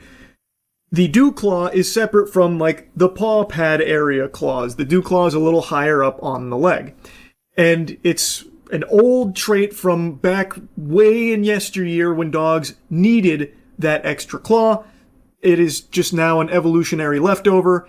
It's still present, but it's not something that obviously gets utilized by dogs to the same degree it used to. It is a sensitive area. That is true. If you've ever cut your dog's nails, or if you've ever taken your dog to like a dog salon or something and they like gave your dog a nail trim, you probably noticed that when it comes to the dew claw, they're very, defensive on it, like cautious, because it is such a tender spot. I have watched this clip like fucking 10 or 15 times now. And today I had some friends come in from out of town, so obviously I've been out most of the day at the farm, and this was actually a conversational topic. It's become so big that it was brought up by them. And every single person, and pretty much everyone I've seen online outside of Hassan and Hassan's community, is all saying the same thing. That yes, it looks like the dog does like touch its leg to that spot on the bed, but it doesn't look like it gets caught or anything. So it feels very unlikely that that is what caused the dog to scream in pain. Like, I don't think that's what made Kaya, that's her name, yelp. It doesn't seem to get caught or snagged on anything, and dew claws aren't so sensitive and so tender that even touching them would cause like a panicked scream or anything. Unless she has an injury there, but I don't think Hassan has mentioned that, at least not that I've seen. So it feels to me very unlikely that that's what caused it, based on everything that we can see. Now, initially, even Hassan's community was starting to question, did he just shock Kaya? Did he just use a shock collar on stream? And the clip instantly started going viral, and he kind of downplayed it and shrugged it off as like, oh, a bunch of bad actors attacking me for some fucking phony baloney, barnacles here, unbelievable, this is all a load of fish paste. And instead of doing what I think most people, like not even just streamers, just normal people would do, of like showing, no, look, it's not a shock collar, obviously I didn't shock my dog, he instead just brushes it off saying, nope, it's not a shock collar, you're stupid for thinking that it is. And that's the attitude that his community had as well, like, oh, you must have psychosis if you think it's a shock collar. Which I think is a little odd, because it's the easiest thing in the world to prove, right? You have all these people saying this shit, it's not true. Well, it takes like actually 3 seconds just to unclip that collar and just show like, hey guys, I don't want anyone to get the wrong idea here, this is not a shock collar. Look, here's what it is, and then explain it. Like, I feel like even a non-streamer, like a complete normie, average Joe Schmo, if you went to their house and saw that happen, or like, hey, did you just shock that dog? They'd be like, oh my god, no, this is clearly a misunderstanding. No, that's not what happened. Like, I feel like most people would be very quick to show you and prove that it's not a shock collar, because it's so quick and so easy to do. And the fact that he doesn't is odd. Like, it is very peculiar. Why wouldn't you in the moment? Like, that's such a natural thing to do, especially for what's easily a slam dunk. Like, you have all these people attacking you, you could easily just come out and fucking slam jam thank you ma'am on them by just being like, nope, it's not a shock collar, look, here you go, the proof is in the pudding, behold. Like, it'd be so quick, so simple, and it would be irrefutable.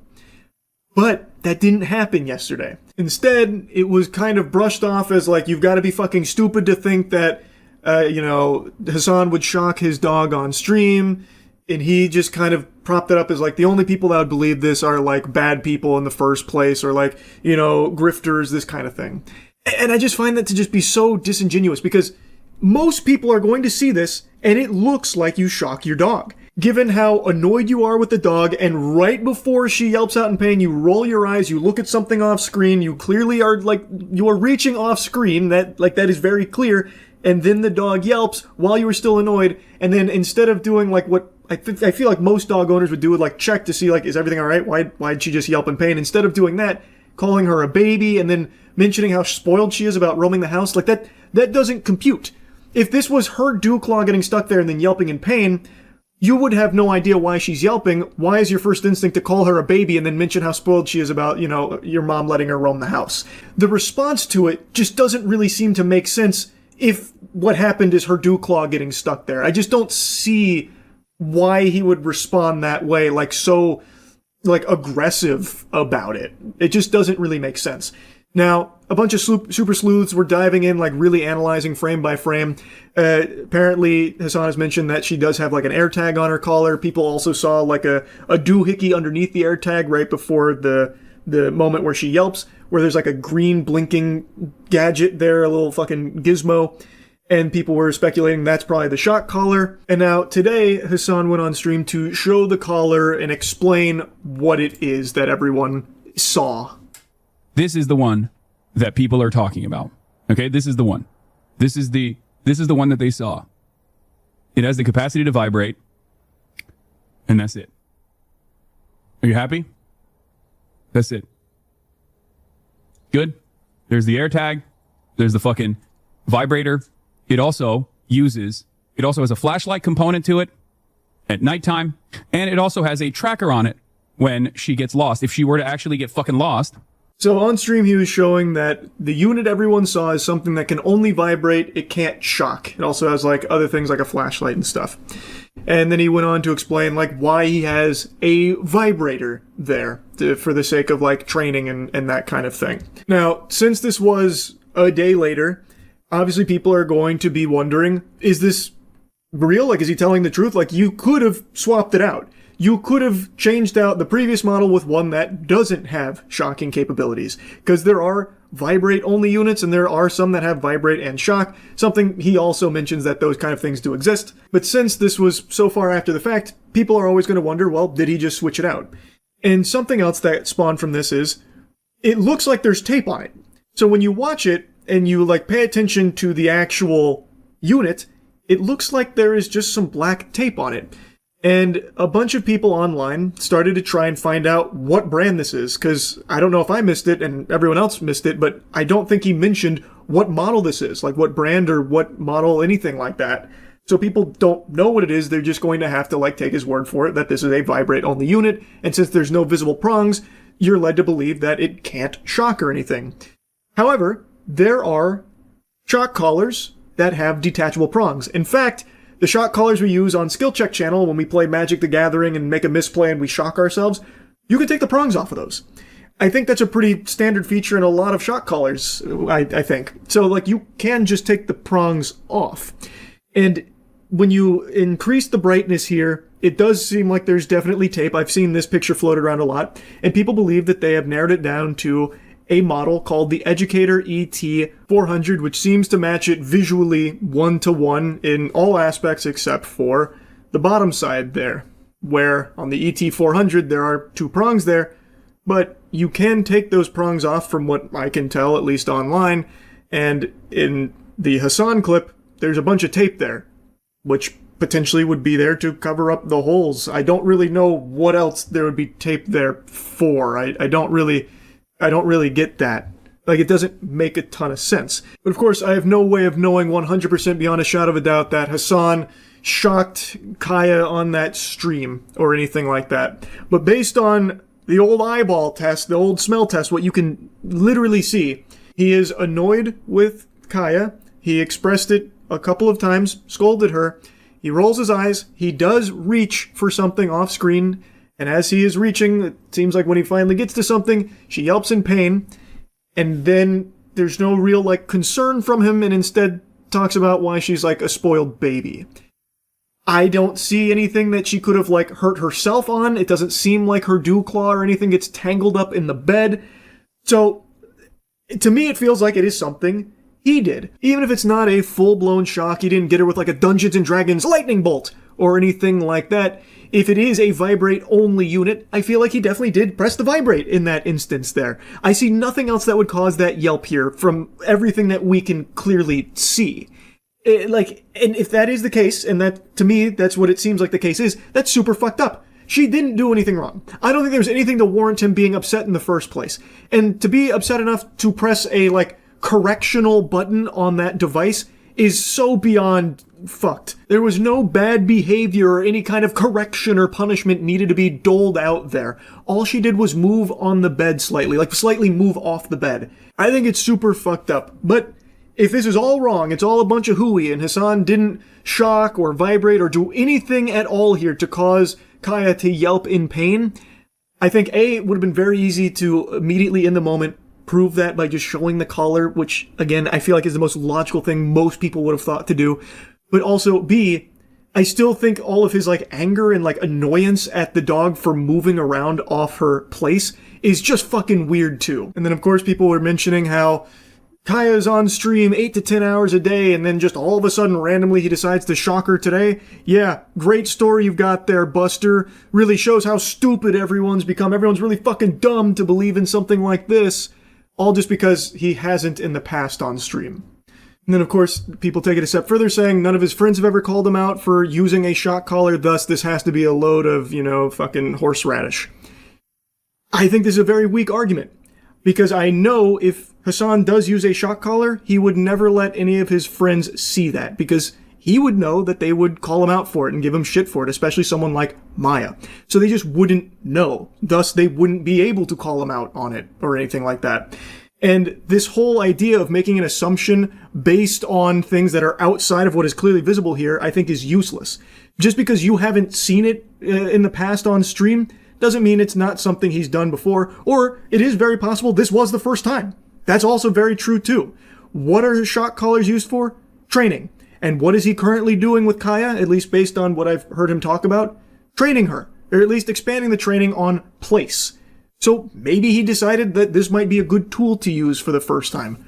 That's also entirely possible. It's not some like far-fetched crazy conspiracies that only haters are drumming up and, falling in line with. It's a very plausible thing based on what is clearly visible in the clips. Anyway, just wanted to blabber about this a bit. I know I've been very out of touch with internet creator drama.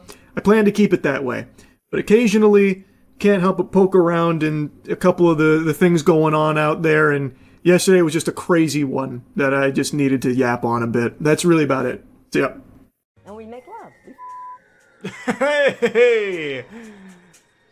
That's my Nana. There it is, baby. Sometimes I'll suck their dick right in front of the Arby's head chef. And everyone is worried about aging. Maybe she's found the secret.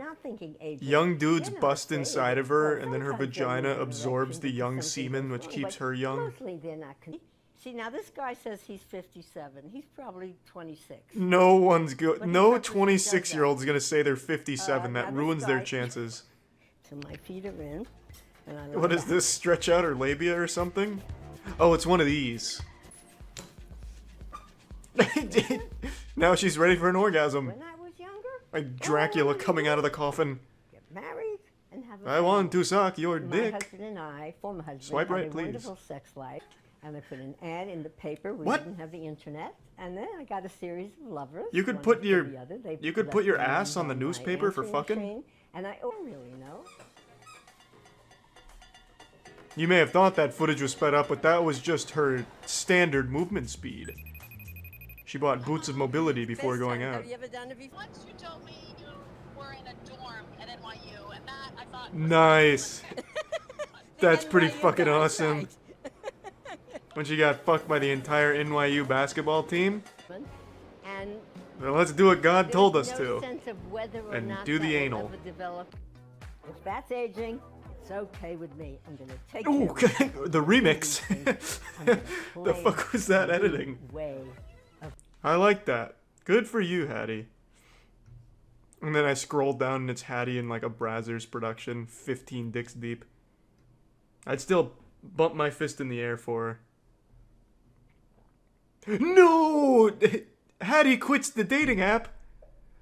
Only 4 hours. No, that's a developing story. Why? Hattie, why? Try Craigslist. If you're not afraid of meth addict penis, you can probably find someone very committed. I don't want to fuck with the cameras here. Can we wait? Come on. No, the cameras. My wife wouldn't like that. If you're long, it's okay. But if you're wide, I can't take you in. No! 20 wonderful nights. That's an odd necklace. It looks like a stethoscope. Oh, yeah. But without I the get thing on the asked a end. lot. I wouldn't want two men work. Well, this, I don't know. Now that I'm thinking about it. There I is the want two butthole, men. Hattie. That's more likely. The old than forbidden women. chamber of secrets, as they call it in Hogwarts. The logistics make sense. You could handle 2 wieners, depending on the angle. Do I have... 2 days ago, in the mail, I get this envelope. For horniest grandma. I see it's from her. It says, and I open it up, and I take this out, and it's love of life. I mean... That is wholesome. And then she So, turned it over and it was a I dick pic. feel you don't need anything more. Oh, But Hattie's that's so what fucking this is awesome. about.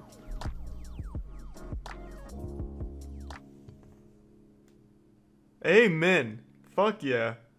Hey, age gap. Age gap lovers. I hate it. Who's that? Her brother? Who cares if your brother doesn't like you? Person and not over the phone because it is a big life decision. It's probably easy. Well, wow. it's just a normal It's probably thing. easier over the Whatever age phone. You get married, you have. We were going to do a vasectomy reversal. I had What? a vasectomy in the early 90s, and because of the amount How of do you time reverse it? and my What do you so do? that opened up the Reattach the option to epididymis? do what we- Or maybe they use like PVC pipe or like a substitute. I have no idea. It's like a mild. You're welcome, my dear. Hey, I fuck your daughter. I'm older than you and I fuck your daughter. See you later, dude. High five. Hey, what's up? The Did you age pussies know gap I fucked this never girl was and a she's big 30 years younger than me? problem for me. Love you. I love you. Drive safe. I'll do it. Text me when you get back. Okay. He treats her like a queen. It seemed like a I feel very that's what scripted everybody exchange, looks like for, you know, NPCs somebody talking to just each love other in a her video game. Hi, Hills. Do you accept the Come quest? on, Yes, kid. I accept the quest. Thank you. He has a vasectomy, for God's sakes. What is he gonna do? Concentrate hard enough to like regrow his epididymis? They have decided to. I think that's what they cut when they do a vasectomy. That's Hey Bruce, what's up? You still a virgin? The fuck is that, Chris Raygun? What the fuck? Of course it is. Of course it's very strange that she's younger than I am. It's, yeah. So? The age gap, I That's mean, good. It's not exactly negative, but it's just like more like, wow. Yeah, it's overwhelmingly positive, I imagine. It's a, fuck yeah, Larry. How the fuck did you do that, Larry? Blink twice if you're being held captive by Larry. huge part of my channel. Hello, everybody, and welcome Oh, she's a back to my YouTuber. channel. Today's video is a highly Today I'm gonna show you how to that French is kiss old my men. husband. Today we'll be doing the Fortnite 1 death equals 1 piece of clothing comes off of Larry. That was a very private. Here is actually the chapel at the Reformatory, and originally this was the backup plan just in case it poured rain on the day of our wedding. Luckily, it That's a didn't good pour idea. rain. Yeah, We just were give able all to of the get married attendees outside in the front tinnitus. of the building. Jesus, not tinnitus. Tetanus. Give this video a Well, I guess maybe tinnitus if Larry's hitting a gong or something. I don't know. Yeah. Very nice. That's a prohibition-style kiss right there, baby. That's how we do it. And he's late for his other pussy date. That's why he's checking that watch. Are you going to cause a pregnancy? Why is this guy making fan art of her vagina? Yeah, this is the same couple. It's Larry and Michaela. She's only using Larry for the OMG I kissed an old guy clickbait. Yeah, the long con. She's basically just a prop for he's basically just a prop for her YouTube channel. I've won the lottery. Goddamn right, Larry. You've lost your son, but you won some fine young punani, I guess. The age Oh, is that her difference ex? scared me, and I was terrified. I was expecting him to take You know, I don't it have totally siblings, different. Like, but I if I just did and thought my that sister he was would like married to a accept it and 70-year-old guy at understand. like 23, I don't think I'd care. I'd be like, yeah, whatever. I don't. Why the fuck do I care? I'll just get ready and I'm Damn, that is a high-tech setup. What the fuck? What the? It's like half a lifesaver with a camera in the middle. Never seen that. the fixer. Obviously, as you can Today we'll be doing the try not to twerk challenge. Uh-oh, we're both twerking. Press that like button. Smash it, baby. Comment talked about it. Larry didn't really want to have children. He was retiring, and Yeah, and I kids was okay suck. with that. You And might then end about up a with like a month before we shit got posting married, I Redditor or went something into for a panic kid who mode wants to thinking, take that this is what gamble. I'm supposed to do. I'm getting married now. I'm I supposed say to just have a family. adopt And the and like urologist that vet we're him going to see, thoroughly. his name is Dr. Stein, right? Ask him like questions, you know, does the specializes in narwhal reversal. bacon at So midnight? he's If they not know what it just a means, urologist, they're he out. specializes Because that's in a the big fuck reversals no. and the vasectomies. So his vasectomy is older than his or his wife. You had a vasectomy. That's pretty after that nice. one. As you can see, here is Larry's penis. And on the back is my penis. As you can see, it's significantly larger than Larry's. Are you going to have a Do you understand what I'm saying, Michaela? youth Mm-hmm. with artificial insemination using donor sperm? And Larry's willpower. Maybe Larry can literally think hard enough and put a baby inside of her. He doesn't need his penis. Now, in the last episode of the Larry and Michaela anime we watched, he said he wanted a reverse vasectomy, but that doctor made it seem like it wasn't necessary. So what the fuck does a vasectomy even do then if it doesn't stop you from making kids? They cut the Oh, they cut the deferens? I thought they cut the actual epididymis. Which used to scare Oh, that was adorable. That was fucking adorable. She's popping off. Coming up on 200k subs? Where's my boy Larry? Yeah, there's my boy Larry. Hi. What's up, Larry? Welcome back to another PO box. We're gonna do the Pop Larry's Dick in My Mouth challenge. See how long you can last. Smash that like button. What's up, everybody? It's Critical. I'm playing Largo Winch for the PlayStation. Let's do this shit. Oh fuck. The Earth is being engulfed in a supernova. W9 News, bringing you first-hand coverage. That is Daphne from Scooby-Doo. You can't fool me. Oh shit. Looks like we have a video feed from somebody's asshole while it's being fed. This broadcast has been going on longer than the televisions existed. Oh, now they're entering Area 51. This is incredible. Another shocking development. It appears Largo and Tanya are being held hostage. Yeah, it certainly is a shocking development. Feels like my wiener was just zapped by a taser, due to how fucking shocking that shit was. The world's longest TV broadcast comes to an abrupt conclusion as I take control. I'm playing as Bill Nye, the science guy. Wow, look at that walk cycle. He's a smooth operator. Yeah, I'll get you out of here, Tanya. Just hang tight. What button do I press here? Oh shit! Fuck, I'm sorry about that. Just fucking socked her in the jaw. Fucking shit, just fucking blasting her knees in and pulverizing her shins. Oh, there we go, some evasive maneuvers. Always good to be cautious. Are you wearing your ass cheeks like gloves? She's tied to a chair, you bitch. Whether or not the power's on or off is irrelevant. We need a sharp object. Maybe I can use this truck to run over her hands, which would break the ropes and then free her. What did I just hit? There we go, damn it. There we go, damn it. Ah, fine, you gotta hold it down. Let's go ahead and make it a little more difficult. Found one fuse. Yippee. Oh, what is it? What is this? What is this? He is a master of squats. A watchful protector. Let me just get a nice little taste of your vagina here.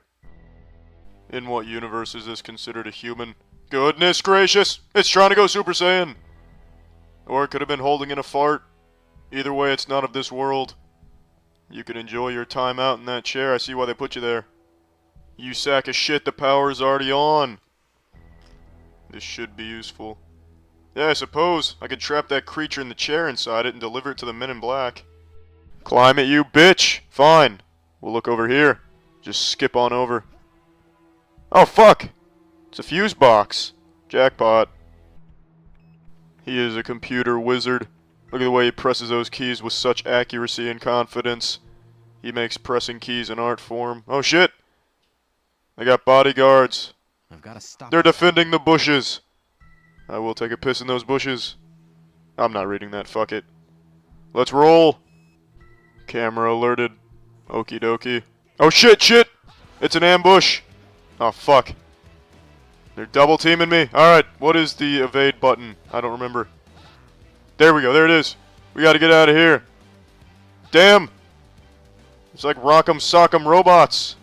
Alright, here we go. The camera already knows I'm here. Oh, a little pre-combat jumping jack. That's just what we needed. You can't handle these kicks. You just can't handle the kicks. Oh shit. He ran to the side and hit me in the ear. That is a move that only a true warrior would know. Very impressive. You do not want the peekaboo defense. There we go. Threw him off guard. Damn it, damn it, damn it. There it is. There it is. Just a little jab. That's all we needed. Went exactly as planned. Right, here we go, here we go. Round 2. Oh yeah. Damn it. He's running off no health, but he doesn't need it. He just doesn't. Oh, son of a bitch. Oh, you can't handle it. You've got an asshole, but you ain't got no shit. Oh, there it is. There it is. Alright. Let's go ahead and leap 500 feet and find our objective here. Oh, here we go. Mission accomplished. I found the bush.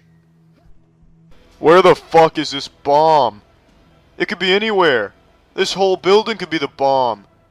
This could be a giant carnival ride that ends with a bomb explosion. And I'm the only one riding this ride. And for good reason. It's not safe. Anything that ends with an explosion certainly isn't following safety procedures. I just made a giant fucking circle And I still can't find this bomb. At least give me some type of hint, like, hey, check your pockets, could be in there. Or even be a little generous and say, squeeze those titties, they're the bomb. Can I open this door? No, I can't open this door. Oh shit, earthquake. Damn it. I guess Hercules stuck his band-aid on this door, because there's no getting this bitch open. So where the fuck is this bomb? This is just ridiculous. It's preposterous. Now what is this sneak attack? You piece of shit! I'm running for it. Oh, what the fuck is he doing? He's levitating. Just fucking floating after me. Oh shit. Oh shit. He's wailing on me. This is not the time. I'm under attack by a phantom. Oh shit. He's got back up. Oh, damn it, damn it, damn it. There was nothing I could do there. They were absolutely pulverizing me. What brand of shit is this? Last time he was like a heat-seeking missile, now he's pretending to be a statue? Oh, no, here we go, here we go. You're not ready for these jabs. The uppercut. Some more jabs? You can't handle it. You can't handle it. You're not ready for it. There we go. I've got plenty of time. Oh, here we go. Jump up. Climb up. Wear up. Taking a shit. Yeah. Just gotta take the bomb off the wall. A little redecorating. There we go. Bomb defused. Nice work. Mr. Vinch. Little cutscene here, alright. Venezuela last week, I hear. Nothing I can't handle, Ms. Fritz. What can I do for you? I'd like to make you an offer for the chemical factory. Isn't it considered a high-risk investment? This is like listening to two robots argue. No, Ms. Fritz. I do not intend to sell. I'm a powerful woman, Mr. Vinch. You may regret saying no Oh, to excuse me, Miss Woman. I had to burp. Ooh, level complete. There we go. Alright, well, I'm done playing this.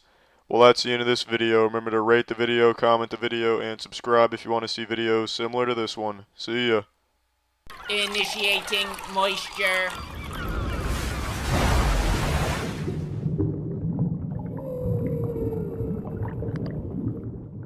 I wasn't expecting much from Crawl, and the interest in this movie is about as low as it can get. There's more interest in getting a fucking ingrown toenail than there is going to see this movie. And that's actually a shame, because the movie's pretty damn good. I was really surprised. So the movie's about a girl who goes to get her father during a Category 5 hurricane because she's worried about him. Turns out he's being hunted by alligators in his home. It takes place in Florida, as you would expect with alligators, and it uses our biggest and best feature, the alligator. Finally, it's about time that our superstar gets his time in the limelight. The alligator is what Florida's known for, albeit I think it's kind of blown out of proportion. I personally don't see a whole lot of alligators. I don't battle them. I don't fist fight them going to the store or anything. But I couldn't help but pump my fist in celebration seeing them on the big screen. And I'm really happy to say that the movie is pretty good. I didn't expect anything. Again, I really thought this was just going to be a stinker that I'd forget. But I liked it. It does everything that it wanted to do. It does it well. It does jump scares, but it's not a horror movie. It's more of just like a monster movie. A monster escape movie, survival, and it's really well done. It's very hurricane looks believable. The violent scenes are pretty brutal. Just the whole movie is a really effective package. A couple of complaints I do have though. I think the dialogue's ass. The dialogue's super cheesy. I also didn't think any character except for the main girl was well acted. It seemed like the dad was like this unbroken Terminator who just didn't feel pain. His nerve endings were seared off and just couldn't feel anything. Because he was getting the shit gnawed out of him like he got bit 1,000 times by alligators. He was a fucking pincushion for their teeth. And he didn't really like... He screamed a little bit, but then he like forgot about it. He's like, oh yeah, that's right. I don't feel it anymore.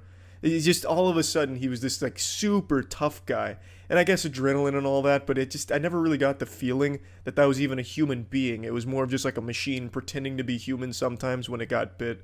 Still a good character. That's not like a big deal. He was a cool character. But, you know, as far as acting like you're getting attacked by alligators goes, his performance was kind of weak, or just saying like, ooh, ouch. Overall, they didn't make the stupidest choices. There's a couple of plot holes, and I feel like there was a couple of ways they could have escaped much earlier on in the movie that they just didn't bother even trying. But that's just, you know, you gotta suspend your disbelief for something like this in that regard. Overall, though, I was really invested in the characters. I didn't think they were the strongest characters, but it was enough to make me root for them and make me want to see them get that fat victory royale against the alligators. It's just a good movie. I wasn't expecting to care about it. I thought it was going to be a shit show, but I enjoyed it. Did a great job at everything it wanted to do. Executed well. Plugging the shit into the moist meter, I'm giving Crawl a nice 70%. Things it could have done better, but for the short experience you get, it's a very concentrated one that's fun, and I like that. I appreciate that. It didn't strive to be anything above its genre. It knew exactly what it was and what it wanted to be, and it did it really well. That's about it. So yeah. We're coming up on a very special 5-year anniversary for a personal journey of mine. If it was alcoholism, I'd be getting a chip for this achievement right now, but I'm receiving a very different kind of gift for it. First, I need to ask, though, what have you done for 5 years straight with unwavering discipline and gusto? Mewing? Maybe? Yeah, and what do you have to show for it, tough guy? You still got that soft chin. What about jelking? You a big jelker? Spent the last 5 years in the laboratory desperately trying to put a few inches on that pathetic little meat of yours? Well, what if I told you that 5 years could have been better spent doing what I was doing? Watching One Piece. From start to current. Over 1,100 episodes. Please, hold your applause, I'm no hero. I just did what I thought needed to be done. To finally stop getting bombarded with the question of why I didn't like One Piece. I started this journey 5 years ago, which feels like the blink of an eye now in the grand scheme of my One Piece journey, because I had tried numerous times to get into it and just never fell in love with it. But every time I would stream, I'd always be getting the question about, what's wrong with you, Charles? You gotta screw loose to not like One Piece. So I started it out of spite, and I gotta tell you, sports fans, the first year or so of that journey, for the first, 200 to 300 episodes, were brutal. Trying to stay awake watching those arcs was a more difficult boss battle than trying to kick a heroin addiction. It was tough. But I pushed through, I persisted, and I've been giving you steady updates once a year since, because after about 300 episodes, I did fall in love with One Piece. Experts may call it Stockholm Syndrome. I call it just objective improvements in the show itself. And I understand in the manga, everyone always says this, the pacing for the earlier arcs is just significantly better in the manga as opposed to the anime. And I imagine they're probably right, but I'd committed to watching the show. And I think once we start getting into Water 7 territory, the show really hits its stride, and it maintains that. The show does get a drastic improvement not only in animation, but in pacing, and I genuinely think everything in it starts to elevate. So I'm extremely happy I did push through and catch up with the show, because it is extraordinary. So now that I'm caught up, I'm just going to give you all of my thoughts, kind of as a all-encompassing debriefing, because like I said, I've been giving you yearly-ish updates on my One Piece progress, but I just want to put a nice little bow on all my thoughts on One Piece as a whole, and I guess I'll get into the nitty-gritty here, the spaghetti and meatballs of Egghead specifically, since that's obviously the most recent arc. But anyway, overall, I love One Piece, like I said. I think the show offers some extremely high highs, but with that comes some lows as well. In particular, Fishman Island. That is my least favorite arc in the entire series. I hated that. That was a slog to get through, and I found so little to like about Fishman Island. And I know I've yapped quite a bit about my disdain for that arc, and I'm not going to go too deep into it here, but just know that shit is poop. I do not like the green eggs and ham of Fishman Island. But my favorite arcs are as followed, in this order. My favorite arc is Marineford, followed by Enies Lobby, followed by Dressrosa. And the more thought I put into it, the harder it became to choose what are my definitive favorite arcs, because there are some turbo bangers in here. So it's always been a bit fluid, but the one that's never changed as my favorite arc is Marineford. That one's pretty unbeatable. But the rest have kind of moved here and there, ebbed and flowed. And I know Dressrosa in particular is a bit of a contentious pick to be in my top 3 arcs. Worth noting, I watched One Piece, so it cut out a lot of filler, which Dressrosa was apparently famous for. I didn't get that experience. I got just a really high quality, very compelling arc that I loved from start to finish. So maybe my Dressrosa experience was very different than a normal anime watcher's experience if they watched all the filler and stuff. One Piece did an extraordinary job of keeping everything flowing, keeping it moving, and it was great. I really, really liked that arc, but I don't think anything will probably ever beat Marineford. I mean, I guess I can't say for sure because I don't know where One Piece is going to go, but Marineford was just the culmination of everything that had been building for so long in an extremely satisfying and emotional arc. This arc also opened my third eye to a painful revelation that I may not know what the One Piece is yet, but I do know what the one truth is, that Mihawk is a fraud. Mihawk clashed briefly with Vista in the Marineford arc, and it became abundantly clear that this man might just not be the world's greatest swordsman. Maybe he's like King from One Punch Man, where everyone just perceives him as this unbeatable, indomitable force of nature, but in reality, he's just not. We haven't seen Mihawk do a single fucking thing since he clashed with Zoro at the Baratie, like, 20 years ago. Like, it is so sad. Like, it actually is so sad. He just gets by on aura and aura alone. Speaking of world's greatest swordsman, for the longest time throughout this series, my favorite character was Zoro. But now that I'm finally caught up, it's still Zoro. It was then and it is now. People like to boil him down to just being like a very one-dimensional flat character, but I just think that they're not watching the same show. That's so disingenuous. I can recognize that his motivations and a lot of the side quests, we'll call them, that he goes on are simpler than the rest of the crew, but that doesn't mean that he lacks as much depth as they have. I think Zoro is a perfect character to contrast the rest of the crew, and I always appreciate where he ends up throughout the arcs. My favorite villain is Doflamingo, but my most slept-on superstar is Magellan. I'm somewhat of a Magellan maniac. I believe that if that man could get off the toilet for even just an additional 3 or so hours and they'd let him spread his fucking wings outside of his prison, that man could be an actual threat. Now, of course, it's just pure delusion and hopium to believe that we might see him again engaging in the overall plot of One Piece. I think his role is kaput. He himself is a prisoner of the shitter, and he will probably never leave Impel Down. But I think if he ever did, he would genuinely be an extremely powerful character, even in, like, the current landscape of things. My most controversial take on One Piece is that Sabo is genuinely a fanfic character that you have to suspend disbelief in order to accept his presence in this series. I really, like, the more and more I think about Sabo, the less and less sense it makes for him to even be here. Just this secret third brother that just happens to pop up out of nowhere, and somehow he is the well-known second in command of the Revolutionary Army, a world-famous group, and yet somehow Ace, who himself is extremely notorious and high-ranking in the Whitebeard Pirates, never knew Sabo was alive? Was Ace illiterate?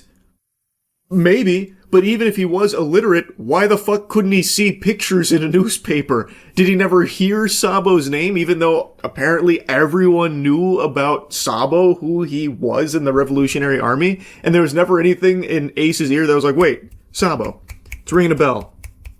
My brother. It just doesn't compute, and especially the timing makes it even more fishy, where it feels like the sole reason behind Sabo's presence in the story is that he was drummed up, conjured as a replacement to Ace. He just happens to come through after Ace's death. He also gets Ace's devil fruit. It really feels like Sabo's entire purpose was just to be a Ace replacement. And the way Sabo even is used in the story itself is very odd. He's kind of here as like this all-powerful, damn near omniscient presence who can do everything, and is used exclusively for, like, these fake-out moments. So, like, he goes to the world government and, like, the 5 elders attack him. He might be dead, but he's not dead. He's on an island. The island gets blown up. Sabo might be dead. He's not dead. It's like, it's very weird. Sabo as a character just doesn't really fit with the rest of the characters One Piece introduces, and it just feels like the way in which he is put into the story feels very forced and very, out of left field. Now, not to be confused with me being a Sabo hater, I don't even really dislike him or anything. It just feels very odd how he gets into this story in the first place and the way in which he is used in the story. But his scenes are hype. Like, it is a cool sequence when he, like, tries to save Cobra and everything. Like, it is cool to watch, but I just don't think it makes a whole lot of sense how we even got to that point with Sabo in the first place is all. But still are cool sequences with Sabo, and I do think that he is an interesting character. Anyway, though, let's now dive into Egghead. So when I was first watching Egghead, I was a pretty vocal Scrooge on it. I didn't really love the first half of the Egghead arc. The second half, however, significantly better and much more invested. I think the second half of Egghead has been really, really, really good. First half, bit of a snoozer. But I do think it was necessary to eat your vegetables first here in this case because it does help lay the foundation and build the stakes for what comes in the second half. But yeah, I really was not liking the first half of Egghead. I really didn't like the Seraphim, by the way. I didn't think that they were a strong addition to the One Piece story. Vegapunk, love Vegapunk. I love everything with Stella. I think that is so good. And I really think I can't remember if I've been doing spoilers when going through my One Piece journey. I think for the most part I have been, because a lot of the arcs that I've been covering are like fucking 15 years old. But I don't know if I should do spoilers for Egghead since it's still fresh. I'll try and I'm gonna have to get into spoilers. There's no way I can talk about some of the things I didn't like about it without getting into spoilers. Let's start with the things that I really liked. Kuma's backstory. My oh my, did they hit a grand slam with Kuma's backstory. That is probably the peak flashback. I don't want to use the word arc because it's not a flashback arc, but peak emotional character backstory so far in the show. I thought they really crushed Kuma's story. It is tragic from top to bottom, and his whole existence in the show is just agony. And even where he ends up in Egghead here, there's nothing happy about it. For a character that himself is so positive, despite everything he went through as a child, with his parents and himself being enslaved and them being killed in front of him, with his father being murdered in front of him, still trying to find the light and still holding on to the hope of that legendary hero that will come to save them, and then trying to make a difference with the Revolutionary Army and saving people, and then himself still being dealt such a bad hand. There's always fingers crossed, hoping something finally goes Kuma's way, but it never does. Even when he's raising Bonnie, she's gonna die if he doesn't give over his humanity to the world government, to Vegapunk, to turn into this soulless killing machine, basically. The Pacifista program, all based around him, a weapon for the government. And he does it out of love for his daughter. But to save her, he had to abandon her. And then she went on her own pirate journey quest. Now she's gotten the truth, wants revenge on the 5 elders who are overseeing the program, in particular, Saturn. And Saturn becomes like our main big bad of the arc, and I think he's a really good villain. And he's not alone. There are other villains there like Rob Lucci and Kaku, whom I do think they're good villains, but I didn't like the flip-flopping so many times there. I think that was a little overdone. I get why it's there. Stussy also being there. Her role was very cool. That was quite the plot twist reveal there with her role and everything. But even though I like Rob Lucci and Kaku, like their presence there, the amount of flip-flopping I think was just a bit excessive. But in addition to their presence being there, there's also Kizaru. And Kizaru is a very interesting villain because prior to this, we'd always seen him as just like this callous, uncaring, calm, cold bad guy. Like, do I need to kill them? Fine, I suppose it would be stimulating. I am a little bored. Here I go, reluctantly killing for the sake of the government. And that's all you ever really got, so you're under the impression that he's just like this guy who will do pretty much everything and he won't feel anything. Just basically a heartless bad guy. Well, here we get a lot more fleshing out, a lot more backstory. It turns out he is actually somewhat intertwined deeply with Bonnie, Kuma, Vegapunk. So when he is tasked by Saturn to kill Vegapunk and Bonnie, he really doesn't want to. You can start to see emotion in this character. When he does ultimately kill Vegapunk, he is anything but happy.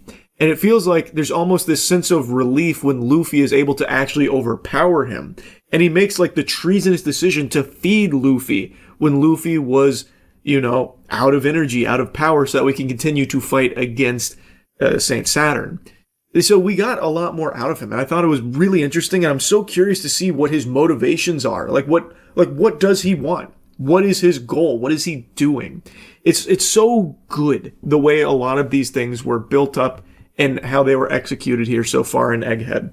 This is also the arc in which we get the most exposition on the Void Century and filling in the blanks for everything that's been happening that has been a mystery to this point, like with the Poneglyphs, Joy Boy. Vegapunk gives a final message to the entire world, revealing so much information, much to the chagrin of the Five Elders, whom show up at Egghead to try and put the kibosh on the broadcast and shut everything down because they can't have these secrets getting out about what's happened in the past. It's just really satisfying now because it feels like we're finally starting to see the big picture. We're starting to get these breadcrumbs to follow for what it all means and what actually happened 800-900 years ago.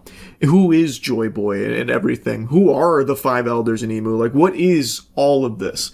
It's so, it's hard to not wait on bated breath for the next episode and the next big reveal. Oh, also, one of my earlier complaints with this show, the whole series, is that there was always this hesitation to kill someone, even if their role in it had been finished, their whole arc. Arlong or someone. Pretty much a villain who served their purpose that I don't think we'll ever see again. The show still had a tendency to just, knock them out and move on. They fainted, and that's it. Never to be seen again. And they did that with, every character, not just villains, but, any character I thought that they were setting up for a death, didn't die, most notably, Pell, so long ago. And I get with Pell there was a lot of stuff going on at the time there with Pell, which maybe led for him not ultimately facing a demise there. I get that, but that's just another example that I'm pulling from. There are countless others of characters that I thought should have died there to amplify the emotional stakes of what was being built to. With Egghead, though, no longer does it feel like there is a hesitation to kill off characters. There is a lot of character deaths in here that I didn't expect, that I didn't see coming, that are important characters. So it really does feel like we're reaching the end game here. I just wanted to make a mention of that. No longer is that a complaint I have with recent One Piece. They are actively killing characters. It feels like it's getting much more intense. Now, one of my biggest complaints so far about Egghead, though, and it's not even in the first half, it actually is in the second half, bringing all five elders here, I think just kind of made them seem weaker than they are. So, I like Saint Saturn as a villain. I think he's a great villain. But him actually fighting Luffy, he looks like a bitch. And I get Luffy, as, the new Joy Boy, is supposed to be absolutely fucking stomping this man. He's basically blue waffling all over Saint Saturn. It's not even really a contest. But Saint Saturn as a fighter is really underwhelming. He's basically like the Derek Zoolander of the One Piece universe. He has one move. He has one look. And it's just by throwing out his little spider legs, and that's it. He doesn't do anything besides that. Even when he's not fighting Luffy, and he's going after the rest of the Straw Hat crew, he can't even kill them because he's only using his spider legs and nothing else. And then he's like, oh, this is a waste of my fucking time. I'm just gonna run. So he does. So he goes to the next thing. These insects, I won't bother with them. It just makes him look like not a very terrifying presence. And when they brought the other five elders in there, the same phenomenon happened where, because now there's so many, they can't give a whole lot of focus to them. So instead, they all only do one thing. Warcry, I think, is the best example of that. That fucking goober is the equivalent to that goddamn Rick and Morty butter robot whose only purpose is to serve butter. All Warcry can do is go into boar form and charge. That is all they show him doing. All he does is just charge. So when the Giants arrive, which, by the way, super hype. I'm extremely excited that Elbaf is being brought into the Megamix here. Bragi Dory back in the fold now. It's very exciting that they're there. They're having a good time. They're super powerful. And Warcry, all he does is just charge and headbutt. That's it. It just makes him seem kind of lame. He's like a E-Honda player in Street Fighter 6 just spamming that one headbutt special. That is all War Creed does. So, like, it just makes it feel like he's not really a threat. He only can do one thing, and he's not even succeeding at it. Like, he's not even doing a good job with headbutting. And that's just so underwhelming for these 5 elders, whom we have this entire time been led to believe probably the most fearsome, terrifying creatures on the fucking face of that planet. And yet here all 5 of them are just getting toyed with, really. Getting laughed at, getting blasted around. Like, they can't even stop a broadcast. Like, they can't even find the transponder snail and destroy enough things to stop it. Granted, they have to be a little careful with the mother flame, I get that. But they just don't look as strong as we've been led to believe, because now all 5 of them were here, still basically getting embarrassed. Like, so far there hasn't been a moment where I'm actually concerned about a character because of the 5 elders' presence, because they're just not good at doing anything they aim to do here. I think it would have just been far stronger if it was only Saint Saturn who was up against everyone, the Giants, Luffy, the Straw Hat crew, all while trying to stop Vegapunk's desperate broadcast to the rest of the world to get the truth out there. And Saint Saturn against all these odds is still making it a close fight. That, I think, would have been a really strong showcase for the 5 elders and how scary they can be, that one of them is able to go against all the strongest in the universe there. But the fact that all 5 show up and still can't succeed, it makes it seem like, well, Luffy will probably end up just fucking dog-walking them at some point. Like, it doesn't really feel like they're as terrifyingly powerful as I thought they were now. Whereas, again, if it was just Saturn there, I'd be left thinking like, damn, this is just one of them able to, do so much across all of Egghead here. I can't even imagine what'll happen when the other 4 get involved. But now I don't have to imagine. I know what happens when the other 4 get involved. Still fucking nothing. They still can't, kill even, a giant or anything. They can't stop a broadcast. They can't do shit. It just makes it feel like the 5 elders are just kind of weak. That's just, my main complaint so far with Egghead. It kind of took a lot of the oomph out of the 5 elders.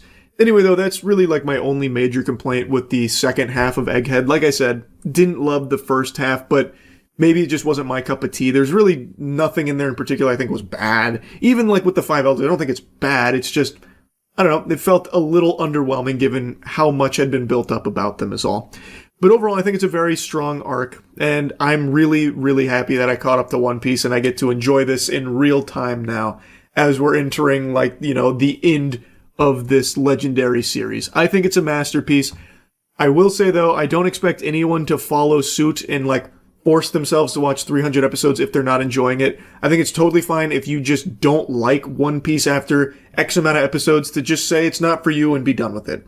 There's nothing wrong with that. I probably would have done the same thing if it wasn't for me being so spiteful.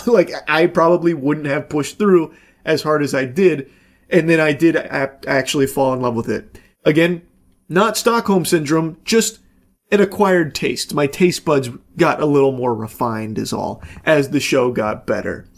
Anyway, I just wanted to give you this yearly update here, basically. Fully caught up, we fucking did it. That's really about it. So yeah. See the video of the New Jersey man breakdancing at town hall meeting to protest property taxes. Chat kept mentioning that yesterday and I forgot to look it up. Let's see. How good are his moves?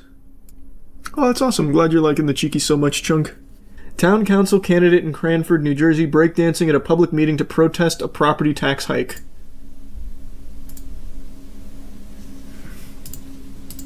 Mr. Thilly, I started your time. With no music. He's doing it a cappella.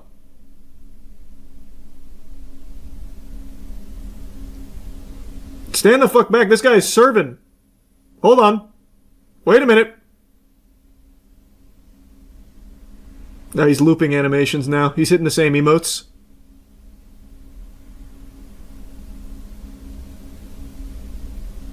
This is quite the protest. And no one's standing up and clapping? Hello? Guys? Did you know I can do the backspin? Anybody? You want to see me do the backspin? Yeah! No? Yes! Fucking do it! I'm gonna do the backspin. Can I do it up here? The world is your stage. Hit it. Woo!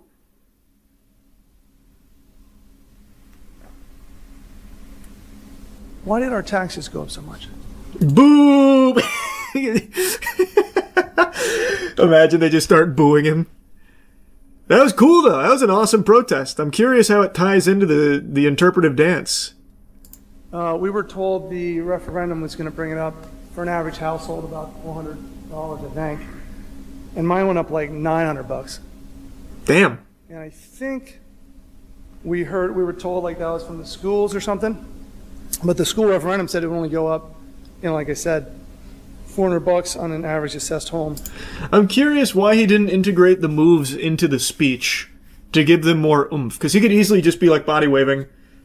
Anyone else find it kind of despicable that they told us 400 when mine have gone up 900? Like, I don't know why he did it before the speech. He could have done it during. A little winded, yeah. There's a lot.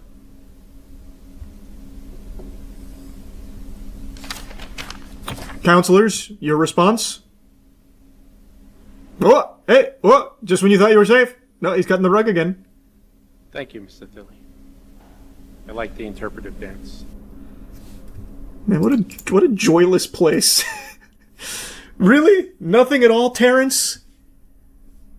God. Fucking, it's like subhuman going into a town hall meeting. No fun allowed. Don't these town hall meetings last like 10 hours? Asking the wrong guy. I have no idea.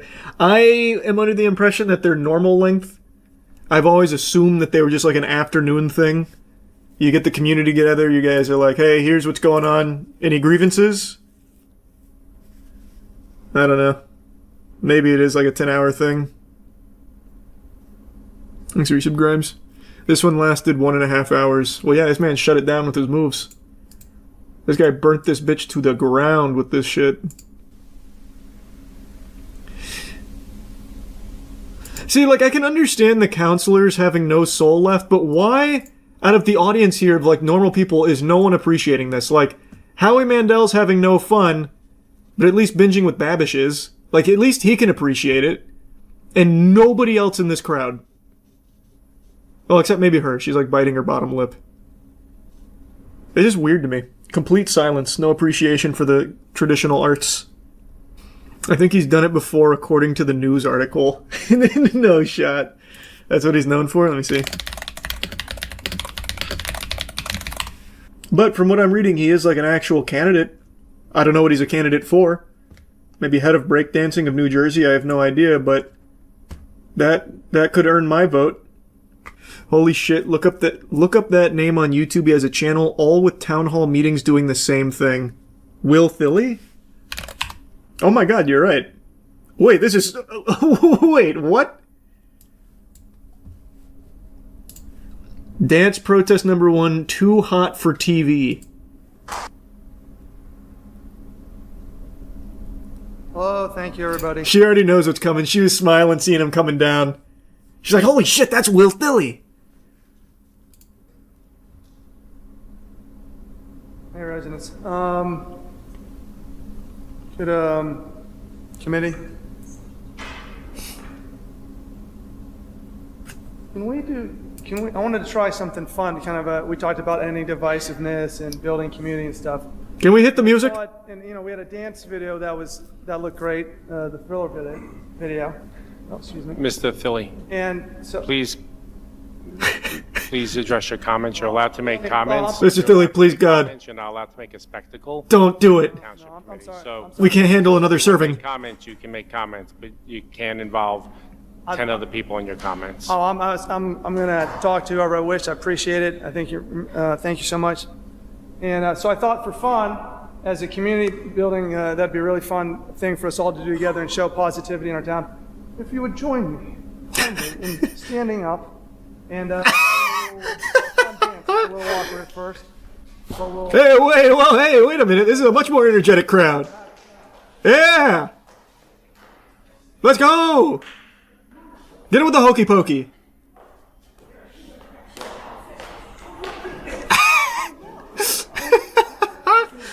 There's chaos! Anarchy! Oh, wait! Oh, baby! I can only see out of the corner here.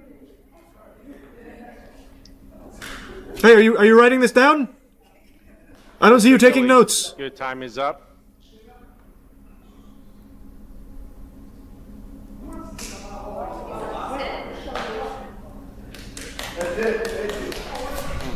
Philly! Do we have any further public comments? I'm not sure if I'll watch that or not, but we'll see. No, Rita. That's awesome, Cooper. You're more than welcome to come up. Go He's to the given up he's MTG given up the Reddit microphone. for help. I'm just using my 5 minutes. I appreciate that. You let me know when Wait, who's this guy now? His sidekick. Wait a second. Mr. Thilly, you walked away from the microphone, so we're Oh, no, considering I'm that your This is time. my time, sir. I appreciate So- that. I'm just doing my time. That's okay. Can you Can we get Ray Gun in here for a dance battle? you done? No, I'm not done. I just told you. Tell me when the 5 minutes is up. That's when Your 5 minutes is up. Is everything right? Yeah. That's a legitimately lying under oath, maybe? It has not been 5 minutes. It's been 2 minutes and 40 seconds. He's got plenty of time left. Next. Officer. Yeah. I didn't hear my time run up. You. Did it run up? Why did our taxes go up so much? WillBilly.com. Rita, please come up. Reminds me of the rent is too damn high guy. Hey, when you're right, you're right. Let's do some DeLorean. Let me see, I've got to see others now. Join me now, I will take back our town. Oh, this is from a year ago. Roof is done. Oh, that's got DMCA music. He's even made his own, like, music videos here. Cougars Never Quit motivational video. Is there anything you want to say about anything I've said, or I'm listening? Nothing? You've intimidated them with your spiritual pressure, Will. I'm not asking any questions, so I just wanted, please, can you not say anything about me after I leave the podium? Okay, so it seems like he's only danced a couple of times. It seems like it's more of a new thing that he does. Wow, this is sold out crowd on July 8th here. Holy. Thank you, Mayor. Penguinz. Wow. So, I got a sunburn Oh, on my neck here, like doing all that. that's a shame. Yeah, it seems like the dancing's not something he does all the time. I like this one. This is just called Full House. Hope everything's going good. Man, he is here like every day. I've been thinking about it'd be really great to make these meetings, get more residents to come to the meetings, and I know that's tough to get people to come to anything. So it's not against anyone here, but I thought, the goal would be to make government fun. Make these meetings fun. And that, I think, What's the plan? How do we do that? would be more fun. Not that they're not really fun right now, but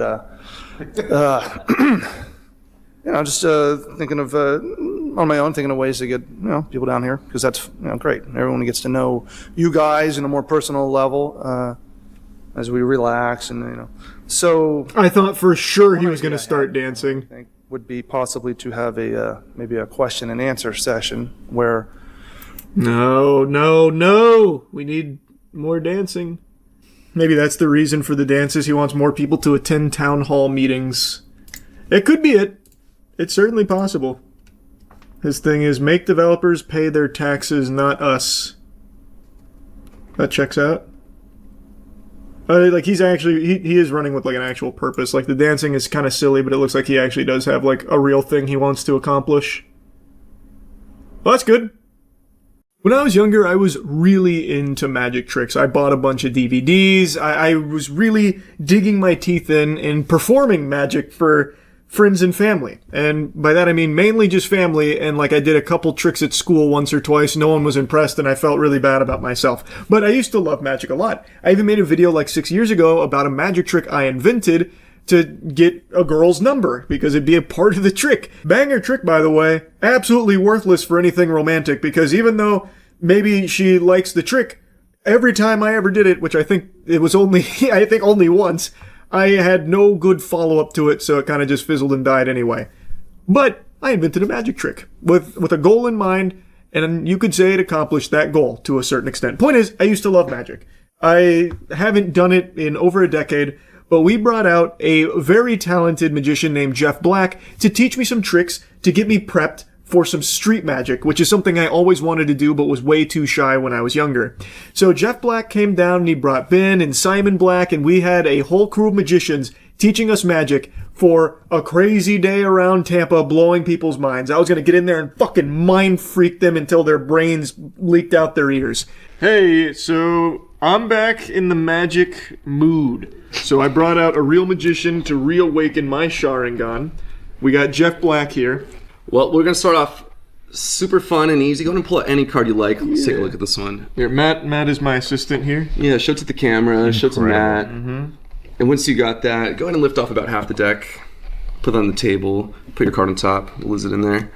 And then we'll just say the magic words. Moist friendship. Oh, that's adorable. Yeah, it makes it so that one card invisibly comes out, turns over, and goes back in. And that should be your 5 of diamonds. Nope. No. He's washed.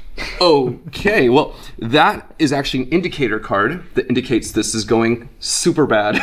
But it also means that, you know, I guess a magician normally would get the card there. But we're not going to just do magic. So I'll tell you what, we'll use the indicator card to count 1, 2, 3, 4 cards. And what was the card you picked? It was the Queen of Hearts. Okay, so a cheater might be able to get the Queen of Hearts right there, 5 cards away, but a magician would actually find the aces at the same time.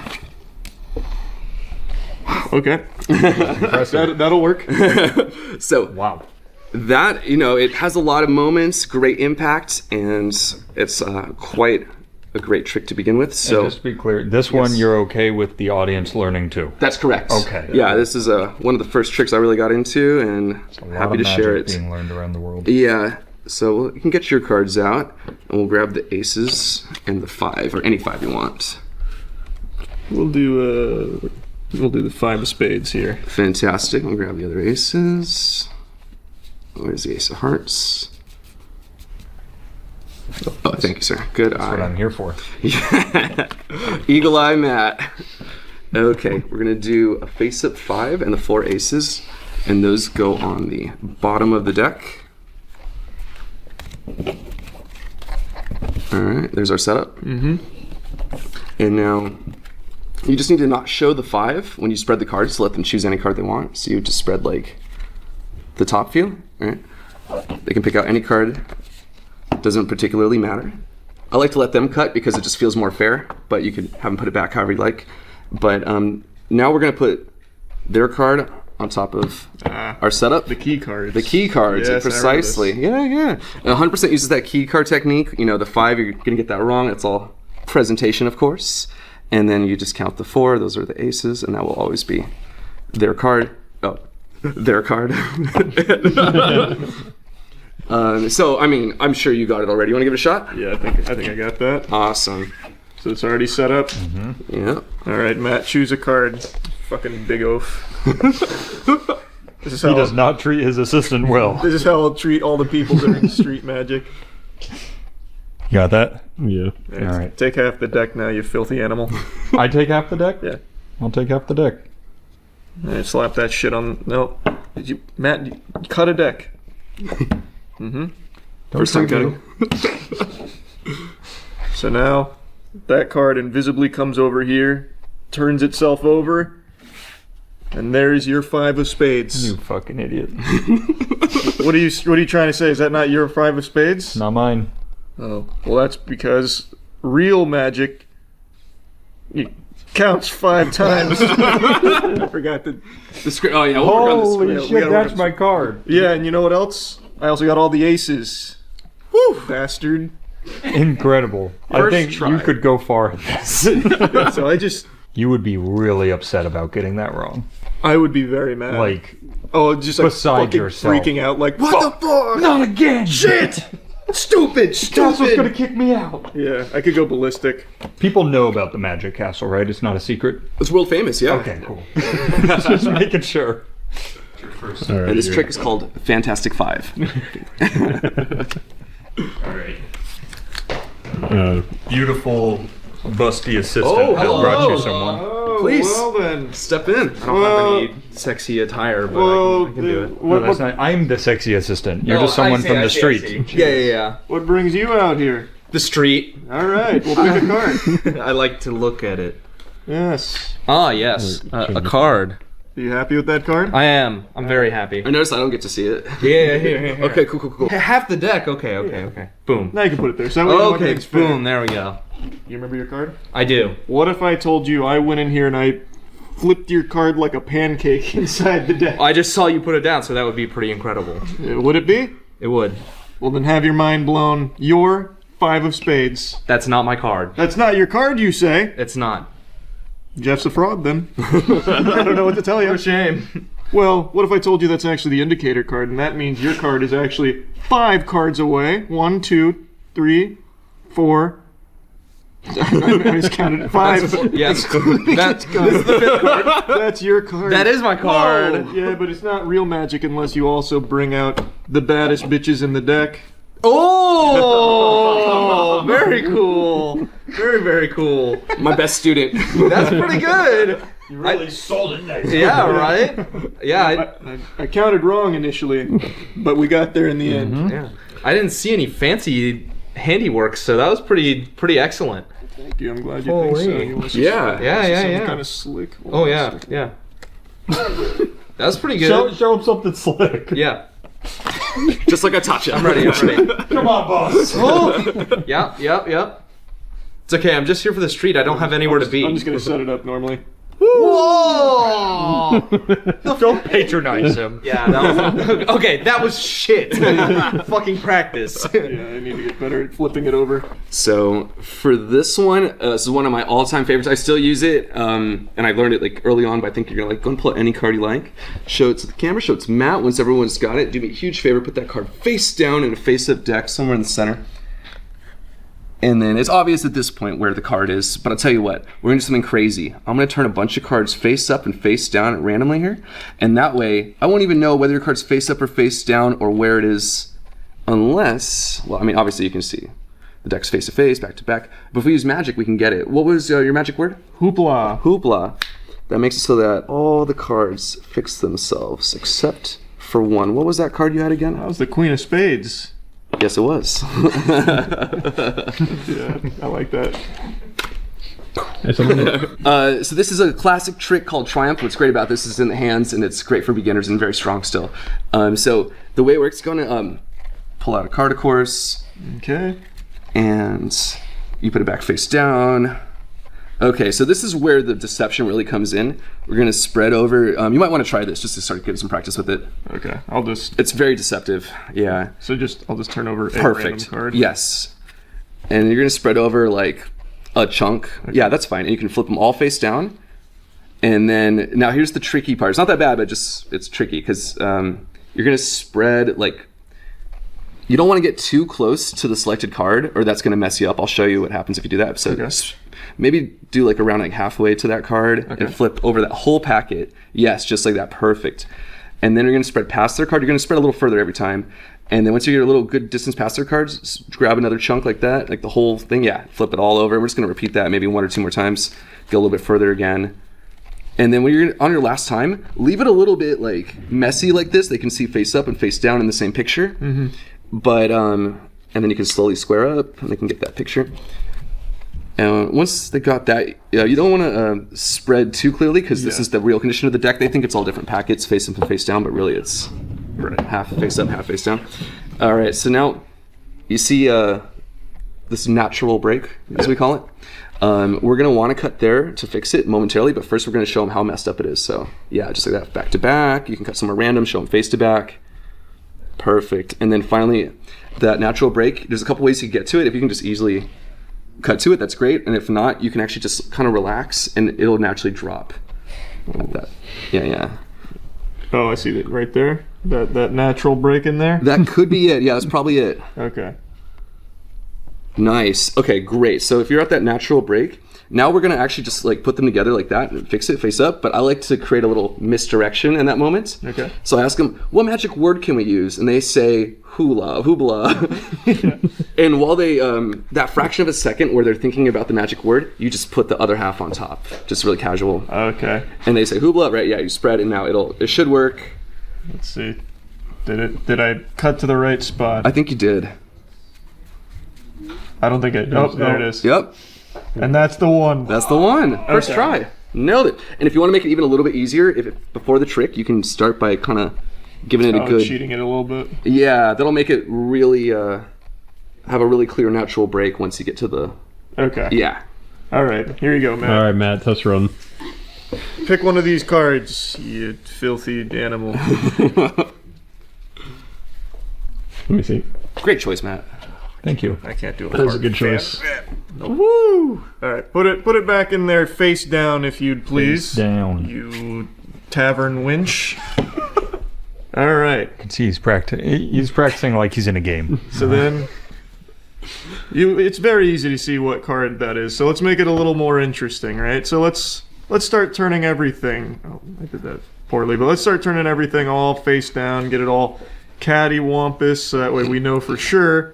This card's gonna get real lost in the sauce in here. Mm-hmm. So now you can see everything's all mixed and matched. That's all fucked up. Yeah, it's all kinds of fucked up. Now what's your favorite word? Like what word do you think holds true arcane energy?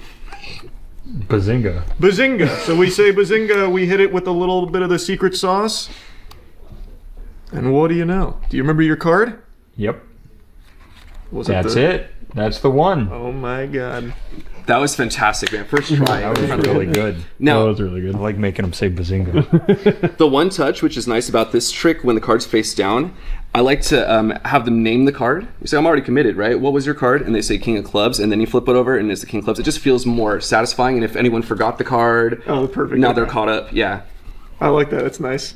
If you bend your thumb a little bit and get it like on that corner, like, yeah, you're gonna give yourself more room, and then cock the deck all the way back to the crotch of your thumb, and then yeah, boom, look at that. And then if you get your thumb tip like even more tippy, you'll create more room. It'll like clear the meat of your base of your thumb, and you'll be able to that one just fell. Meat of your thumb crotch. Wait, there's a word, but the flesh, but it'll let you clear this corner past your thumb. Yeah, I just got to work on that a little bit. It's looking good though. It's feeling better already. Yeah. Hey, sir. Hello. Ryan. Hi. Set it down and come over Always here. a pleasure. How are you? I'm doing well. Welcome. Hello, my friend. So you like magic? I love magic. I don't know if you know, I'm like the magic guy.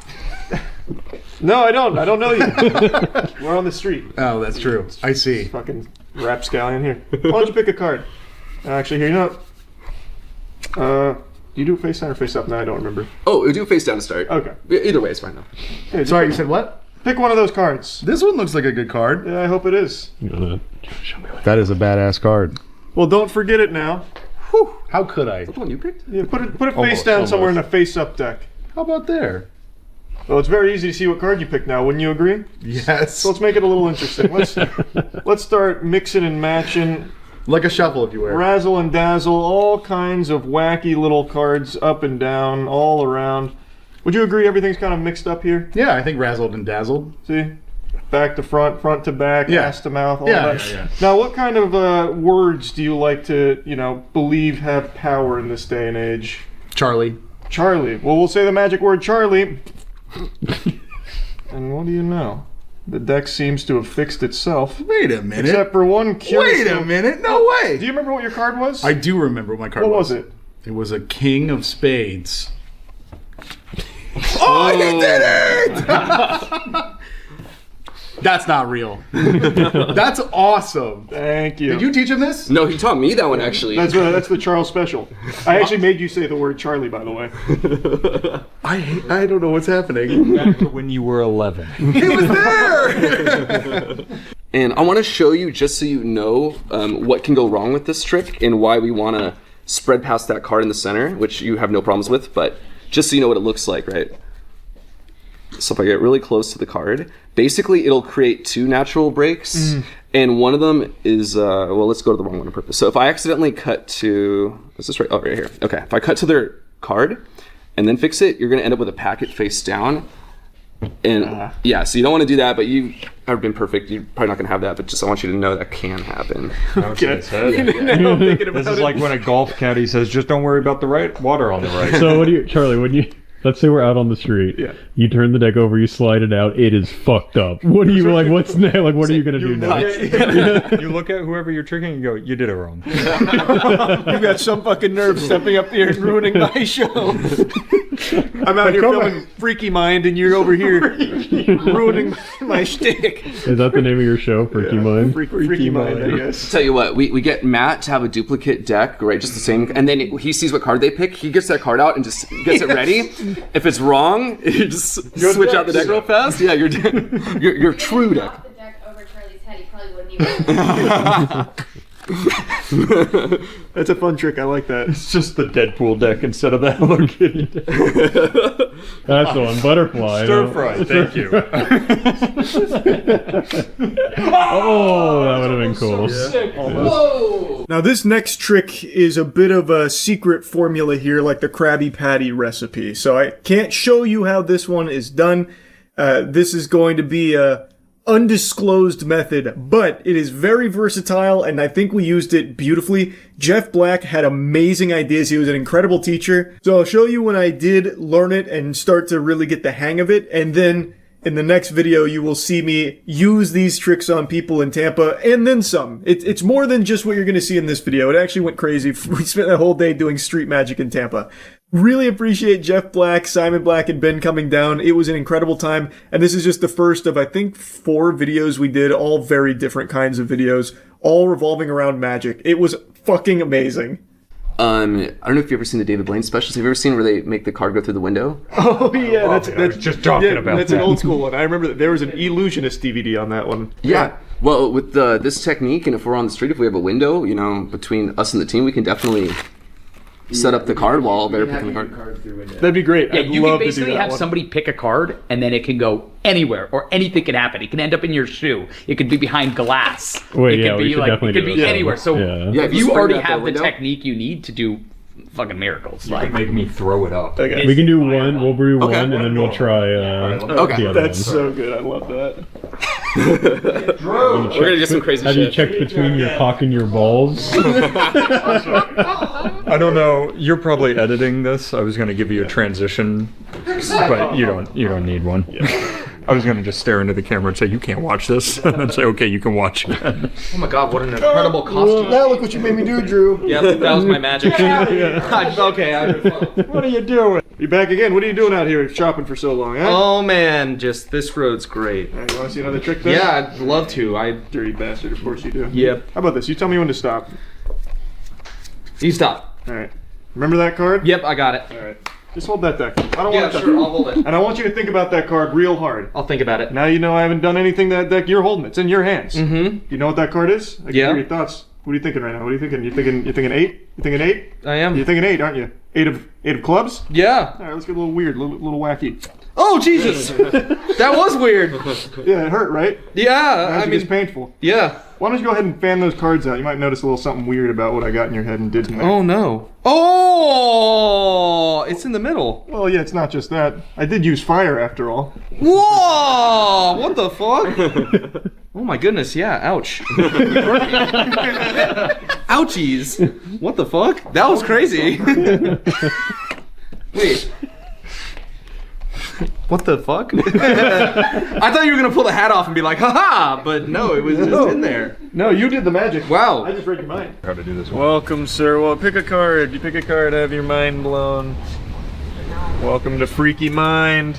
Put that puppy back in there. Face down? Face down in the face up deck. It's a little easy for me to see it right now, but what if I fucked it all up? Make it all real fucky and shit like that. Oh, wow. I probably won't use those those words when I get there, but you can see everything's all mixed up, right? It's all weird and wacky. That is really weird and wacky. Give me your favorite magic word. Hoopla. Hoopla!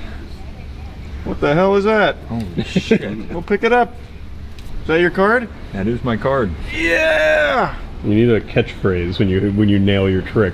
I'll say, your mind got freaky. You should be like, are you feeling moist? Not bad. Are you wet right now? Can I do it for you too? Yep. Please, any card you like. Do me a favor, put that card face down in a face-up deck. Obviously I know where it is, that makes it super easy, but hey, it's my first trick in the morning. I'll tell you what, we'll make it a little bit harder by spreading a bunch of cards face up, face down, and now I don't even know whether your card's facing this way or this way. I don't know whether, you know, it's gonna be face to face or back to back or face to face. Anyway, what's your magic word if you had one? It's gotta be freaky. Freaky. Boom. And just like that, every single card in the deck fixes itself except for one. And what was your card? The 10 of hearts. That is correct. Nice. You're a little guilty about the flip over part. Oh, wait, I think we have our I break it up first, into multiple steps rather than just trying to be like, what's the magic word and like doing it. Yeah. I say, all right, we got face to face. Oh, what's the magic word? I gesture with one of the packets. What's the magic word? And they say spaghetti. And then I just bring them back and coalesce them. Oh, that's smart. Yeah. All right. First one, you ready? How's it going? Hi, how are you? Pretty good, pretty good. I'm new to this whole magic world, but I'm Okay. doing my best. So Okay. Yeah, feel free to take a seat. All right, cool.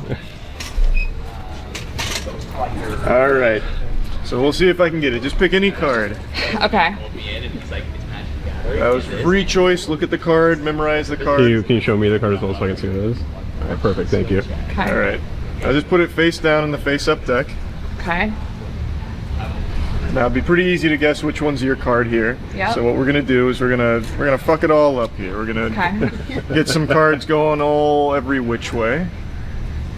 So now we can agree that everything's a little wacky, a little weird. You got face up cards, face down cards, and all kinds of weird positions. Okay. Do you have like a favorite word? Anything that like stands out to you?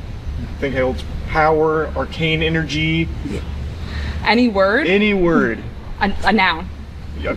Noun is the word? Oh no. Okay, I have the word. I have the word. All right, just say the word. Cat. Bop! So now the deck fixes itself, except for one little mysterious face down card. Go ahead and pick that up. Is that your card? Yeah. Freaky mind. Weird. All right. Go work. Well, that's the only one I've got right Okay, cool. Thank you. Thank you so much. Cool. That was weird. I can't believe you walked by and said, I love magic. Yeah. That's perfect. Thank you so much. Thank you. Yeah, yeah. You said I love magic? I was like, she's got to be planted.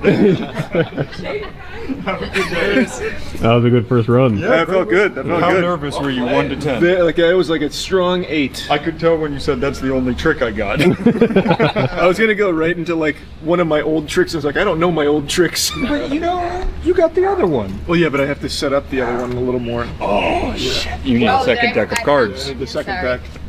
It's about to be freaky. The freaker of mine. Oh, they just watched me do that. That's the worst. This is Charlie. He's our new magician. Hi, Charlie. Yeah. Oh. Yeah, All right. Well, hopefully I don't fuck it up. So I'm gonna do something very simple. You're gonna tell me when to stop. Stop. Right here. You happy? All right. Lock that card in. Okay. Show me. Thank you. Okay. Show me. Thank you. Okay. I'm just gonna put it back. You can even hold the deck. Know that there's nothing weird going on. Do something a little crazy here. See if I can make some true occult energy channel. See if I can make some true occult energy channel. There happens to be a one little card up there. Do you remember what your card was? Go ahead and try and grab that card for me. What's on the inside? Well, now how did that happen? Go ahead and take a peek on the inside and tell me if that was your card. Shut up. Is it? What the fuck? What? Yeah, that's the card. What a trick. You just got freaked off.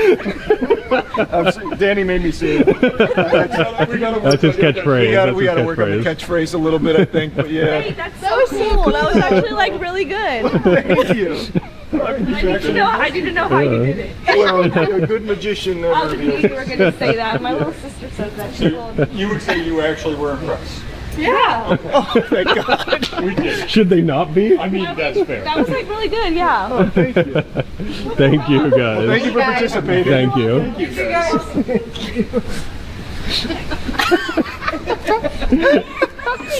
Do you feel cool? That was so good.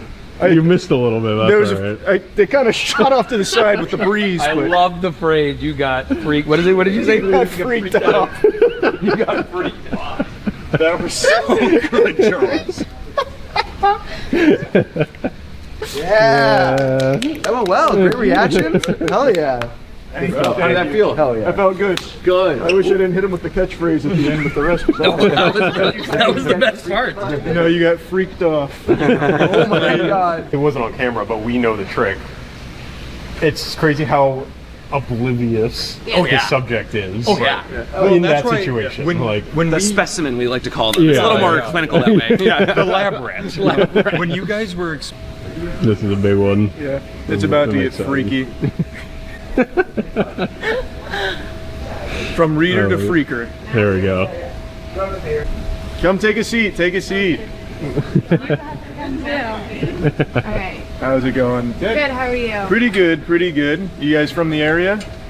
No. We used to live here, but we don't anymore. Oh, nice. Yeah, we're just walking around doing some little magic shows. I'm pretty new to it, but it's fun walking around here. And this is a cool little booth here. I saw a bunch of like children's books, so it reminded me of my past. And it's, I don't know, it's cool. And this is a trick I made when I was a kid. So if you want, just tell me when to stop. If you want, just tell me when to stop. One of us? Or? Yeah, either one of you guys. Tell me when to stop. Stop. So just lock that card in. Lock that card in.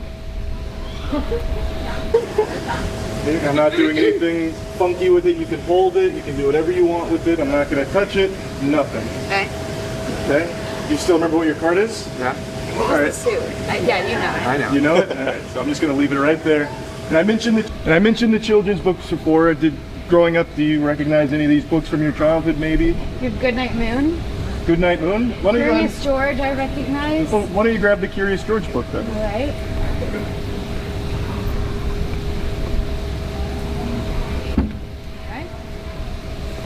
And then let's see if I can't make your card jump into the Curious George book. Hold it out for me.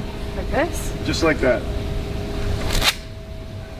Oh yeah, I think I saw it jump in there. Why don't you go ahead and give it a flip and see if your card's in there somehow. Hey! Wow. That's really impressive. And you could have chose any book at all. And you chose Curious George. I had no way of knowing you'd be a Curious George. That's impressive. Very impressive. Thank Did you you so see much. it jump in there? I No. did. Well done. Thank you, Still guys. impressed. So much. Thank you. Thank you. You're welcome. I appreciate you participating. That was awesome. Thank you. Have a good one. Thank you, guys. Thank you. Fun card game. It's kind of a reaction time thing. Can you hold out your hands? And then, you know what, we'll just do this a little bit higher. Yeah. And then I'm gonna drop cards into your hands. You just say stop wherever you like. Stop. Okay, can you see that card? Yep. Okay. So think of your card, keep your hands together, because I'm gonna start dealing cards in your hand, but first, just think of your card. Okay. I think I'm close. I'm not sure which one it is, but I think one of these top cards is your card. So for example, this is how the game works. We'll just pretend this is your card. I don't think this is your card, is it? Mm-mm. Okay, so if it was, I would be dealing them in your hand, and if that's your card, you would just close your hand. You would close your hand, yeah, super fast, and then I would try to grab it if I see you doing that, so whoever gets the card first would win. Gotcha. Okay, so we'll just do the next one. I don't think that was it, obviously, but the next one, maybe it's the 8. I think it's one of these. Okay, it wasn't that one. Cool, cool, cool. You remember it, right? Okay. Yep. Maybe the ace? Mm-hmm. Really? Not? Okay. Oh, okay. It was that one? That was the card. Oh, fuck. Well, that was close. I almost didn't get it. But managed to get in there at the last second and pull it out. Oh, if you look, you'll see it's not in there. I hate it. In fact, I had so much time, Matt, that I actually folded it up and put it underneath your watch. That's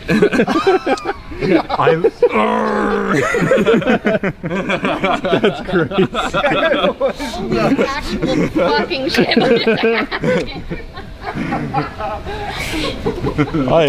I hate the past 3 days. That's crazy. And then if you flip to page 4 of Curious George.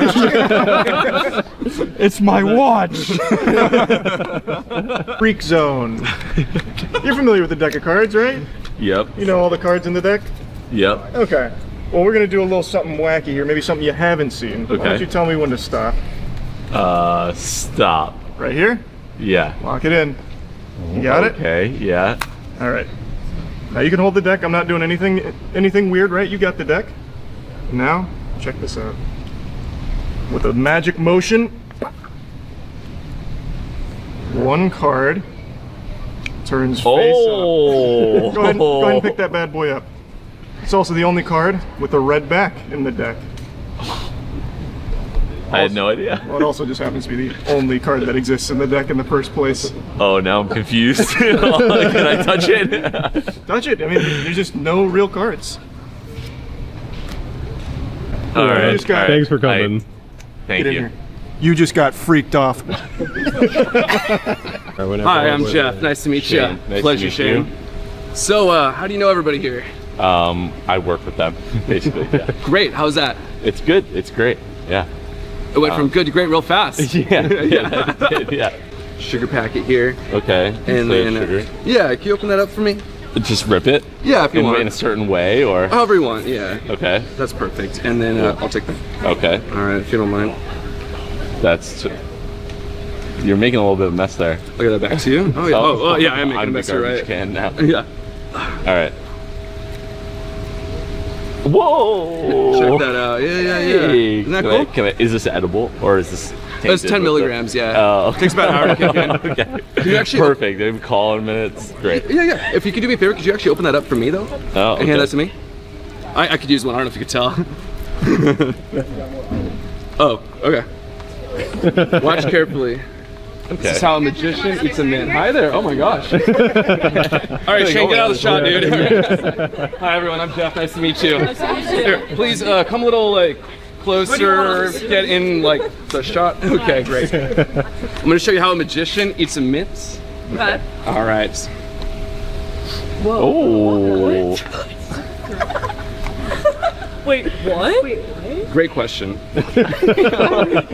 I know what some of you might be thinking, that this is extremely impressive, but for my non-believers. Just a little weird, that's what I was thinking. A little bit, yeah.